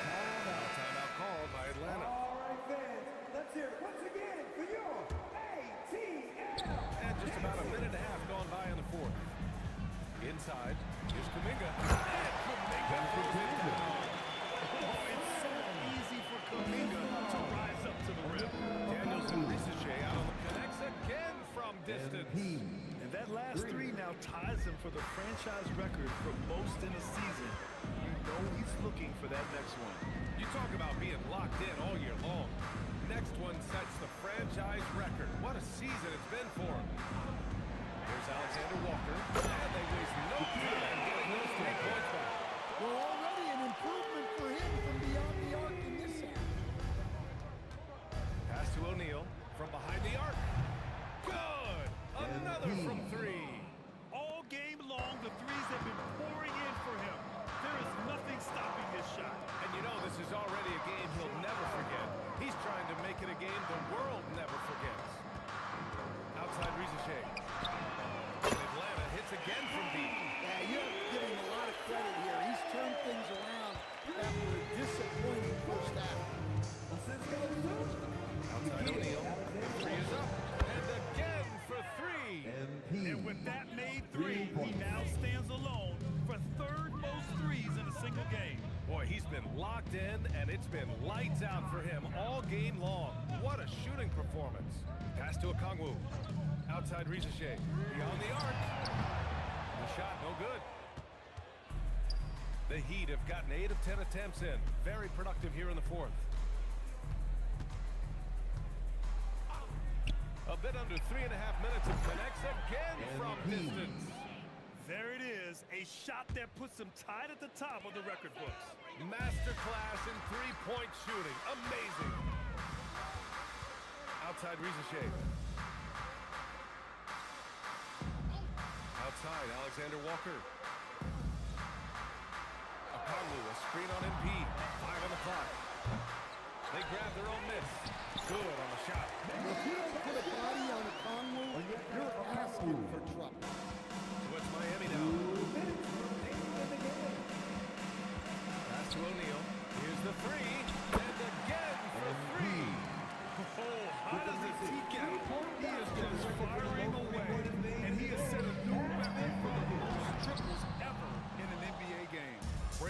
own record.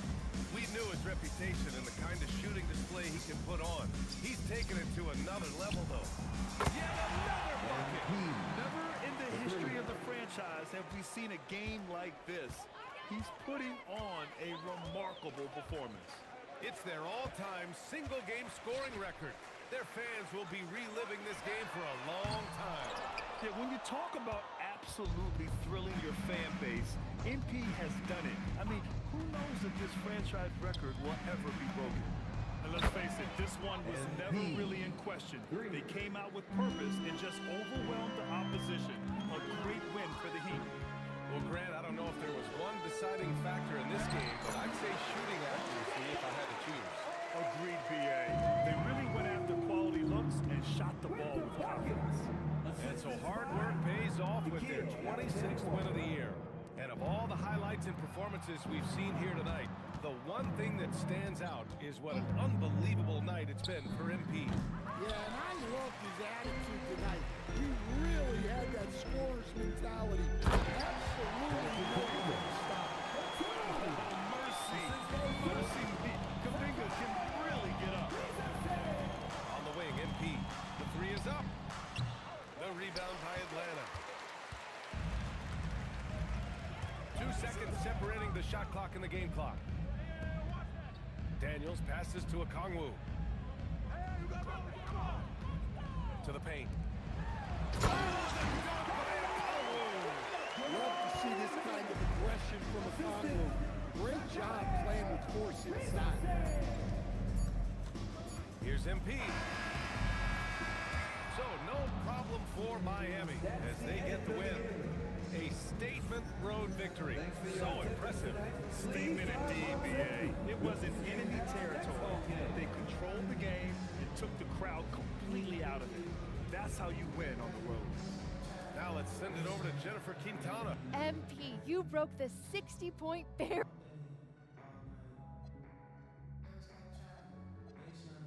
Wow, this feels good. Listen, Coach always says he makes us practice hard so that we got plenty. Ryan, back to you. All right, Jennifer, thanks very much. Well, folks, that's going to do it for now. For Stan Van Gundy, Grant Hill, and Allie LaForce, this is Brian Anderson. We hope you enjoyed our broadcast. So long, everyone.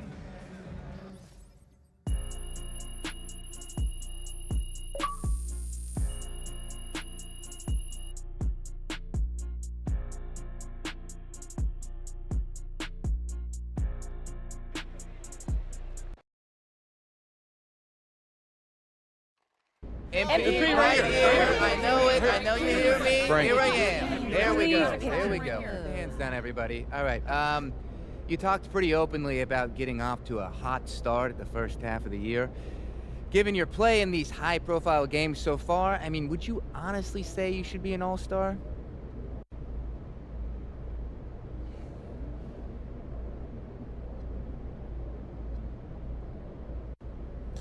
Let me help you understand something, Frank. Okay. Voters value winning. Voters value entertainment. Voters value consistency. Voters value the exceptional. I've given them all of that and more. There's nothing I can say that would add to what I've already done. You understand now? Yeah, I guess. Okay. Yeah, Thanks, right. MP. MP, Thank you. right here. MP, MP, right here. Yes, trust me. Talk to me, bro. So before the game tonight, MP, you said you were going to set a new NBA season high for points. And then you went out there and did it. I don't think I've ever seen anything like it. Hey, I appreciate that, bro. But is there a question in there? Yeah, how did you pull something like that off?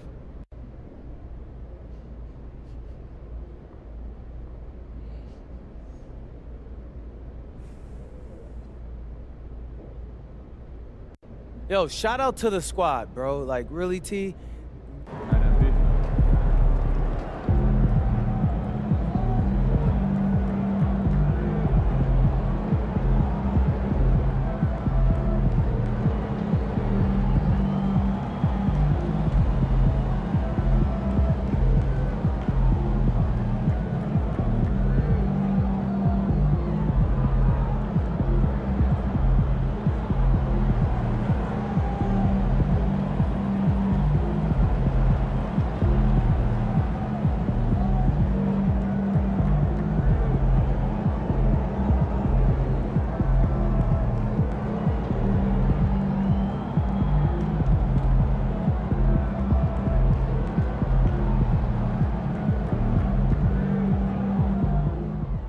60 is serious business, MP. I know you tired, because I for sure was. Congrats.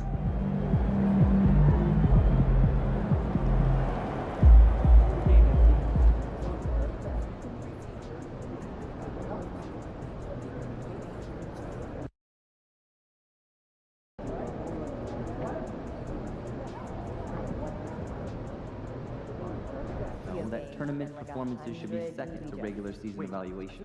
No, that makes sense. Our season is much longer, and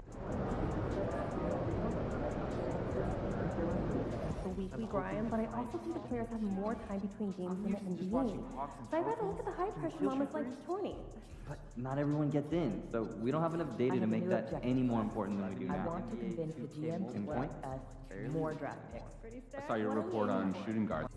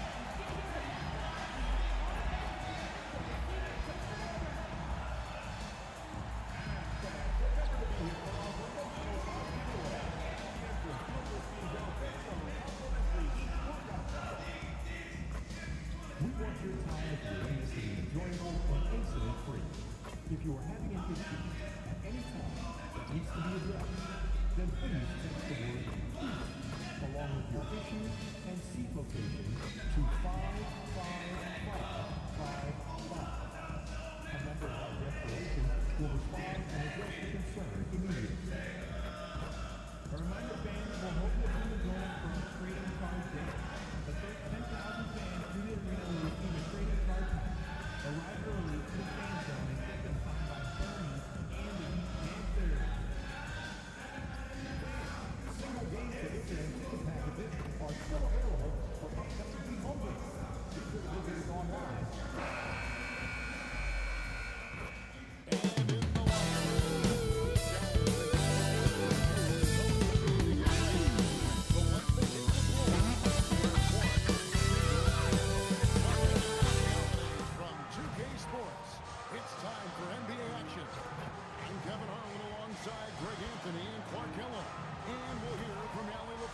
Just a moment.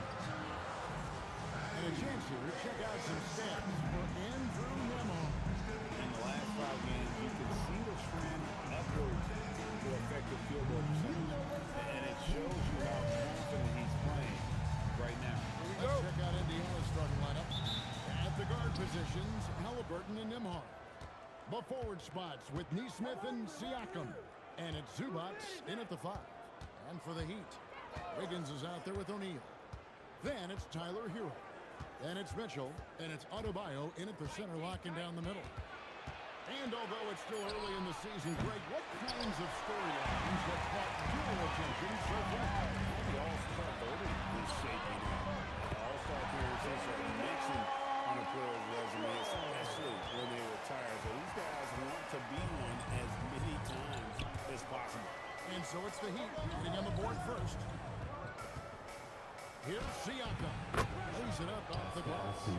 With a harmonious blend of length and strength, Siakam has become a dependable interior scoring option. Mitchell passes to O'Neal. Adebayo with a screen for O'Neal. Bangs on the trifecta. Pick works well there. Not much resistance from the deep. Yeah, that's not the defense you need. You got to be tougher defensively. Back to Halliburton. Indiana moving it around. Kicks up a 3. Miami grabs the miss. The question for them right now, can they maintain this winning streak? They've knocked 11 in a row. Just a fun team to watch when you get right to it. I mean, where they're executing the both ends of the floor, it seems like they're getting better each game. Communication, ball control, ball security, defensive. They are very adaptable, and we've seen how they adjust, always learning and constantly tweaking the winning formula. Miami's gone 2-2 from three-point range here in the first quarter. Adebayo with a screen for MP. Outside Hero. Shoots the 3, and the Heat another 3. All these threes they've given up have really been the driving force on this run. And Clark, how about Indiana's recent run?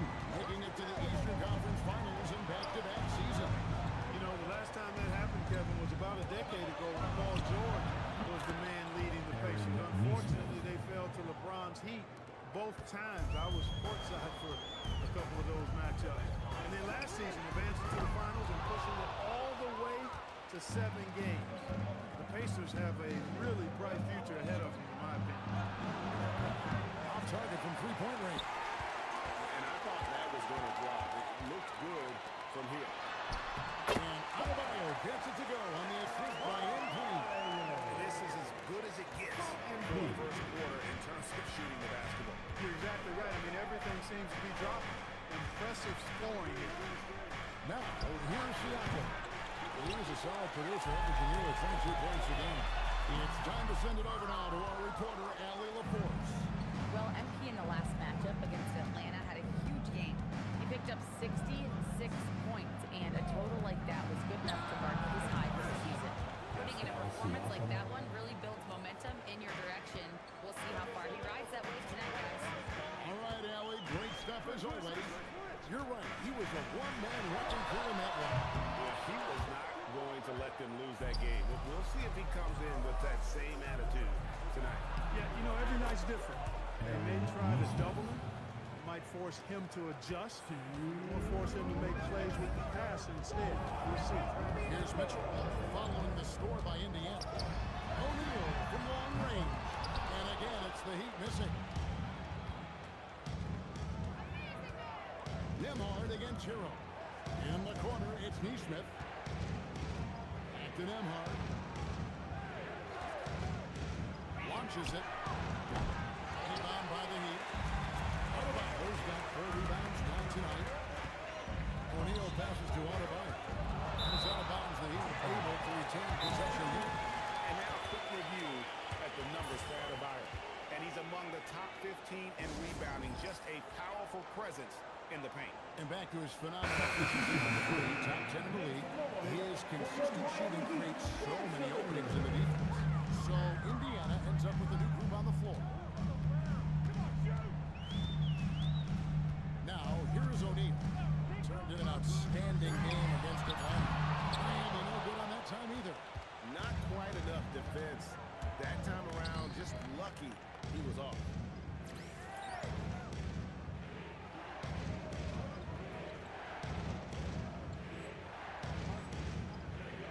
Taubman finds Walker.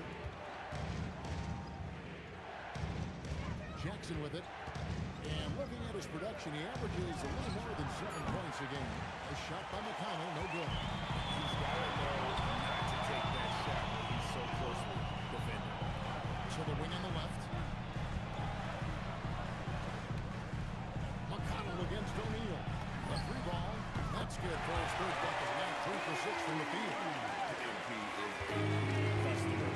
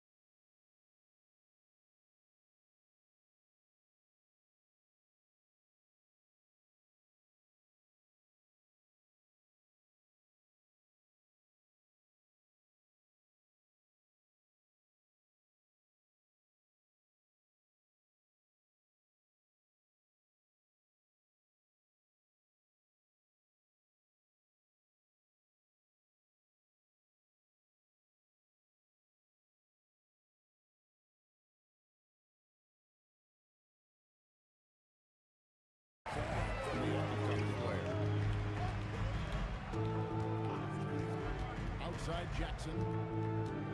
Outside Walker. Pass to Toppin. Outside Jackson. From deep. It's hauled in by MP. Yeah, they got that one, but early on, it's really been a struggle for them to secure that defensive backboard. And because it's still early, I wouldn't read too much into it. There's still a lot of game left. He's found his rhythm from deep, and you can see the confidence. Yeah, I'd be confident too. If you're stacking up threes the way he is. I mean, he's doing all his work from behind the arc.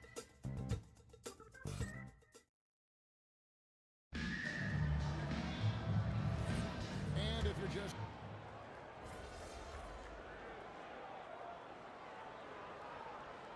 Check in for Smith. Heat leading by 9. On the court right now for the Pacers. We've got TJ McConnell. Siakam is out there walking. Then there's Shepard. And it's tough in at the center position. Shot's good by Walker. A tough start scoring the basketball, but they're starting to turn it around now. Yeah, it looks like they've gained a little bit of confidence as the lid has come off the hoop. Now, here's O'Neal. He's got 15. And again, it's Miami with a 3. 12 straight points off the three-pointers, and the D looks shell-shocked. And guys, now that they're rolling from out there, the defense has to really get up into it. It's got to almost be in their jerseys to try to deny those looks. Well, we've seen that movie a few times, haven't we? An easy bucket in the paint. Well, listless and lifeless at the defensive end. I mean, especially inside. They've really got to pick up that interior defense. And again, it's Miami with a 3. Out of their last 5 mates, how about all 5 from long range? Well, the defense just hasn't pressed up to deny any of those looks, guys. I mean, they're hanging back and getting picked apart. The Heat leading by 14. And despite all the accolades, GA, is it possible that Pascal Siakam is underrated? Absolutely. Spicy P is one of the best two-way players in the league. Exceptionally versatile, but his impact goes beyond his impressive stat. Right now, let's take a second to catch up with Alan LaForce on the sideline. Thanks a lot, guys. Pascal Siakam's veteran presence is hugely valuable to this Pacers team. Coach Rick Carlisle said, quote, his And again for 3. And for this franchise, he's hit the most threes in a single season. His incredible range stretches out the defense on a nightly basis. It's an invaluable element to this offense. Walker with the screen for Siakam. Clock at 6. Shepard the pass to McConnell. Shoots over Jokic. A shot by McConnell, no good. Just a solid performance on the interior. The rebounding has been off the charts. Yeah, you look across the board, it's actually sizing up, shaping up to be a great game. I mean, strong performances throughout, and they've really been strong on the glass. Clock up 2 there. MP's got 29 minutes. MP's been the catalyst for them tonight. Solid leadership from this young man. And so the timeout here taken by Rick Carlisle. He's ready to talk things through with them. And some changes here for the Pacers. Halliburton kicks to Toppin. Toppin is screen on MP. Back to Toppin. Halliburton for 3. Neesmith. That ball. Nice feed that time from Halliburton. 3. Neesmith has got 8 points. Yeah, they've raised their shooting percentage in this quarter, and they're starting to get on track. And they're starting to heat up is what they're doing. They're on fire. I mean, that's what they need to climb back into this game.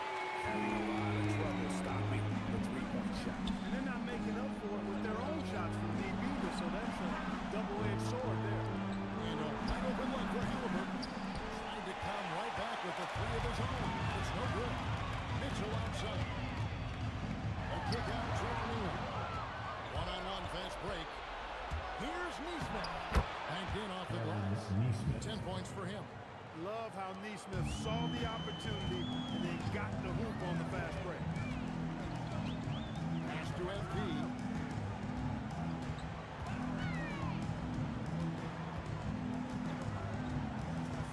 Outside Hero. For 3. No good on that one. And you don't want to give up that kind of look too often. Halliburton outside. Now, here's Toppin. Halliburton on the wing. From outside, off the mark. And they've got a big lead, not just on the scoreboard, but really in the rebounding numbers as well. And what I like about it, it's been a physical brand of basketball. It's had a little sandpaper element to it. Gritty and rough, but that's how you win games.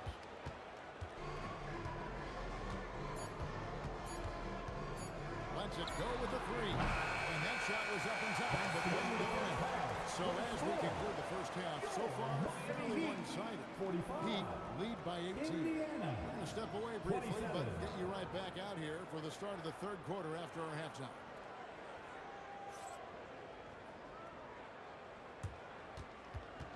Fans, please direct your attention to center court.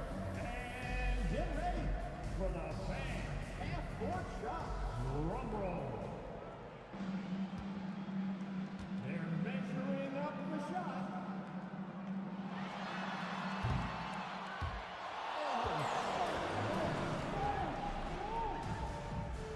Give it up for our contestant.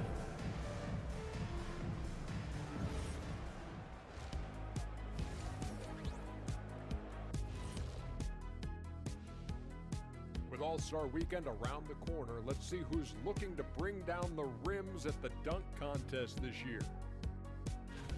Kenny, if I remember correctly, you participated in the dunk contest in back-to-back years. Oh, well, you know me well, Ernest. I was runner-up to Dominique Wilkins in 1990, which I think puts me right up there as one of the best dunkers ever in the entire world that ever competed. Stop playing, Kenny. Not even close. You know they wouldn't let me compete, right? They were afraid I'd tear down the basket. Again. Big fella, I would give you a 10 for that, Shaquille Cornelius. And now, how about that first half?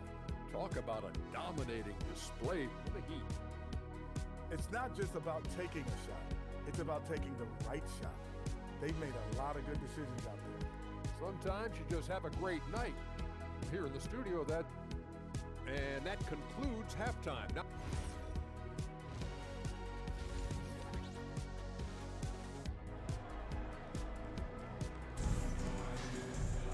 Well, we've got a second half of basketball for you. We think it's going to be pretty good. A big comeback, though, is needed for this game to be competitive, and it probably has to happen quickly. You look at MP in this one, he's been everywhere. He's done a fantastic job of finding open space to operate within the first few quarters. And you know what? It helped that they had a few guys with very hot hands. Connects again from distance. Well, we expected him to come in fine.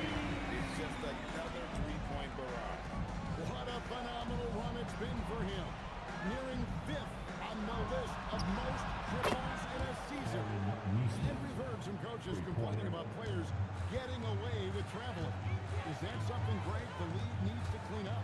Well, it's inevitable that a few of those calls are going to be missed. But listen, you'd rather have that than officials whistling travel that didn't happen.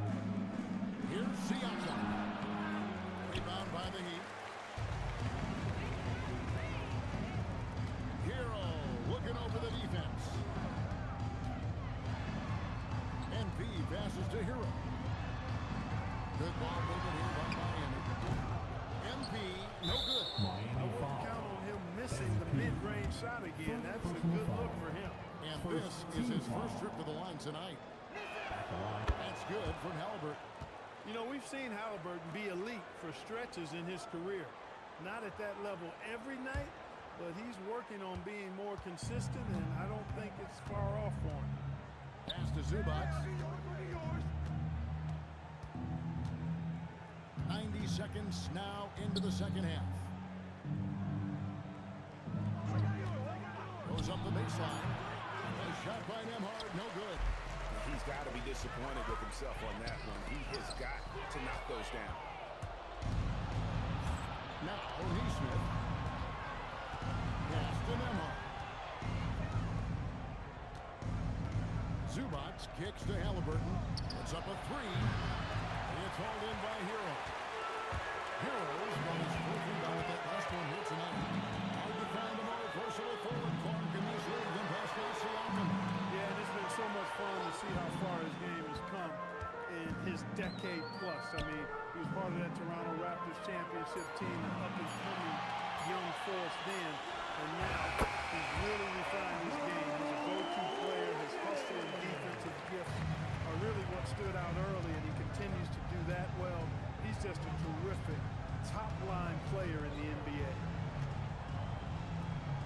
Halliburton outside. Pass to Neesmith.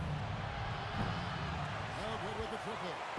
Just one bucket of 5 attempts so far this half. They are looking for a strong offensive. And Adebayo throws it down.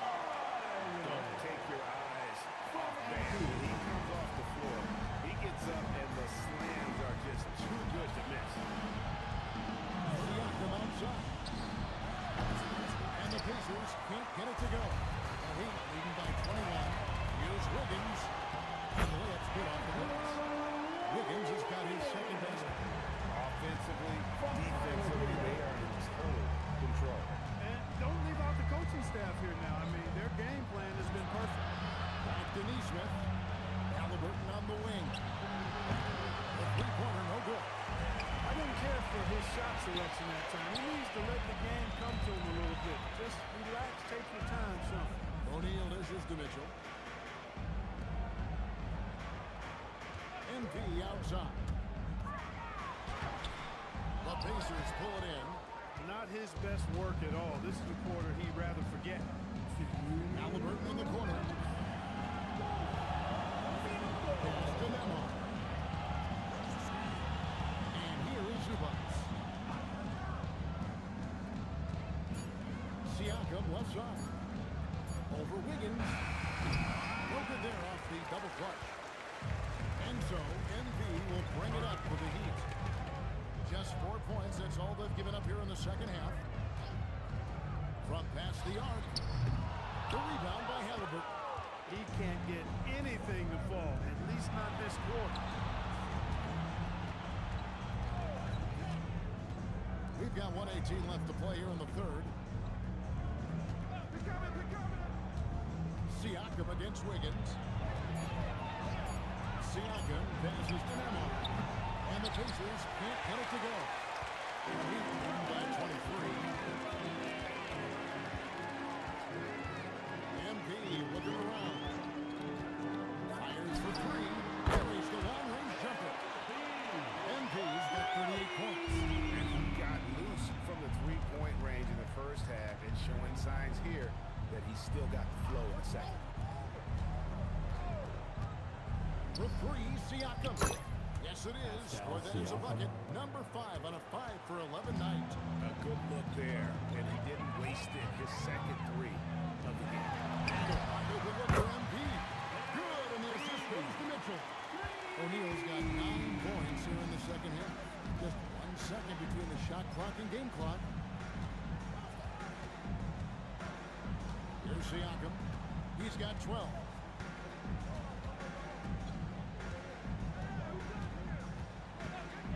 Launches it from deep. That shot is off. And so it's Miami ahead by 26 points as we get ready for the break. The scoring has been tremendous, and they are shooting lights out with very high accuracy. We'll get right back to the action when we return.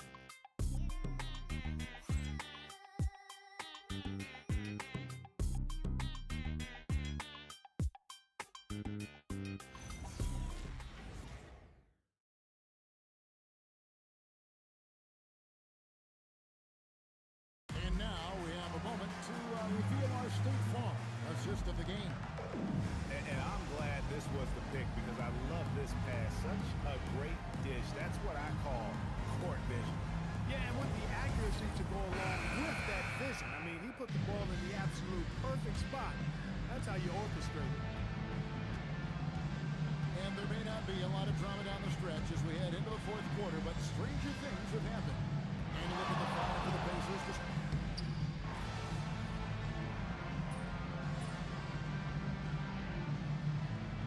All time here. Let's do it once again for your Heat dancers. Get loud! You got no game, Heat!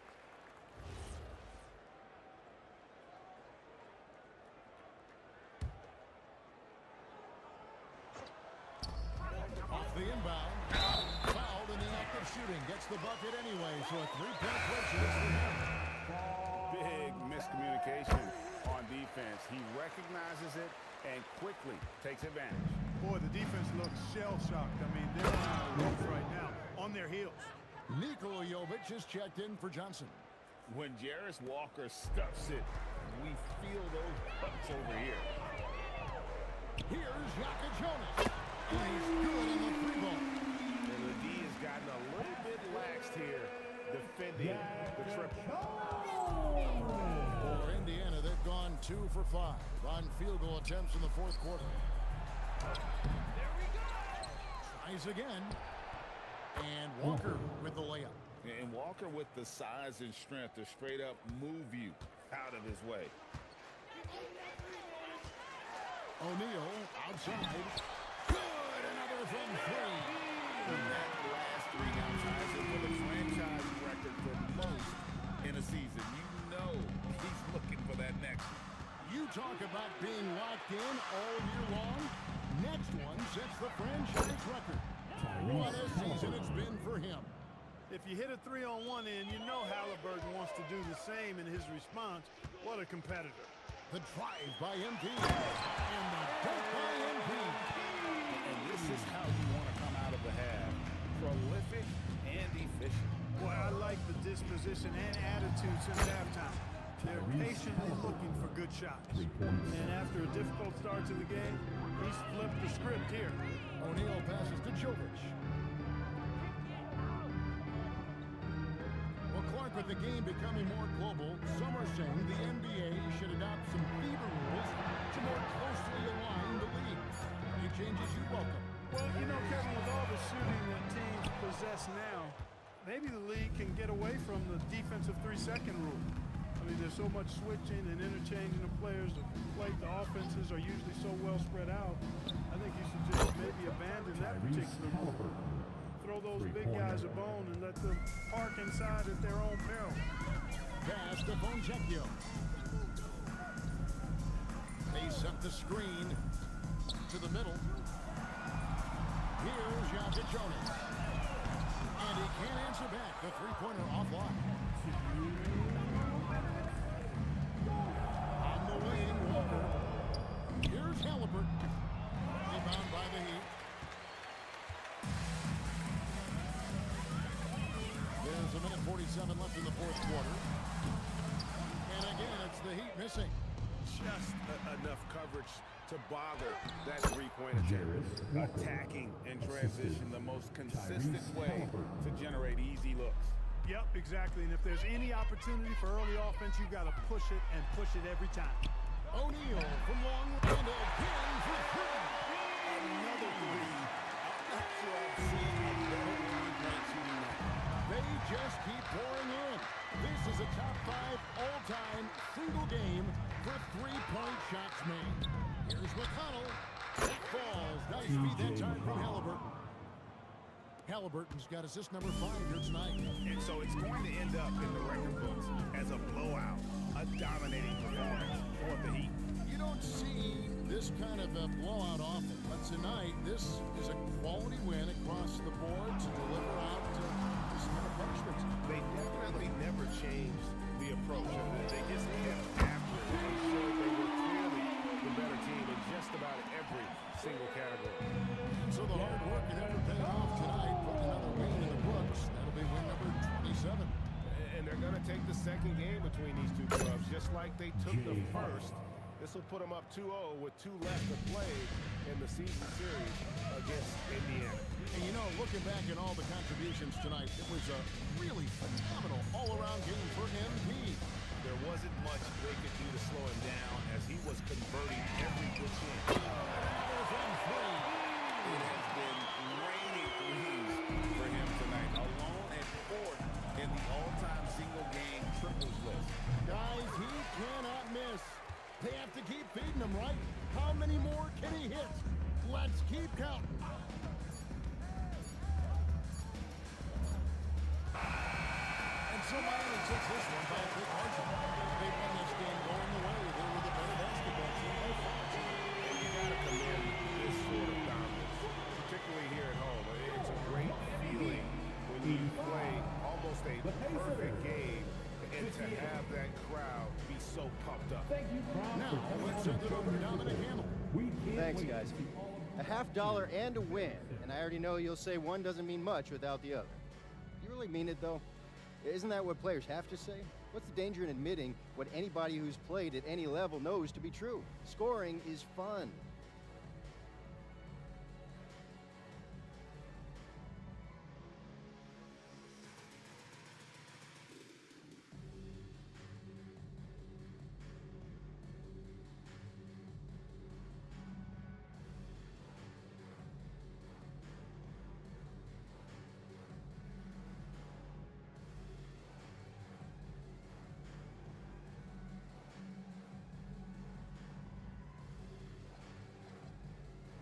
Dom, if I get 30 rebounds... Kevin, over to you. All right, Dominic, thank you. And